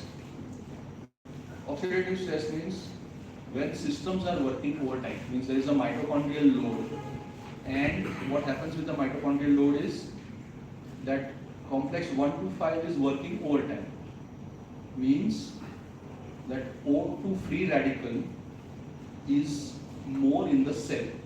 It's not supposed to come into the cell. It is supposed to be managed by the mitochondria itself. But when it comes into the cell, it can still be managed. But a lot of it is what is called as oxidative stress. Okay. What are the markers? Malon dialdehyde, reactive oxygen species, ROSP no, but there is something called as RNS also, reactive nitrogen species. So it's not only the oxygen free radical that comes out, but even the nitrogen species and many more. Okay. One of the pathways which again Bhaskar mentioned was the kynurenine pathway, central pathway which integrates a lot of inflammatory processes. And there is a decreased level of antioxidants like glutathione, ascorbic acid, SOD, superoxide dismutase is an enzyme which manages the free radicals. So an imbalance in this. Now, what concerns us typically? So we have moved from that mitochondria to various systems, now on the brain, nervous system. Okay, whatever happens. First and foremost, the cellular function is altered. That is one. Second, because of that, the amount of energy that is required to maintain a functional network. Okay? Again, what Bhaskar mentioned, network is not hard and fast. It is functional. Means while doing certain functions, certain areas of the brain will work together. That is a functional network. Now, if we are doing something, let's say if we learn singing, for example, we have to keep on doing it, then only we'll be able to sing better. Okay, otherwise all of us will be karaoke singers. You would not have learned. But this process of learning means certain networks will have to work coherently, cohesively. This requires energy. So, because of a mitochondrial problem, cells are not working. Because cells are not working, cells are not able to integrate well. The best kind of integration that happens in the human body cellular is synapses and the connectivity between neurons and glial cells.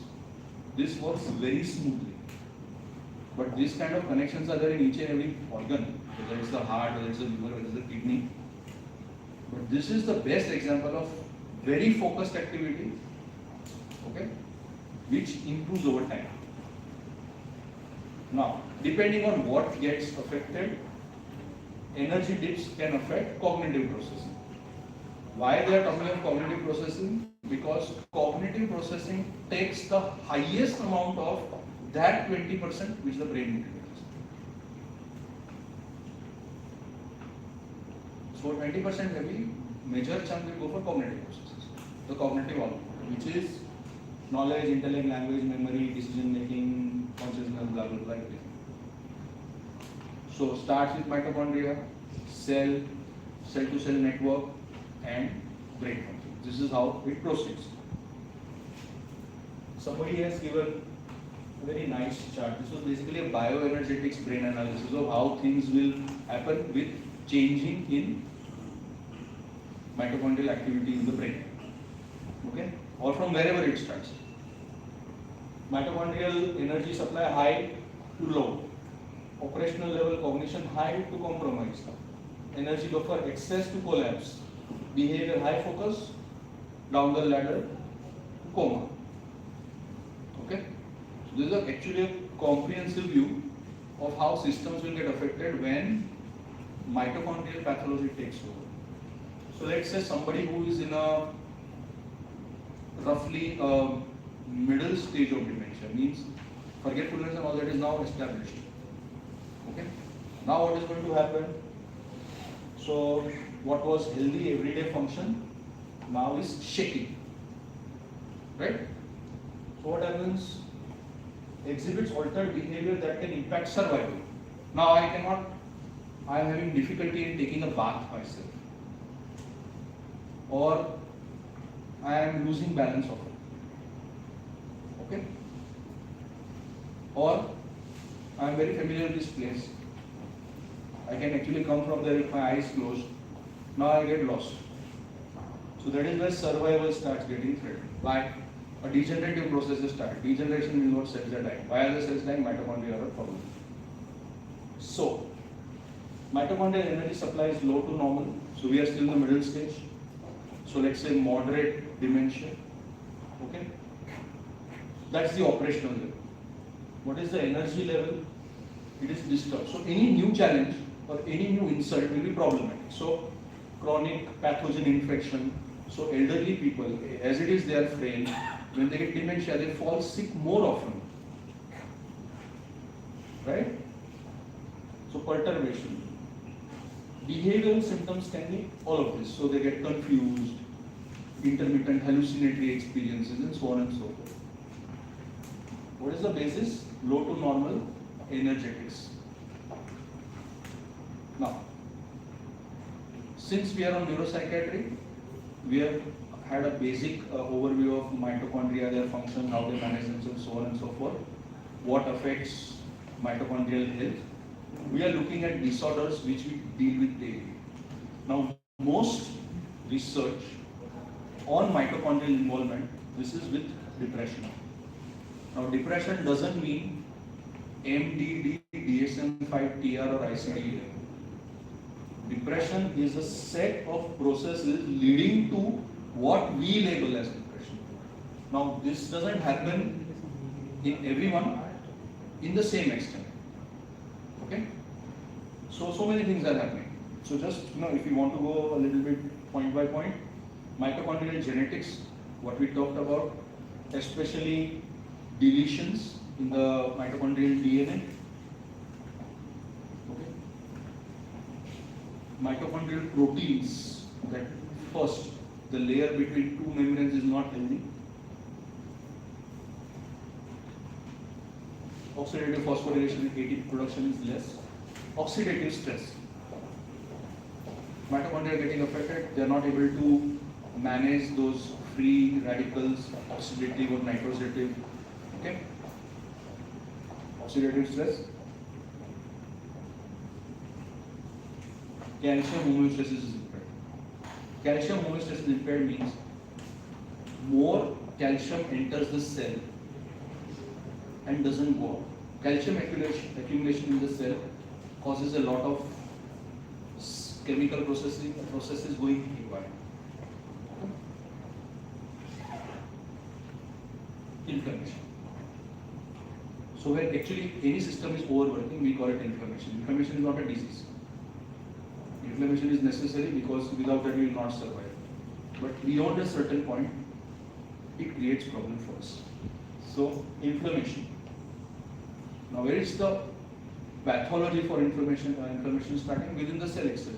Too many things happening. Something might get damaged. That damaged something has to be removed. Will trigger inflammation.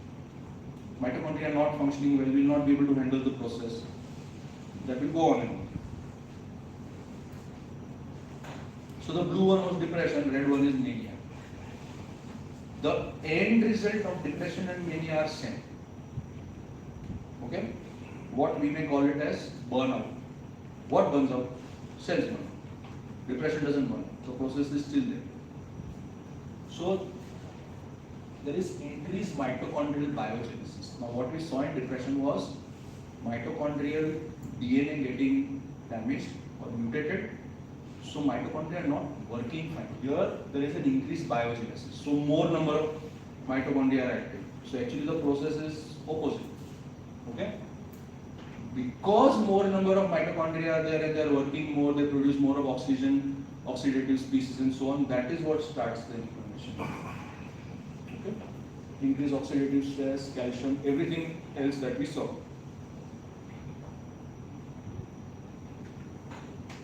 So, major depression we covered, generalized anxiety disorder. So, what is the mitochondrial involvement and what is the pathway interaction with kinase.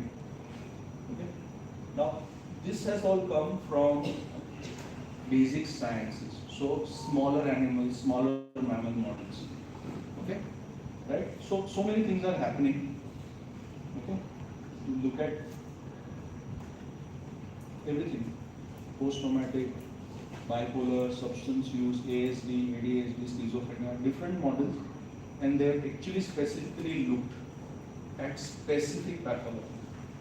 And if you look at bipolar disorder, complex 1, respiratory complex 5, 1, 2, 3, 4, 5, specific problems with expression 1, with complex 1. So we are looking now very specifically not only at the mitochondrion, but what is happening on the inner membrane of the mitochondrion in a specific part of that. Disorders, Alzheimer's. What happens in Alzheimer's is this. The blue thing, blue band on the mitochondrion below that square means more mitochondria are undergoing fission. This can be driven by beta amyloid through nitric oxide pathways. That happens, this will trigger more. So this goes on and on. When we look at Parkinson's disease, less of fusion, more of fission. So there is an imbalance. Okay? So these are certain pathologies which are being worked on to give us a more comprehensive view of how neurodegenerative disorders happen. So it's not only Alzheimer's and Parkinson's, but multiple sclerosis, Huntington's disease, AML, migraine. The migraine, there are so many things that are happening at multiple levels in the mitochondria. Reduced mitochondrial DNA, increased fission, decreased fusion. Okay. Now, and then there are a certain group of disorders which are called as mitochondrial diseases. Means the pathology is a mitochondrial pathology, is clear-cut, primary pathology. So many of them. Actually, when people understood this category, they also understood that this is something that is very likely to be the underlying biological process for many illnesses, which are not strictly mitochondrial diseases. Any treatment targets, when we talk of mitochondria and we say so many things, we feel kind of very upset and we are all going to have mitochondrial arrest the moment we kind of go out of that room. So, do we have anything as of now? Our traditional drugs. Electron transport chain affected by lithium valproate. Oxidative stress, lithium valproate, lamotrigine. Anti-apoptotic, lithium valproate, ECT. Hyperexcitability, lithium. Calcium, BDNF, lithium. Lactate. Means what? We have molecules which are more generic in their effect. Okay? It is not probably the receptor on which they are acting, but it is because of these issues, this kind of activity that brings about the change. A receptor is just something like you have a key, you open the door. Now what happens after you enter the door is what you need to do. Right? So these molecules we are using, we use them day in, day out. But this is how we understand these molecules, the effect of these molecules with respect to the mitochondria now, last maybe 2 decades or so. Anything more specific? Mood stabilizers, so we talked of lithium valproate. Antidepressants, they reduce apoptosis, increase mitochondrial biogenesis. Antidepressants. Antipsychotics reduce oxidative stress. Okay? There are studies on that.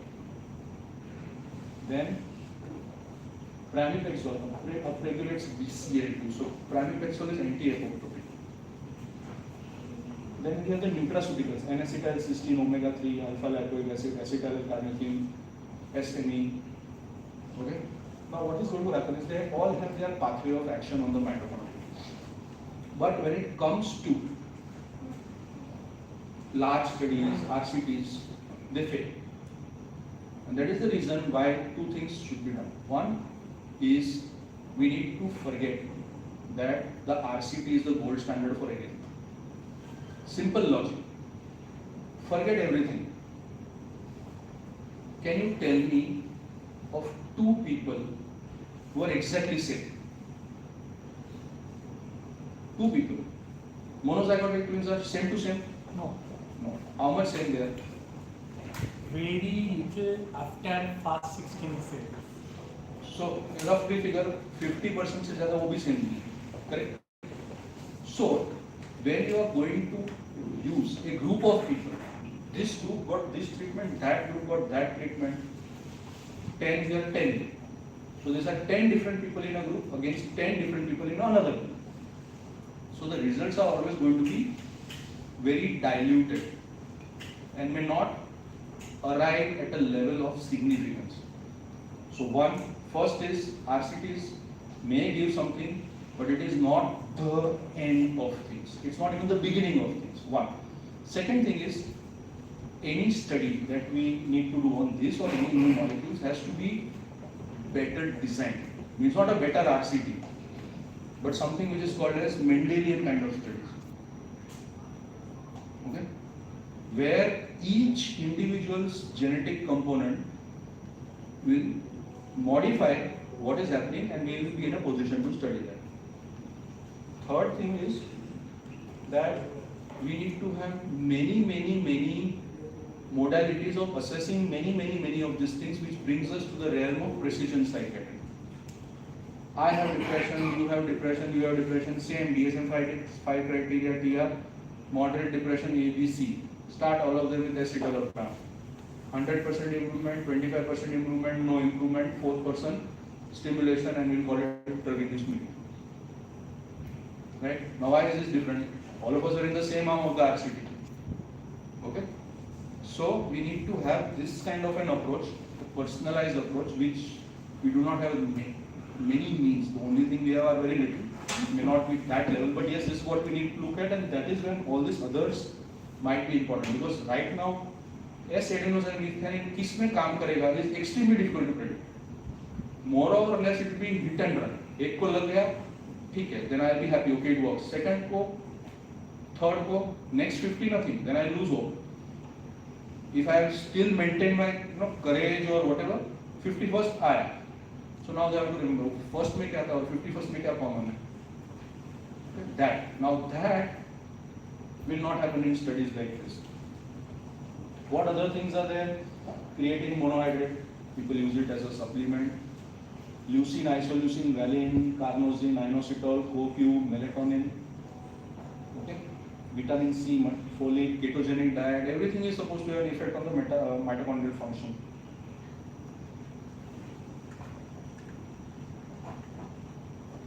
Now there is something called as a mitochondrial cocktail, which many pediatricians use for so-called mitochondrial etiologies in children who do not have the normal trajectories for development. So what is that? Vitamin B1 10 mg per kg, vitamin C 100 mg per kg, biotin 0.5, vitamin E 10, CoQ 5. Now this whole 6 molecules have been listed in the table before. So they have their certain known effects on mitochondrial function. Again, it is the same dice. In whom will it work? Now, if you see this milligram per kg doses and all, actually when we give it in a cocktail, the doses are pretty high. And when we look at nutraceuticals and high doses, it becomes extremely expensive. So the question is, how long would you give? In whom would you give? I want to give in somebody, that patient is unaffording. Now how do I manage? So all those things will come out.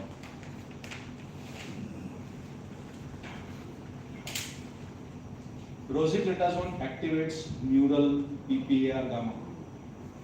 We use this rosiglitazone as an antidiabetic, but it has got extremely good effects on mitochondrial function. Okay, these studies have, started with diabetes, but then some studies have found an improvement in patients who have got Alzheimer's also. Those are the drugs. Specific mitochondria. How are we going to fiddle around with the mitochondria? Not by drugs, direct mitochondria. Okay? So we have mitochondrial fission related, fusion related, and so many other things. Okay, now these targets are identified. Where these targets are being studied is there on the last column. So if we are looking at mitochondrial fission, okay, and we look at the first one, MDB1, this molecule inhibited DRP1. DRP1 is for fission. Okay, fission. Where, so you inhibit that, mitochondria will not break. Where Alzheimer's disease, Parkinson's disease. Specific therapies in studies. Then if you look at Nietzsche, gene intervention, the last 3-4 lines.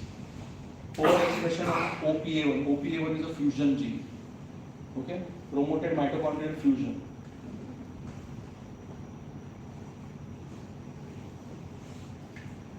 Fine. And the last concern, that the factor that was there. Okay, that was the last slide. So the last thing was sedentary lifestyle. What do we do with the sedentary lifestyle? So if somebody says you exercise, what exactly happens? You lose weight, yeah. Metabolism becomes better, yes. T2DM, you are on at HbA1c 6, does it become 5.5? Possible. But what is happening at a very basic level? So the last slide was about correlation of lactate levels and fat oxidation. That is what I talked about, training effect. So the last slide, I don't know why this keeps changing. But anyway, so the last slide was about those people who had T2DM were given an exercise, structured exercise program. Okay, what happened? So they were able to metabolize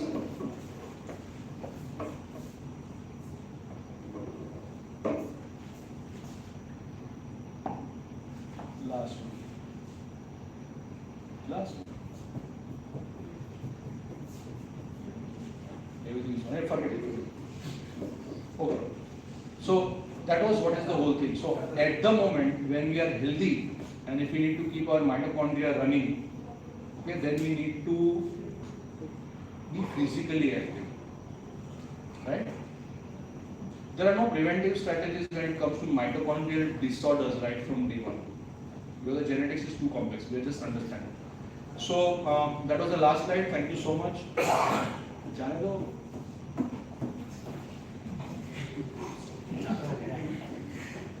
Okay, you can just check it. Thank you so much.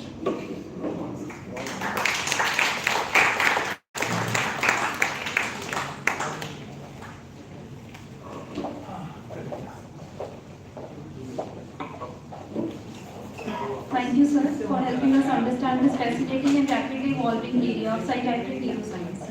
We now invite questions from the audience. Excuse me. Sir, very quickly. Sir, apologies if you covered this during the octane point that you mentioned about the Ferrari, because I missed a little bit of that. Sir, why is it that mild reduction in energy output will first lead to brain illness and evolution hasn't corrected for that? So evolution has happened in a way, as we discussed that certain abilities have developed, and those abilities unfortunately are like Ferraris, high fuel demand. So to keep it running, you need to have that high demand. If you cannot, then that's going to suffer. So again, a similar example which is not a car is somebody who is, let's say, like Novak Djokovic, the male tennis player who has the highest number of Grand Slams. He is actually not number one at the moment, but he is a much better tennis player than you and me. But even if he is at number 10, okay, means it is good. The chances that now at his age for him to win any of the Grand Slam titles is very low. Why? Because he has aged. Fortunately, he has not had so many bad injuries. He had some scares, but not really bad. So what is happening? He has aged. Now in very competitive sports like this, 35 is like you are old. Now when you are old at 35 means what? That all these processes that are there, they are not up to the mark. up to that mark. Up to that mark, not my mark or your mark. Okay? We may not figure in the first 10,000 also of tennis, so forget about that. So he is still there, but he is not number one. Why this difference of 10 is because, so there is nothing wrong in his technique, he is fit, but something is not at that level. So what happens is, if we assume that something happens with age there is a certain reduction or inefficiency that creeps in for the physiological processes, okay? That is where the performance starts from. So what you're saying is that Novak Djokovic is the brain, and even a minor injury to Novak Djokovic will bring him down from the first position. Yeah. So why I'm saying that is, why I'm not giving you an average athlete is that the cognitive evolution or the evolution in brain function that has happened in Homo sapiens is far more outreaching than the evolution that has happened in other mammals. Okay? So other mammals could have become better hunters or predators, but we have got so much of that Ferrari-like cognitive development or Djokovic-like cognitive performance compared to others that we, who have no special ability to go and hunt anybody, somebody gives us a gun, we can kill anything in it. Right? So that is extremely energy intensive. So any compromise, something will come out. Second, very quick, sir, the mitochondrial cocktail that you mentioned, sir, can it induce the so-called mimic symptoms in a vulnerable person? It can produce anything in anybody. Because one of the things, the first thing that happens in one of the first things understood is that there is an increased mitochondrial turnover, means more mitochondria are produced. So, two things. One is, if any of those components produces a mitochondrial increase, it can tip the scales in favor of mania in somebody who is susceptible. It will not just do something. Second thing is, again, in somebody who is not having so much of mitochondrial biogenesis, if the mitochondria are overworking, it's the same effect because you are producing an inflammatory state. So yes, इसमें होगा वो मालूम. समझ गया. So बच्चे को दिया, अगले हफ्ते माँ बाप ने बहुत चिड़चिड़ कर रहा है, something is definitely wrong. Thank you. आज सुबह ही हम तीन दोस्त डिस्कस कर रहे थे कि लिथियम वेस्ट में बहुत यूज हो रहा है prevention of for increasing the longevity. आपकी एक स्लाइड में भी ये दिखाया कि lithium is very helpful. Do you recommend that for longevity? Longevity, I don't know, because but one thing is that if you are using it for bipolar, continue using it because of all the molecules that we have. That is a course modifier. We hardly see any bipolar living for a long time. Because the burden of bipolar causes that individual to age faster. So there are many studies which will tell us time and again that if I develop T2DM at 45, फिर वो और 20-25 साल चलेगा, फिर जाके वो dementia जैसा हुआ नहीं हुआ, so I can live till 80 without much of a problem with good medical care. But people who have a diagnosed mental illness, as people like to say SMI, severe mental illness, psychosis, bipolar, because of the process that is going on inside, that causes them to age metabolically and chromosomally faster. So this group of people who have got a diagnosis of any severe mental illness have got a lifespan which is at least 15 to 20 years less than somebody who doesn't have that. And this is not due to, अगर मुझे T2DM है अभी without a severe mental illness and somebody who has that, I will still live long. The mental illness, the psychiatric illness confers a lot of these problems. So that is what happens. So shall we use or recommend lithium to the general public for longevity or for mitochondrial? We don't have that much. Mitochondrial health. That's what I'm saying. So we do not have those studies. We have studies from the disease point of view that we are using lithium for. So let's stick to that. Because see, lithium, even without knowing, we do consume it. ऊपर से lithium का गोली देने के लिए is another thing. पिछली knowledge के साथ ही थोड़ा सा ऐड करना. Yes. So there are studies in Scandinavian countries कि जहाँ पे जो लेक से पानी आता है उसमें थोड़ा लिथियम का लेवल ज़्यादा था तो वहाँ सुसाइड का लेवल कम था. People who were aging didn't exhibit cognitive decline. Now, this is an observation. Now it becomes, because there may be other factors also. If people are maintaining a very good healthy lifestyle, then they will live longer. If they are not falling sick, if the mental illness is less. So it's actually confirmed. So when there is some clarity, we will get some more light on that. And do you think there is some role of any genetic testing that people are recommending nowadays? I think we should just stay away from that. No. Whether genetic, see, known genetic syndromes, yes. So in that third or fourth last slide where I showed Especially in autism and all. No, not in that. In those mitochondrial disorders, that category of disorders known, इसमें 6-7 illnesses are there. उनका testing कराओ तो मिले.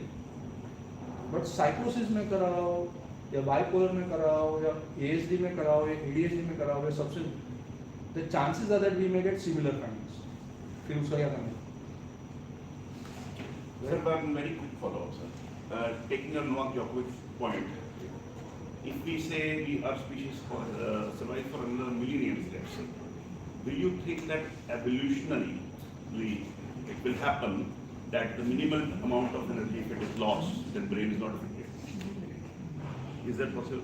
It's very hypothetical. No, see, what we are looking at may not be the same that Mother Nature is looking at. Okay, the kind of things that we are doing now, Mother Nature is thinking ये लोग जाते तो जल्दी ही जाने, कुछ नहीं करने का, जितना जी रहे और कुछ नहीं करने का. No special abilities to be evolved. जैसा माइटोकॉन्ड्रिया चलने दो, खत्म हो गया, जाने. So we don't know how it's going to progress, but well, things are, let's say things are fine, ideal situation, then we may evolve. Evolution is not static. What we are seeing in a frame of, let's say, 1,000 years or 5,000 years or 10,000 years is just a snapshot. It is not evolution. Evolution for any ability, this this kind of hand that we have, this takes millions of years. That's so million years in the future. So in 1,000 years, what will happen is I'll be able to hold this or turn this. Only that will happen. So it is the function that will improve, not a dramatically new something. So evolution moves very slowly. Thank you. Thank you. Nice lecture.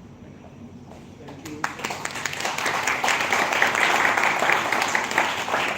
Thank you everyone for the stimulating discussion. Thank you, Dr. Adesh. Thank you for a wonderful presentation. I think no more questions, so we call it a day. May I now request Dr. Prabhat Sood to kindly felicitate Dr. Malay Dave.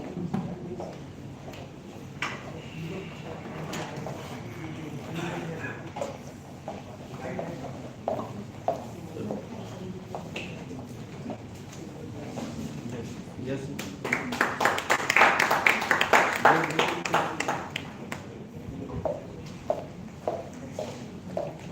May I request Dr. Sunil to kindly felicitate Dr. Prabhat Sood.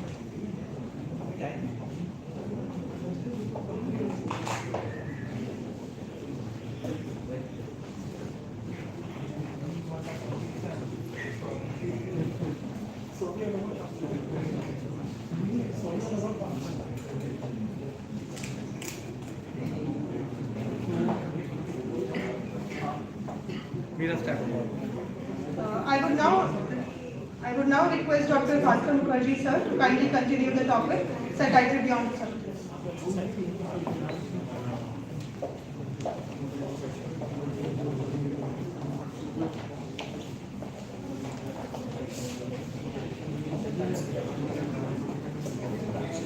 I request Dr. Manish Patla sir to kindly.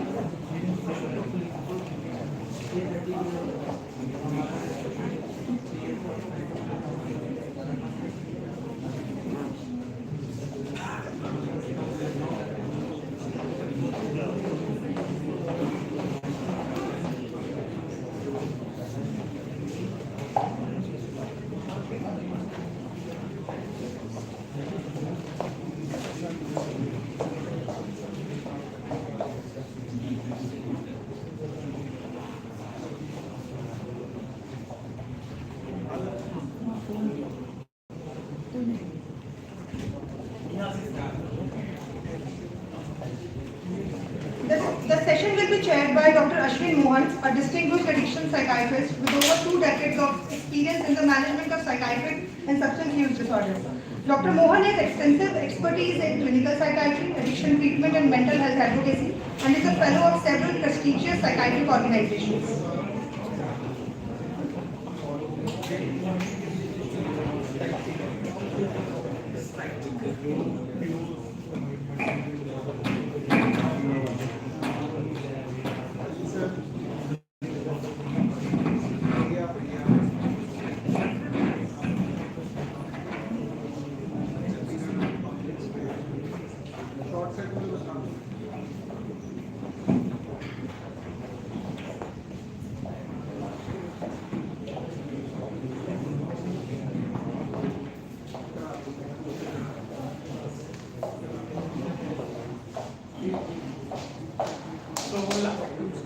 बाकी लोगों का खत्म हो गया, अभी फिर से मुझे स्टार्ट करना पड़ेगा।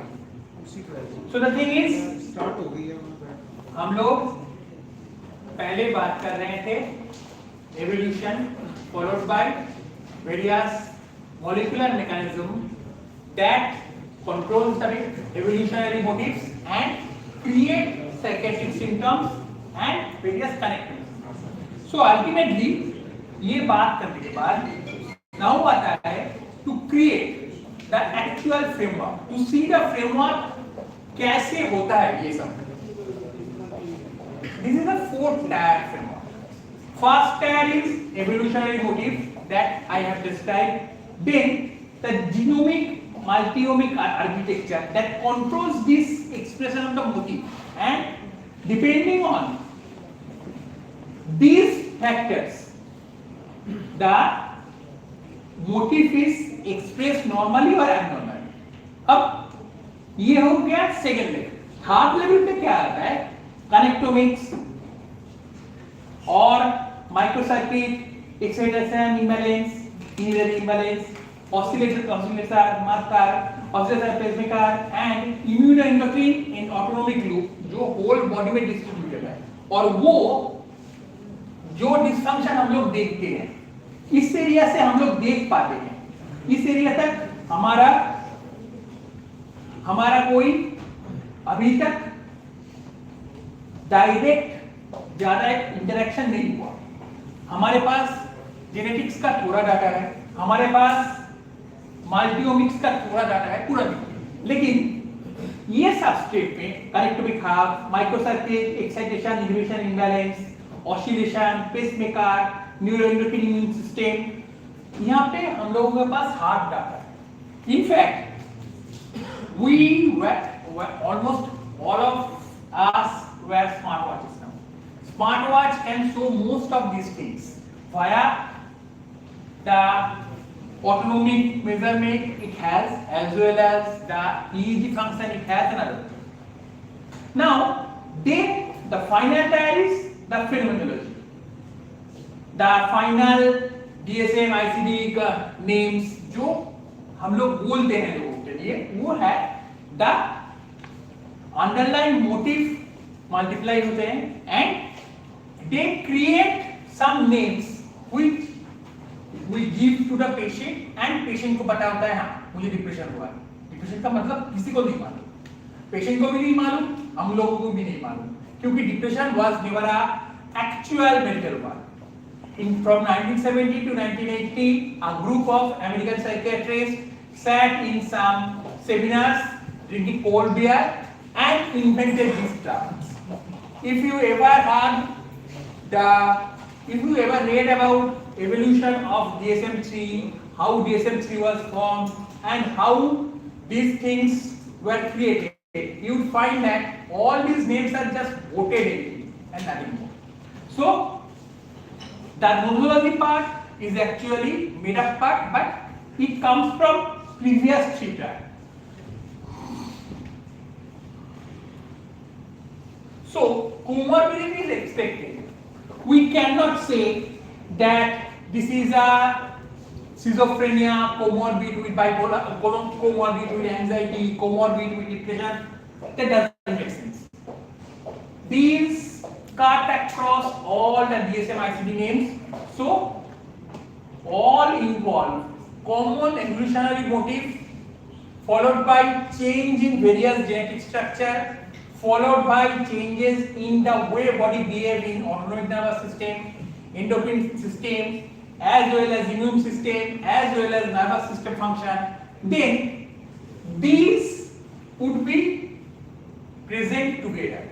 Sometimes the patient would come with all the symptoms of, let's say, childhood. If we observe a patient from childhood till date, which actually many of you who have now practiced for more than 20 years have come across, patients, many of the patients start with autism symptom, attention deficit symptom, go on to develop various kind of impulsive compulsive behavior, various kind of recurrent depression in their adolescent age to young adult age, and ultimately first episode or second episode, first episode psychosis or first episode mania occurs around young adult age, then that goes on and ultimately mania gets converted to psychotic episode. Psychotic episodes have in between breakthrough mania, and after 40 to 45 years they start developing metabolic syndrome, and after more years some would develop frontotemporal dementia, some would develop so-called Alzheimer's dementia, and ultimately death. This whole life cycle perspective that only those people who follow patients for over 20 or 30 years, either they can get it, or people who are attached in a hospital which caters to generation of patients, they can follow it. But many of you can actually follow it because you have seen it. And this happens because of not comorbidity, this happens because of multiple evolutionary motifs combined in each of these patients produce various mechanistic dysfunction, and ultimately that gives rise to one form and another form of symptom. So DSM actually gets the symptoms, not the diseases. Then dimensions would always be better, as DSM people now also are understanding slowly, and they are trying to create dimensions. Problem is they are creating dimension of names. Psychosis spectrum at the end of the day is still a made up criteria, because psychosis is a made up criteria. And then with this understanding, treatment, we can now know treatment is affecting what? If a patient comes to us with depression, means sickness behavior motif disturbed, along with disturbed the attachment motif as well as disturbed threat perception, and we give them antidepressant and they get better, then antidepressant is working on immune system, antidepressant is working on neuroendocrine system, antidepressant is working on various other structural and functional part of brain and body network. Antidepressant is not working on separately. So we now can go beyond the simplistic serotonin hypothesis, the simplistic monoamine disturbance, the simplistic chemical locha, which we inherited from 1950, and we are still continuing because we don't have any other choice. This opens up our choices.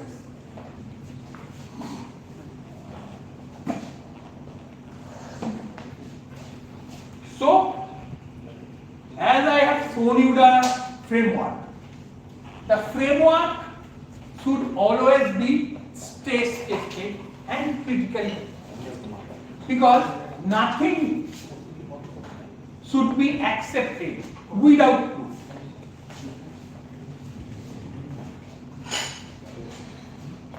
Problem of anything that contains evolutionary motifs as a component comes with the danger of storytelling.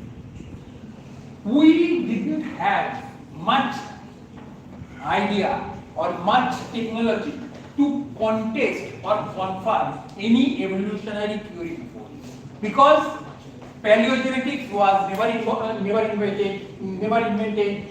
The paleobotany, the various other things that would give us weapon to take the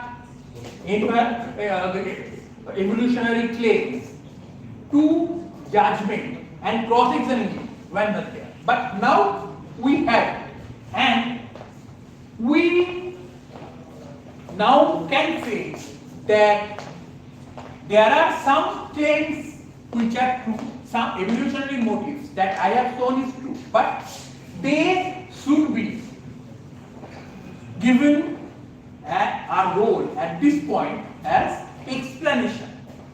Explanation of why we are doing it, explanation of what needs to be done, and explanation for the patient. Because if we say to a patient that you are depressed because your confidence is becoming low, the patient would take it that they are getting insulted. But if I say to a patient that you are feeling so because the illness behavior, the evolutionary trait is getting hyperactivated in you, then the patient would find that they are not getting blamed for their thing. It is just a underlying evolutionary trait that is present in everyone getting maladaptively activated in it. So it gives much less of a stigma. But this would never give the treatment logic at this moment. So see, the evolutionary motive is not the treatment goal. The treatment goal is what disturbances are there, means the multi-omic pathway, the connectomic pathway, the various excitation inhibition balance impairment, the various neuroimmunoendocrine disturbances that we can measure, that we can find, and that we can directly adjust.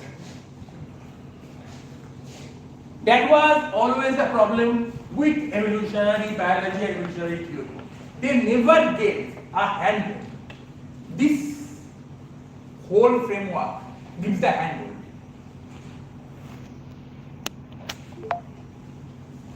Now,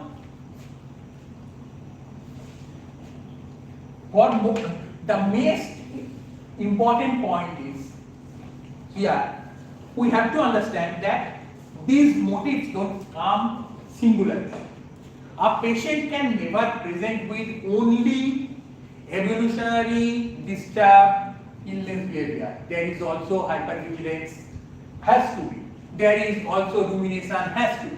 There is also various and separation behavior, has to be, because brain evolutionary motive doesn't work at all. So it is a combination of both. So evolutionary motives are good for understanding. The molecular motives are good for starting treatment planning. The various body-wide markers, autonomic system marker, the immune system marker, the activation of various cells and metabolic system marker, they are good for direct treatment understanding, and they are good for treatment tactic.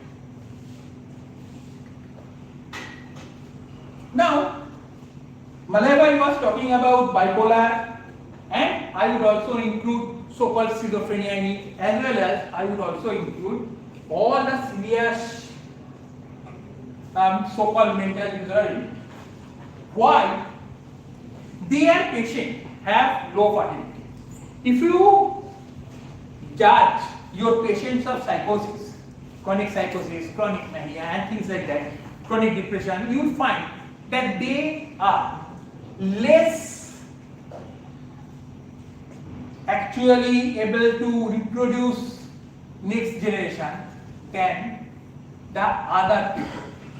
Anyone who has a serious mental disorder is reproductively challenged. Their offsprings are few, their offsprings are dying, and always the number of parents would be more than the number of offsprings. So if they are such evolutionarily restricted entities, why they don't go out of humanity? Evolution should have given us a way to get rid of them. Why that is not happening? Because the problem is some of them actually give us evolutionary advantage. The genes which makes us uniquely human, the genes which gives us ability to think various ways, the ability to connect laterally, the ability of associated thinking, the ability of asking critical questions, all of these functions of brain are dominated by those networks which has these genes as their constituents. So if they are not there, humanity won't be well. But if they are there, then there is a high chance of development of various psychiatric symptoms.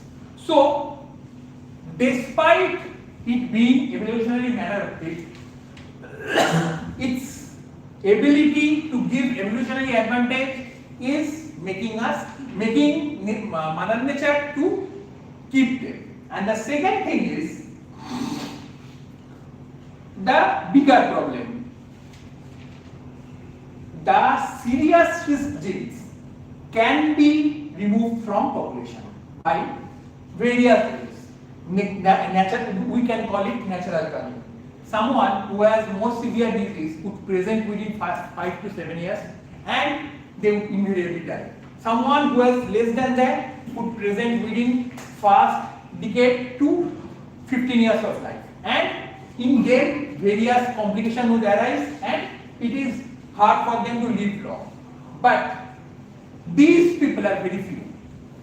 Our diseases are not caused by a single or two big genetic risk factors.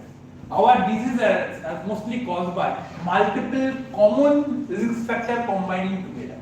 So, it is not possible for Mother Nature to sieve out these all genetics.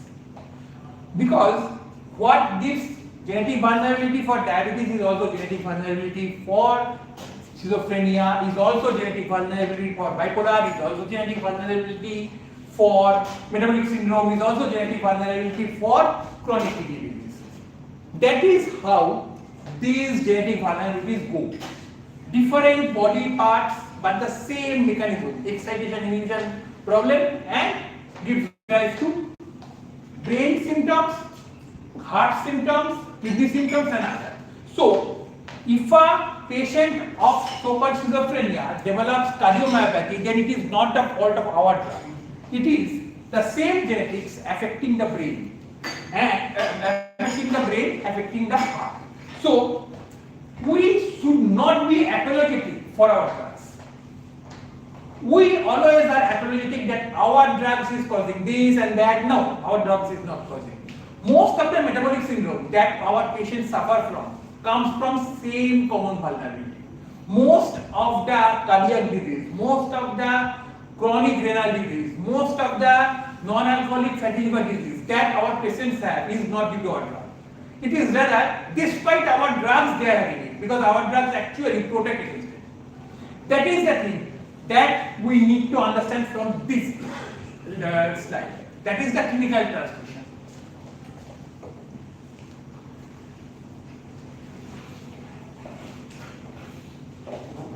So,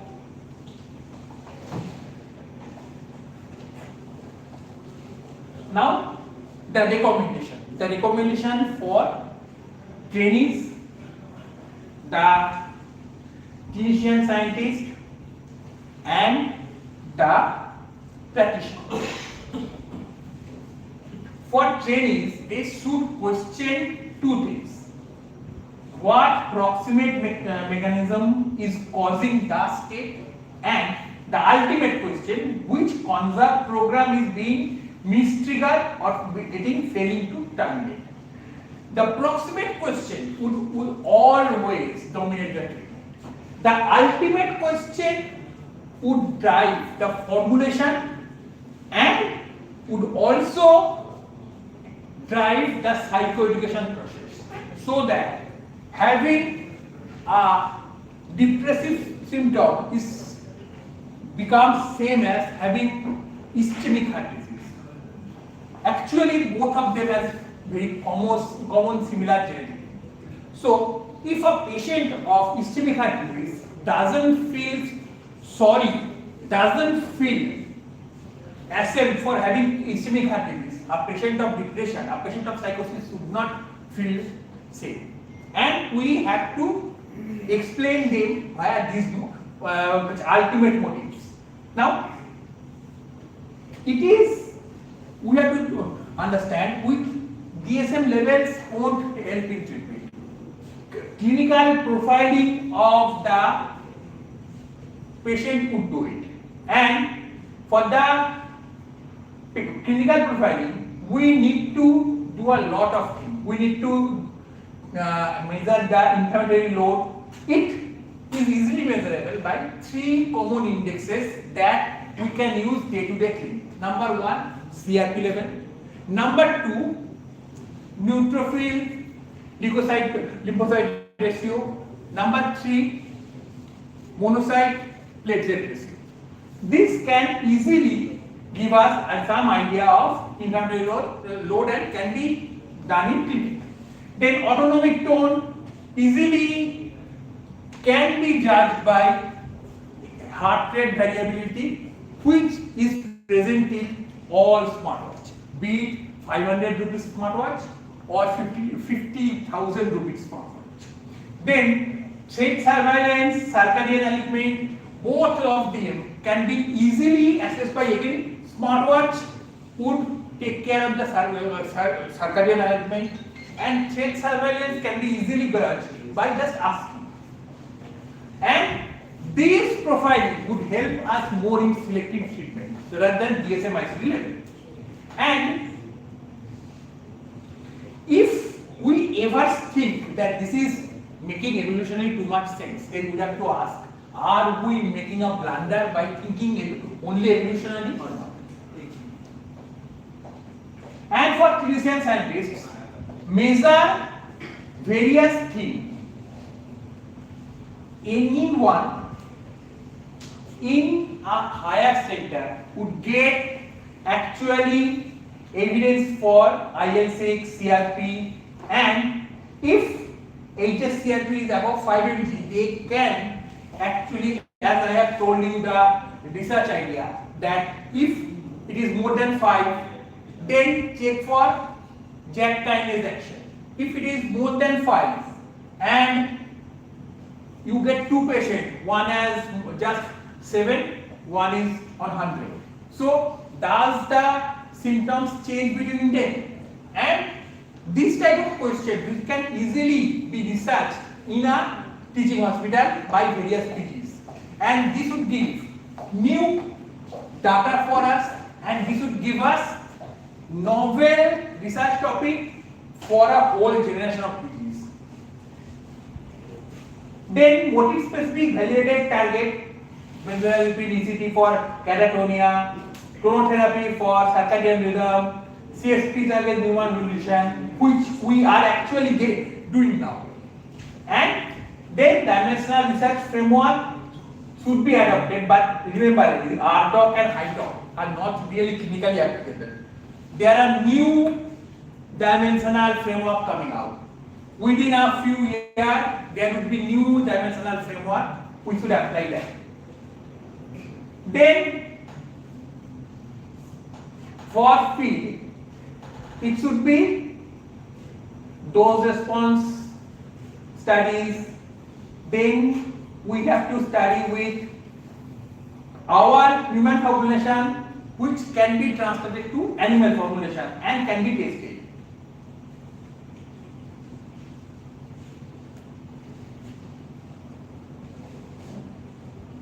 these are the various ways we can do it.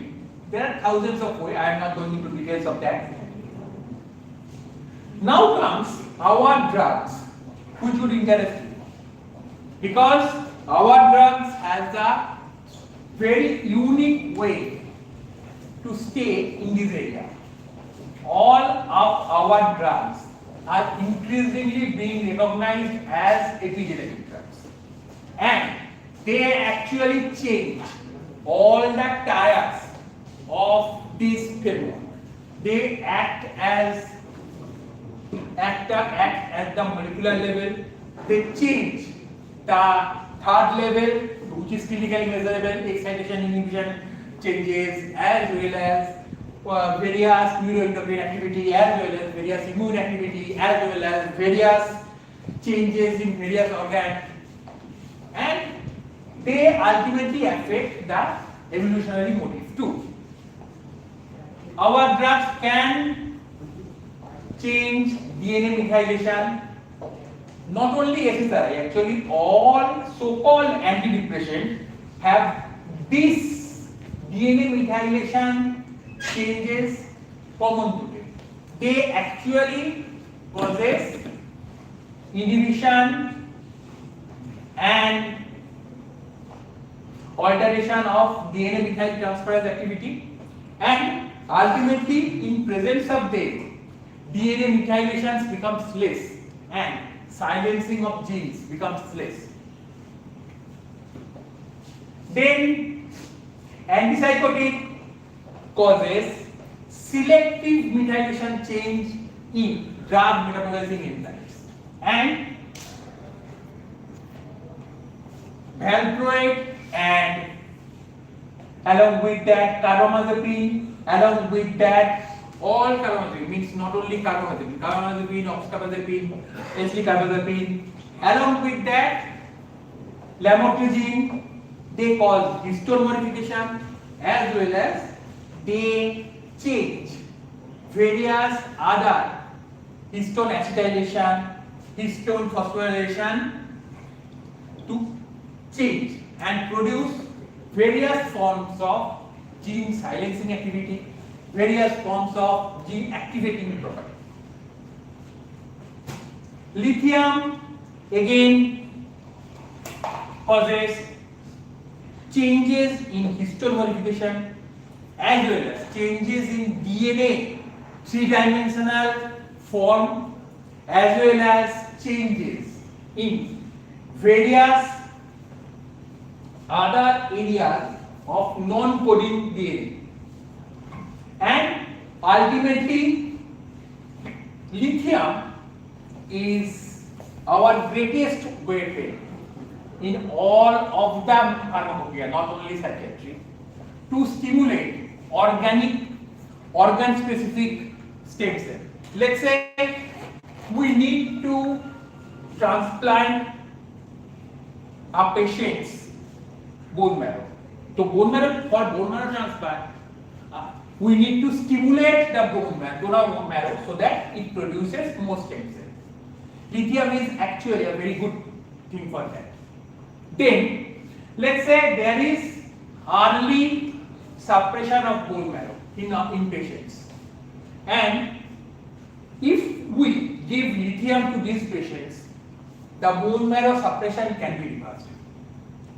So, thanks to Maudsley, initially in clozapine associated granulocytosis, lithium was contraindicated because they thought Maudsley has a long-standing enmity with lithium. It was Maudsley which caused therapeutic level determination of lithium, which has no value actually except for toxicity measure. It was Maudsley which slandered K and lithium for at least 30 years, and for that the approval of lithium came at 1970s, when lithium was found to be effective in 1940s. So Maudsley has a long-standing enmity with lithium because of a lot of things. I am not going into that history, but anyway, But Maudsley guidelines made us believe that clozapine-induced Alzheimer's disease patients should not be given lithium because that creates a false high leukocyte level. That is not true. Clozapine creates true increase in leukocyte as well as other blood cells. So by giving lithium to clozapine treated patient, we are giving them a rescue mechanism, not falsely reassuring them. Then Malay has talked about mitochondria. Antipsychotics can be anything, but all of them has a common mechanism. They inhibit mitochondrial complexes, specifically complex one. In fact, instead of D2 blockade, mitochondrial complex 1 inhibition should be the benchmark of what an antipsychotic is. Then, antidepressant lithium also causes increased mitochondrial function, and along with that, antidepressant and lithium causes decreased membrane permeability of mitochondria, preserving mitochondria in the long term. In endoplasmic reticulum stress response, antidepressant actually reduces the ER stress. Antidepressants actually causes less protein misfolding and less disorder in intrinsically disordered protein, which actually leads to ultimate formation of neurodegeneration. So, are antidepressants disease modifying for depression patients who are going to develop into neurodegeneration future? Probably yes. There are some early evidences, but not sufficient enough that we can directly say to everyone from tomorrow that all depression patients would not develop dementia in their future, because it has some disease modifying property, but how much, and does it extend to prevention or does it extend to slowing of development of degeneration? We don't know. Then lysosomal accumulation of drugs. All our drugs are weakly basophilic and they cross membrane without consulting any receptor. So that our concept that drugs get attached to receptor, then the receptor downstream work is partly true. Most of the drugs, be it clozapine, be it lithium, be it in haloperidol, be it any other, they actually cross cell membrane. They enter membrane, they get concentrated in lysosome because of lysosome's acidic nature, and from lysosome they are getting transported across the cell and working there directly. So, if a drug is working on, let's say, PKC, if a drug is working on Janus kinase, if a drug is working on GSK3 beta, or if a drug is working on various beta-arrestin pathway, then it is not due to they are getting attached to a receptor and doing it. The receptor downstream activity may not be necessary. They are directly getting attached to those molecules and working there. This actually gives us a new understanding that how our drugs are working and why intracellular action is more important than what receptor they are getting attached. Because most of our drugs are notoriously polygamous, even more polygamous than our country's babas. So they actually get attached to multiple molecules, and that many of those molecules are intracellular. So we have to be more courageous about our drugs. We have to say to other specialists that our drugs are essential as antihypertensive, as essential as any anti-diabetic drug, and don't dare to stop. This is the synthesis, clinical synthesis of this mechanism. Now, antidepressants working AMPK ERK pathway, as well as lithium also work there. Various antipsychotics which are so-called cognition sparing antipsychotic, they also work in AMPK pathway. GSK3-beta inhibition is not sole property of lithium. Antidepressants also inhibit it. Then various anti-epileptics also inhibit it.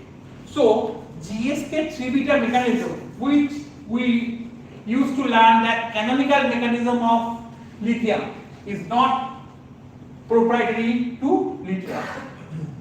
And due to this, antidepressants probably have a role in relapse of psychosis as well as relapse of depression in so-called bipolar disorder. Relapse in psychosis has already been proved by few publications in Nature, and there is a seminal paper by Lakshmi Jatam and his team in NEJM, New England Journal of Medicine, which showed that antidepressant stop relapse of bipolar depression in bipolar disorder. So already these are proved.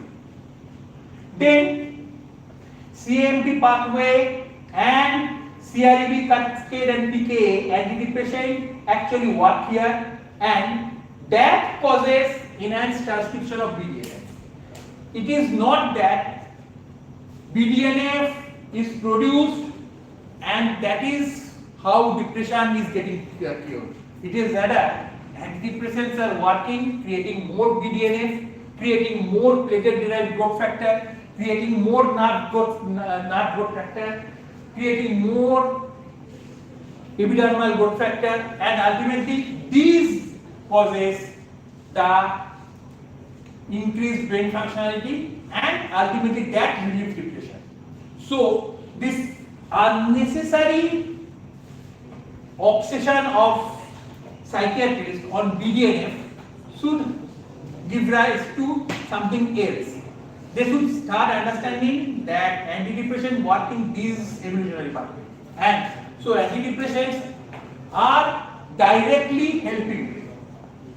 Then IP3 pathway, ketamine activate mTORC1, not only ketamine, psilocybin, ibogaine, ayahuasca, and all hallucinogenic drugs. They activate mTORC1, and that causes increased synaptic protein synthesis and ultimately the rapid anti-dysphoric effect. We are making a big mistake with ketamine and these drugs. We are making them antidepressant. They are not antidepressant. They antidepressant by its meaning, antidepressants are drugs which increases brain functionality, which in long term causes less brain degeneration, which in long term stops the detrimental effects on brain. Ketamine doesn't do it. So is psilocybin or magic mushroom, so is LSD, so is various other things. They don't cause this long-term modulation. What they do? They cause instant elevation of mood, and they actually are antidepressant. Means they treat dysphoria component. They don't treat functional limitation component. They don't treat other component. So when a person is down and wants to die, ketamine is best. But when a person needs long-term treatment and needs to be protected against future degeneration, ketamine is not the drug for that. This is something we are doing repeatedly wrong, and our patients are going to pay in future if we don't control ourselves. Because ultimately, by giving ketamine, we cannot prevent neurodegeneration. By giving sertraline, we can. By giving escitalopram, we can. By giving desvenlafaxine, venlafaxine, and whatever name we can invoke, we give them, and the patient's long-term chances of living gets better. Can you please repeat it again in what subsets of patients ketamine should be given in of depressive patients and not depressive patient. Ketamine is for dysphoria. If patient is extremely dysphoric, wants to die, give ketamine.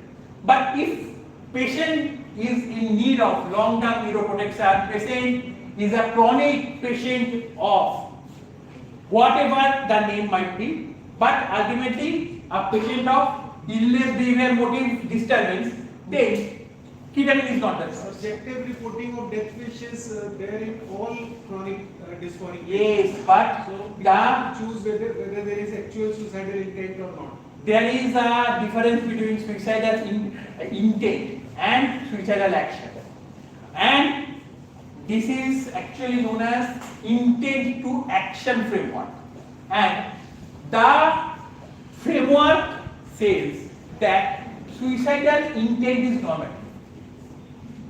There is not a single person in this whole hall, including me, who has never wished that it is better to die than live. It is impossible for any of the intelligent beings or any of the beings in tune with their environment to not wish in their moments that it is better to die than live.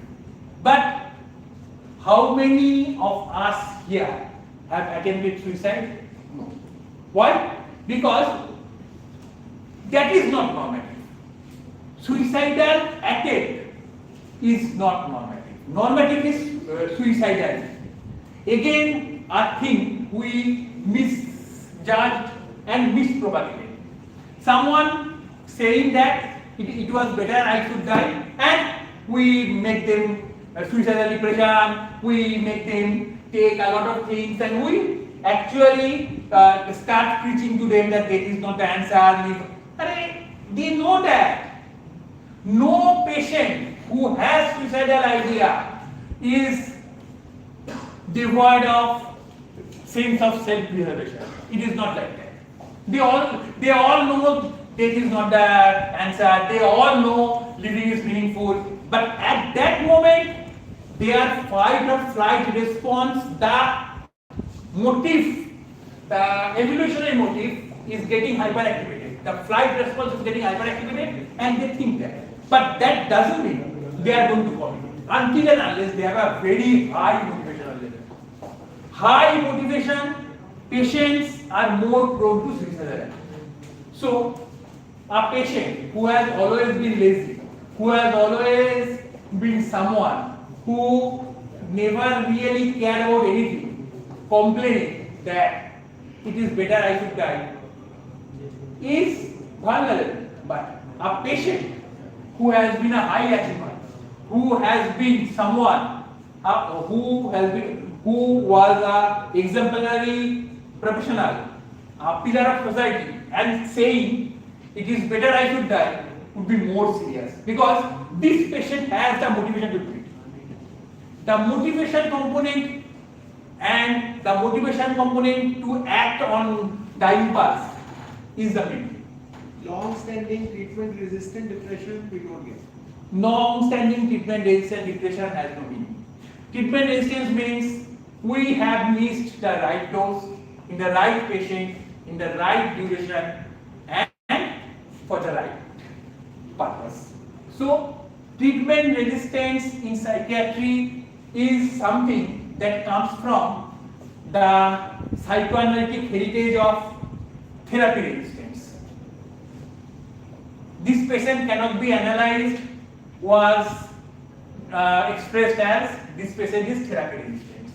We continue that idea with pharmacotherapy without knowing, without understanding that no other chronic disease segment has treatment resistance.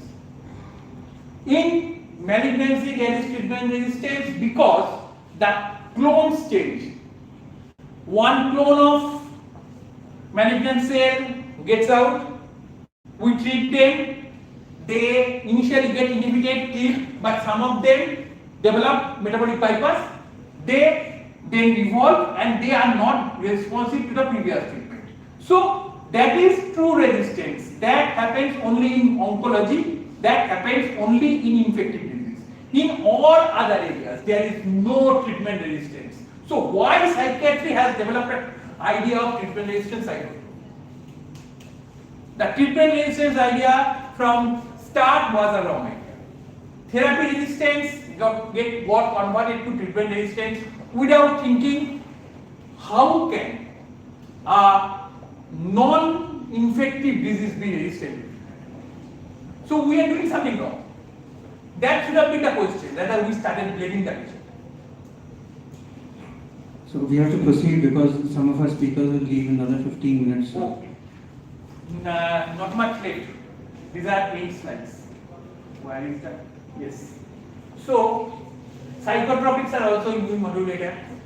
They act on innate immunity, adaptive immunity, complement system, blood-brain barrier, HP axis, DMT pathway, as well as the various other pathways which we don't talk. For example,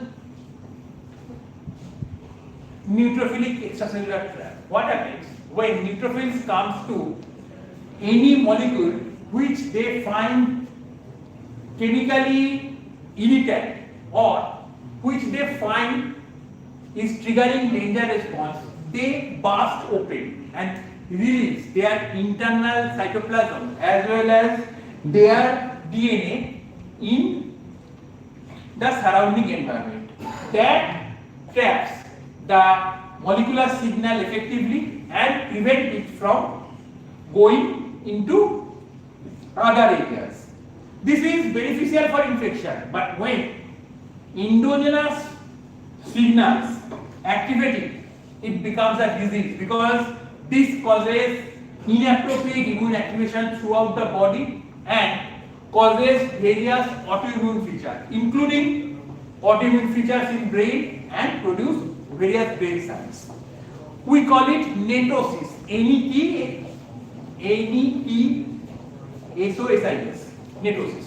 Now netosis can be treated by antidepressant and netosis is behind our neurodegenerations.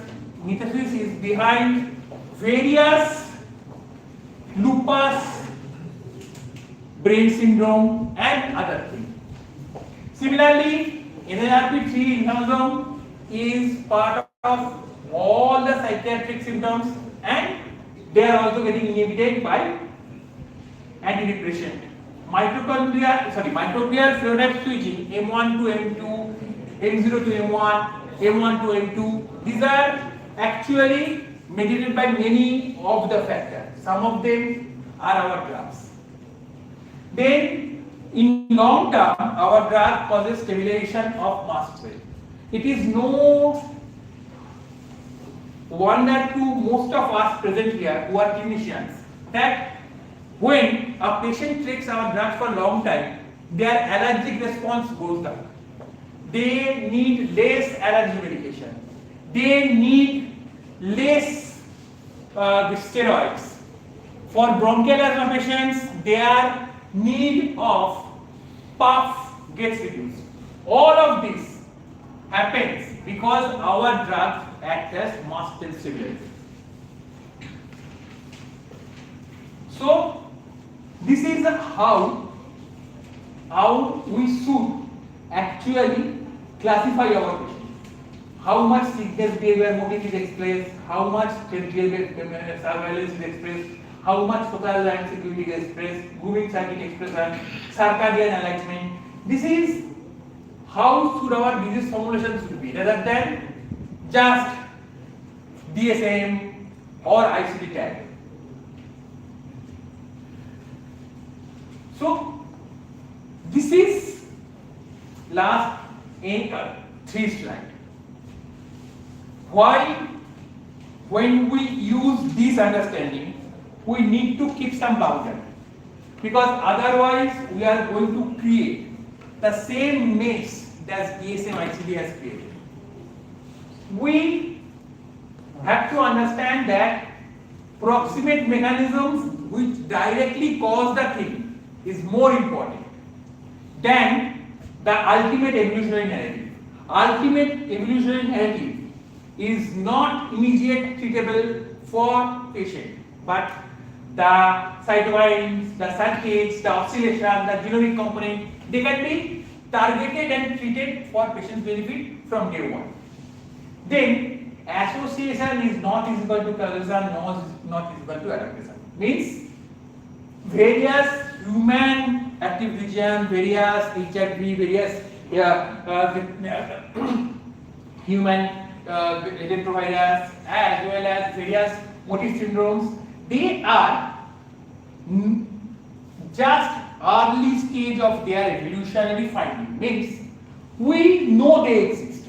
We have found their role in psychiatric symptoms, but how much they overlap in each patient, how much they can be modulated, how much they cannot be modulated, what makes a patient presenting a normal patient, means normal symptom which doesn't need treatment, and what makes a patient pathological and that needs to be treated is still unknown. So standing there, we are not yet in a state to apply them to stop medicalizing the non-medical part and non-medicalizing the medical part. Our biggest problems is this, and we cannot depend on this formulation at this moment to get us out of this conundrum. Then the validation of this nosology needs to be a long time to proceed, because we need to repeatedly test them, repeatedly find them to be present, repeatedly we need to work with them and prove them. They have some good mechanistic claim, but having good mechanistic claim in some areas doesn't mean they are a huge framework in itself. It is a process in evolution. That is why I say that these things are going to come in next 5 years, but they are not there yet. So this is a confidence level seminar. Illness behavior or sickness behavior mechanism is proved, already proved. Grooming circuit almost being proven. 10 is proven, and these are the 0 is not unproven. So in sickness behavior we are already there. In grooming circuit we are reaching. Connectomic vulnerability we are reaching. The gamma pathology we are reaching. Thalamocortical dysrhythmia we are reaching. Catatonia as tonic immobility, we have strong evidence but not completely there. Then ingression into treatment, there is proof of existence, but existence doesn't have given us much reliability yet. Circadian motif and contamination oscillin, disgust, they have proof but not strong enough to place them in a confidence area, and others are not yet proven enough. We are still trying to get more. These are the further reading. If anyone is interested, they can read these things. No need to again copy. I have sent it to everyone. All of you would get the copy because I have sent it to Patla sir. I have sent it to all academic WhatsApp group. This is the further reading. This is the further reading. And this is the TLDR. Anyone who has missed it, this is the TLDR. Psychiatric symptoms are beyond receptor. Receptor has given us no clue about what psychiatry means actually. And our brain vulnerabilities are a form of genetic trade-off to evolve, as well as some things which are needed to make her human, but they are also there to express the evidence part. And our pathological targets are shared across the DSM criteria. In fact, at this moment, standing in 2026, we can claim that DSM and ICD is good for insurance, good for bureaucracy, but disastrous for any clinical treatment. Then, categorical model has no meaning, it has to be dimensional. And we have to go on to falsifiability domain. In psychiatry, we always take everything as axiom. ये बोला था तो यही सच है, ये बोला था वही सच है. No, we have to ask everything, we have to scrutinize everything, we have to, if needed, reinvent a way, and we stop taking everything for granted. So, this ends this presentation. Sir, I have just one very quick question because we know we are really short for time. Actually, I have created two presentations, but after starting this presentation, I realized it is better to skip the second one. So, from your earlier part of the presentation, there are so-called resistant hallucinations which respond to antidepressant drugs, not associated with the predator motive, or we can say that these are part also of the sickness behavior motive. They are both. They are predator recognition motive, triggering sickness behavior motive. So they are both, and resistant hallucination, whenever the combination comes, resistance and hallucination, we have to understand this is the opposite phenomenon. Missing that has created innumerable problems in patients' life. So what do you mean opposite phenomenon?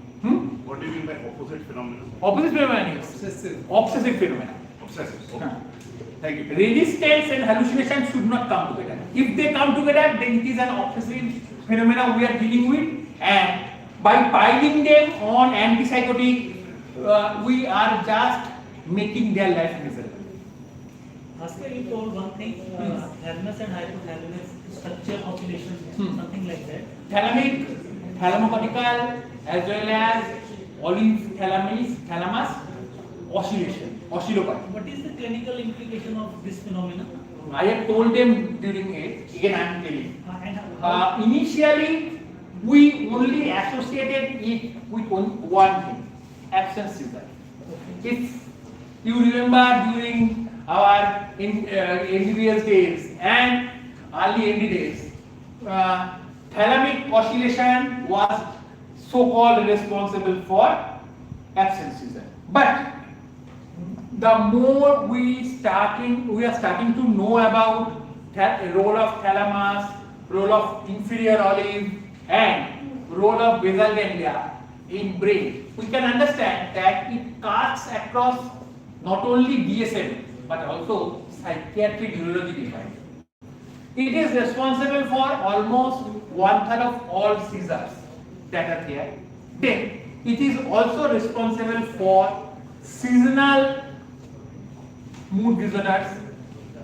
There is an old entity known as cycloid psychosis, which usually appears during certain times of year.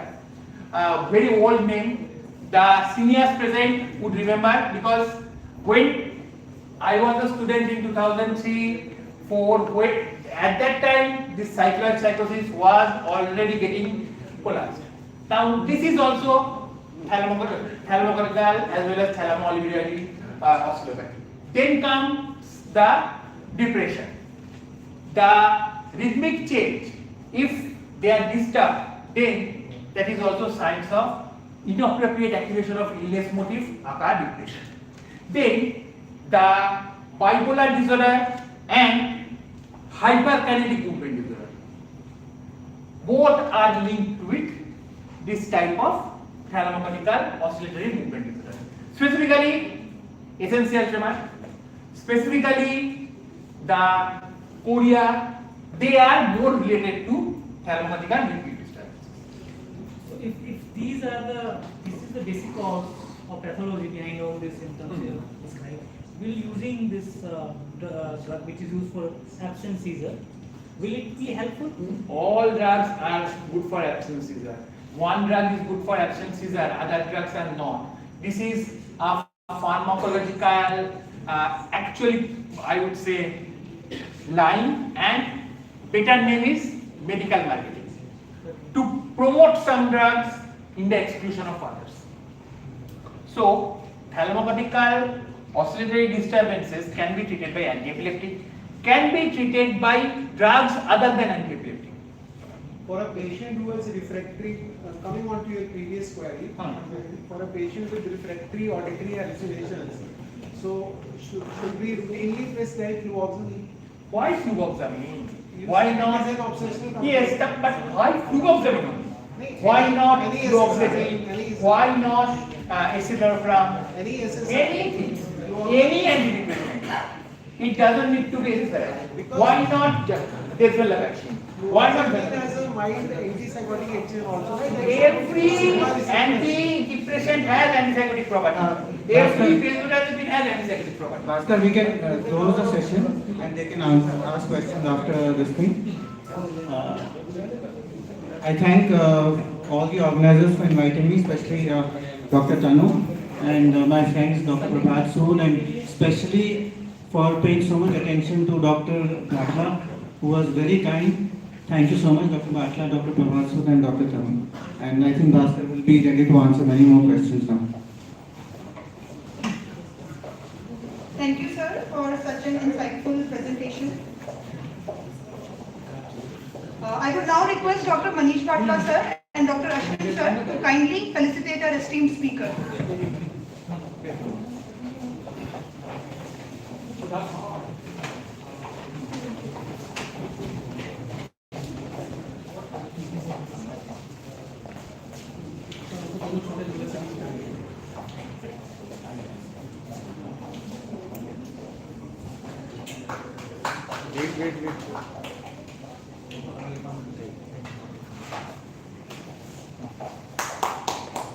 I would request Dr. Jagtar Singh, sir, to kindly felicitate Dr. Manish Bhatla, sir.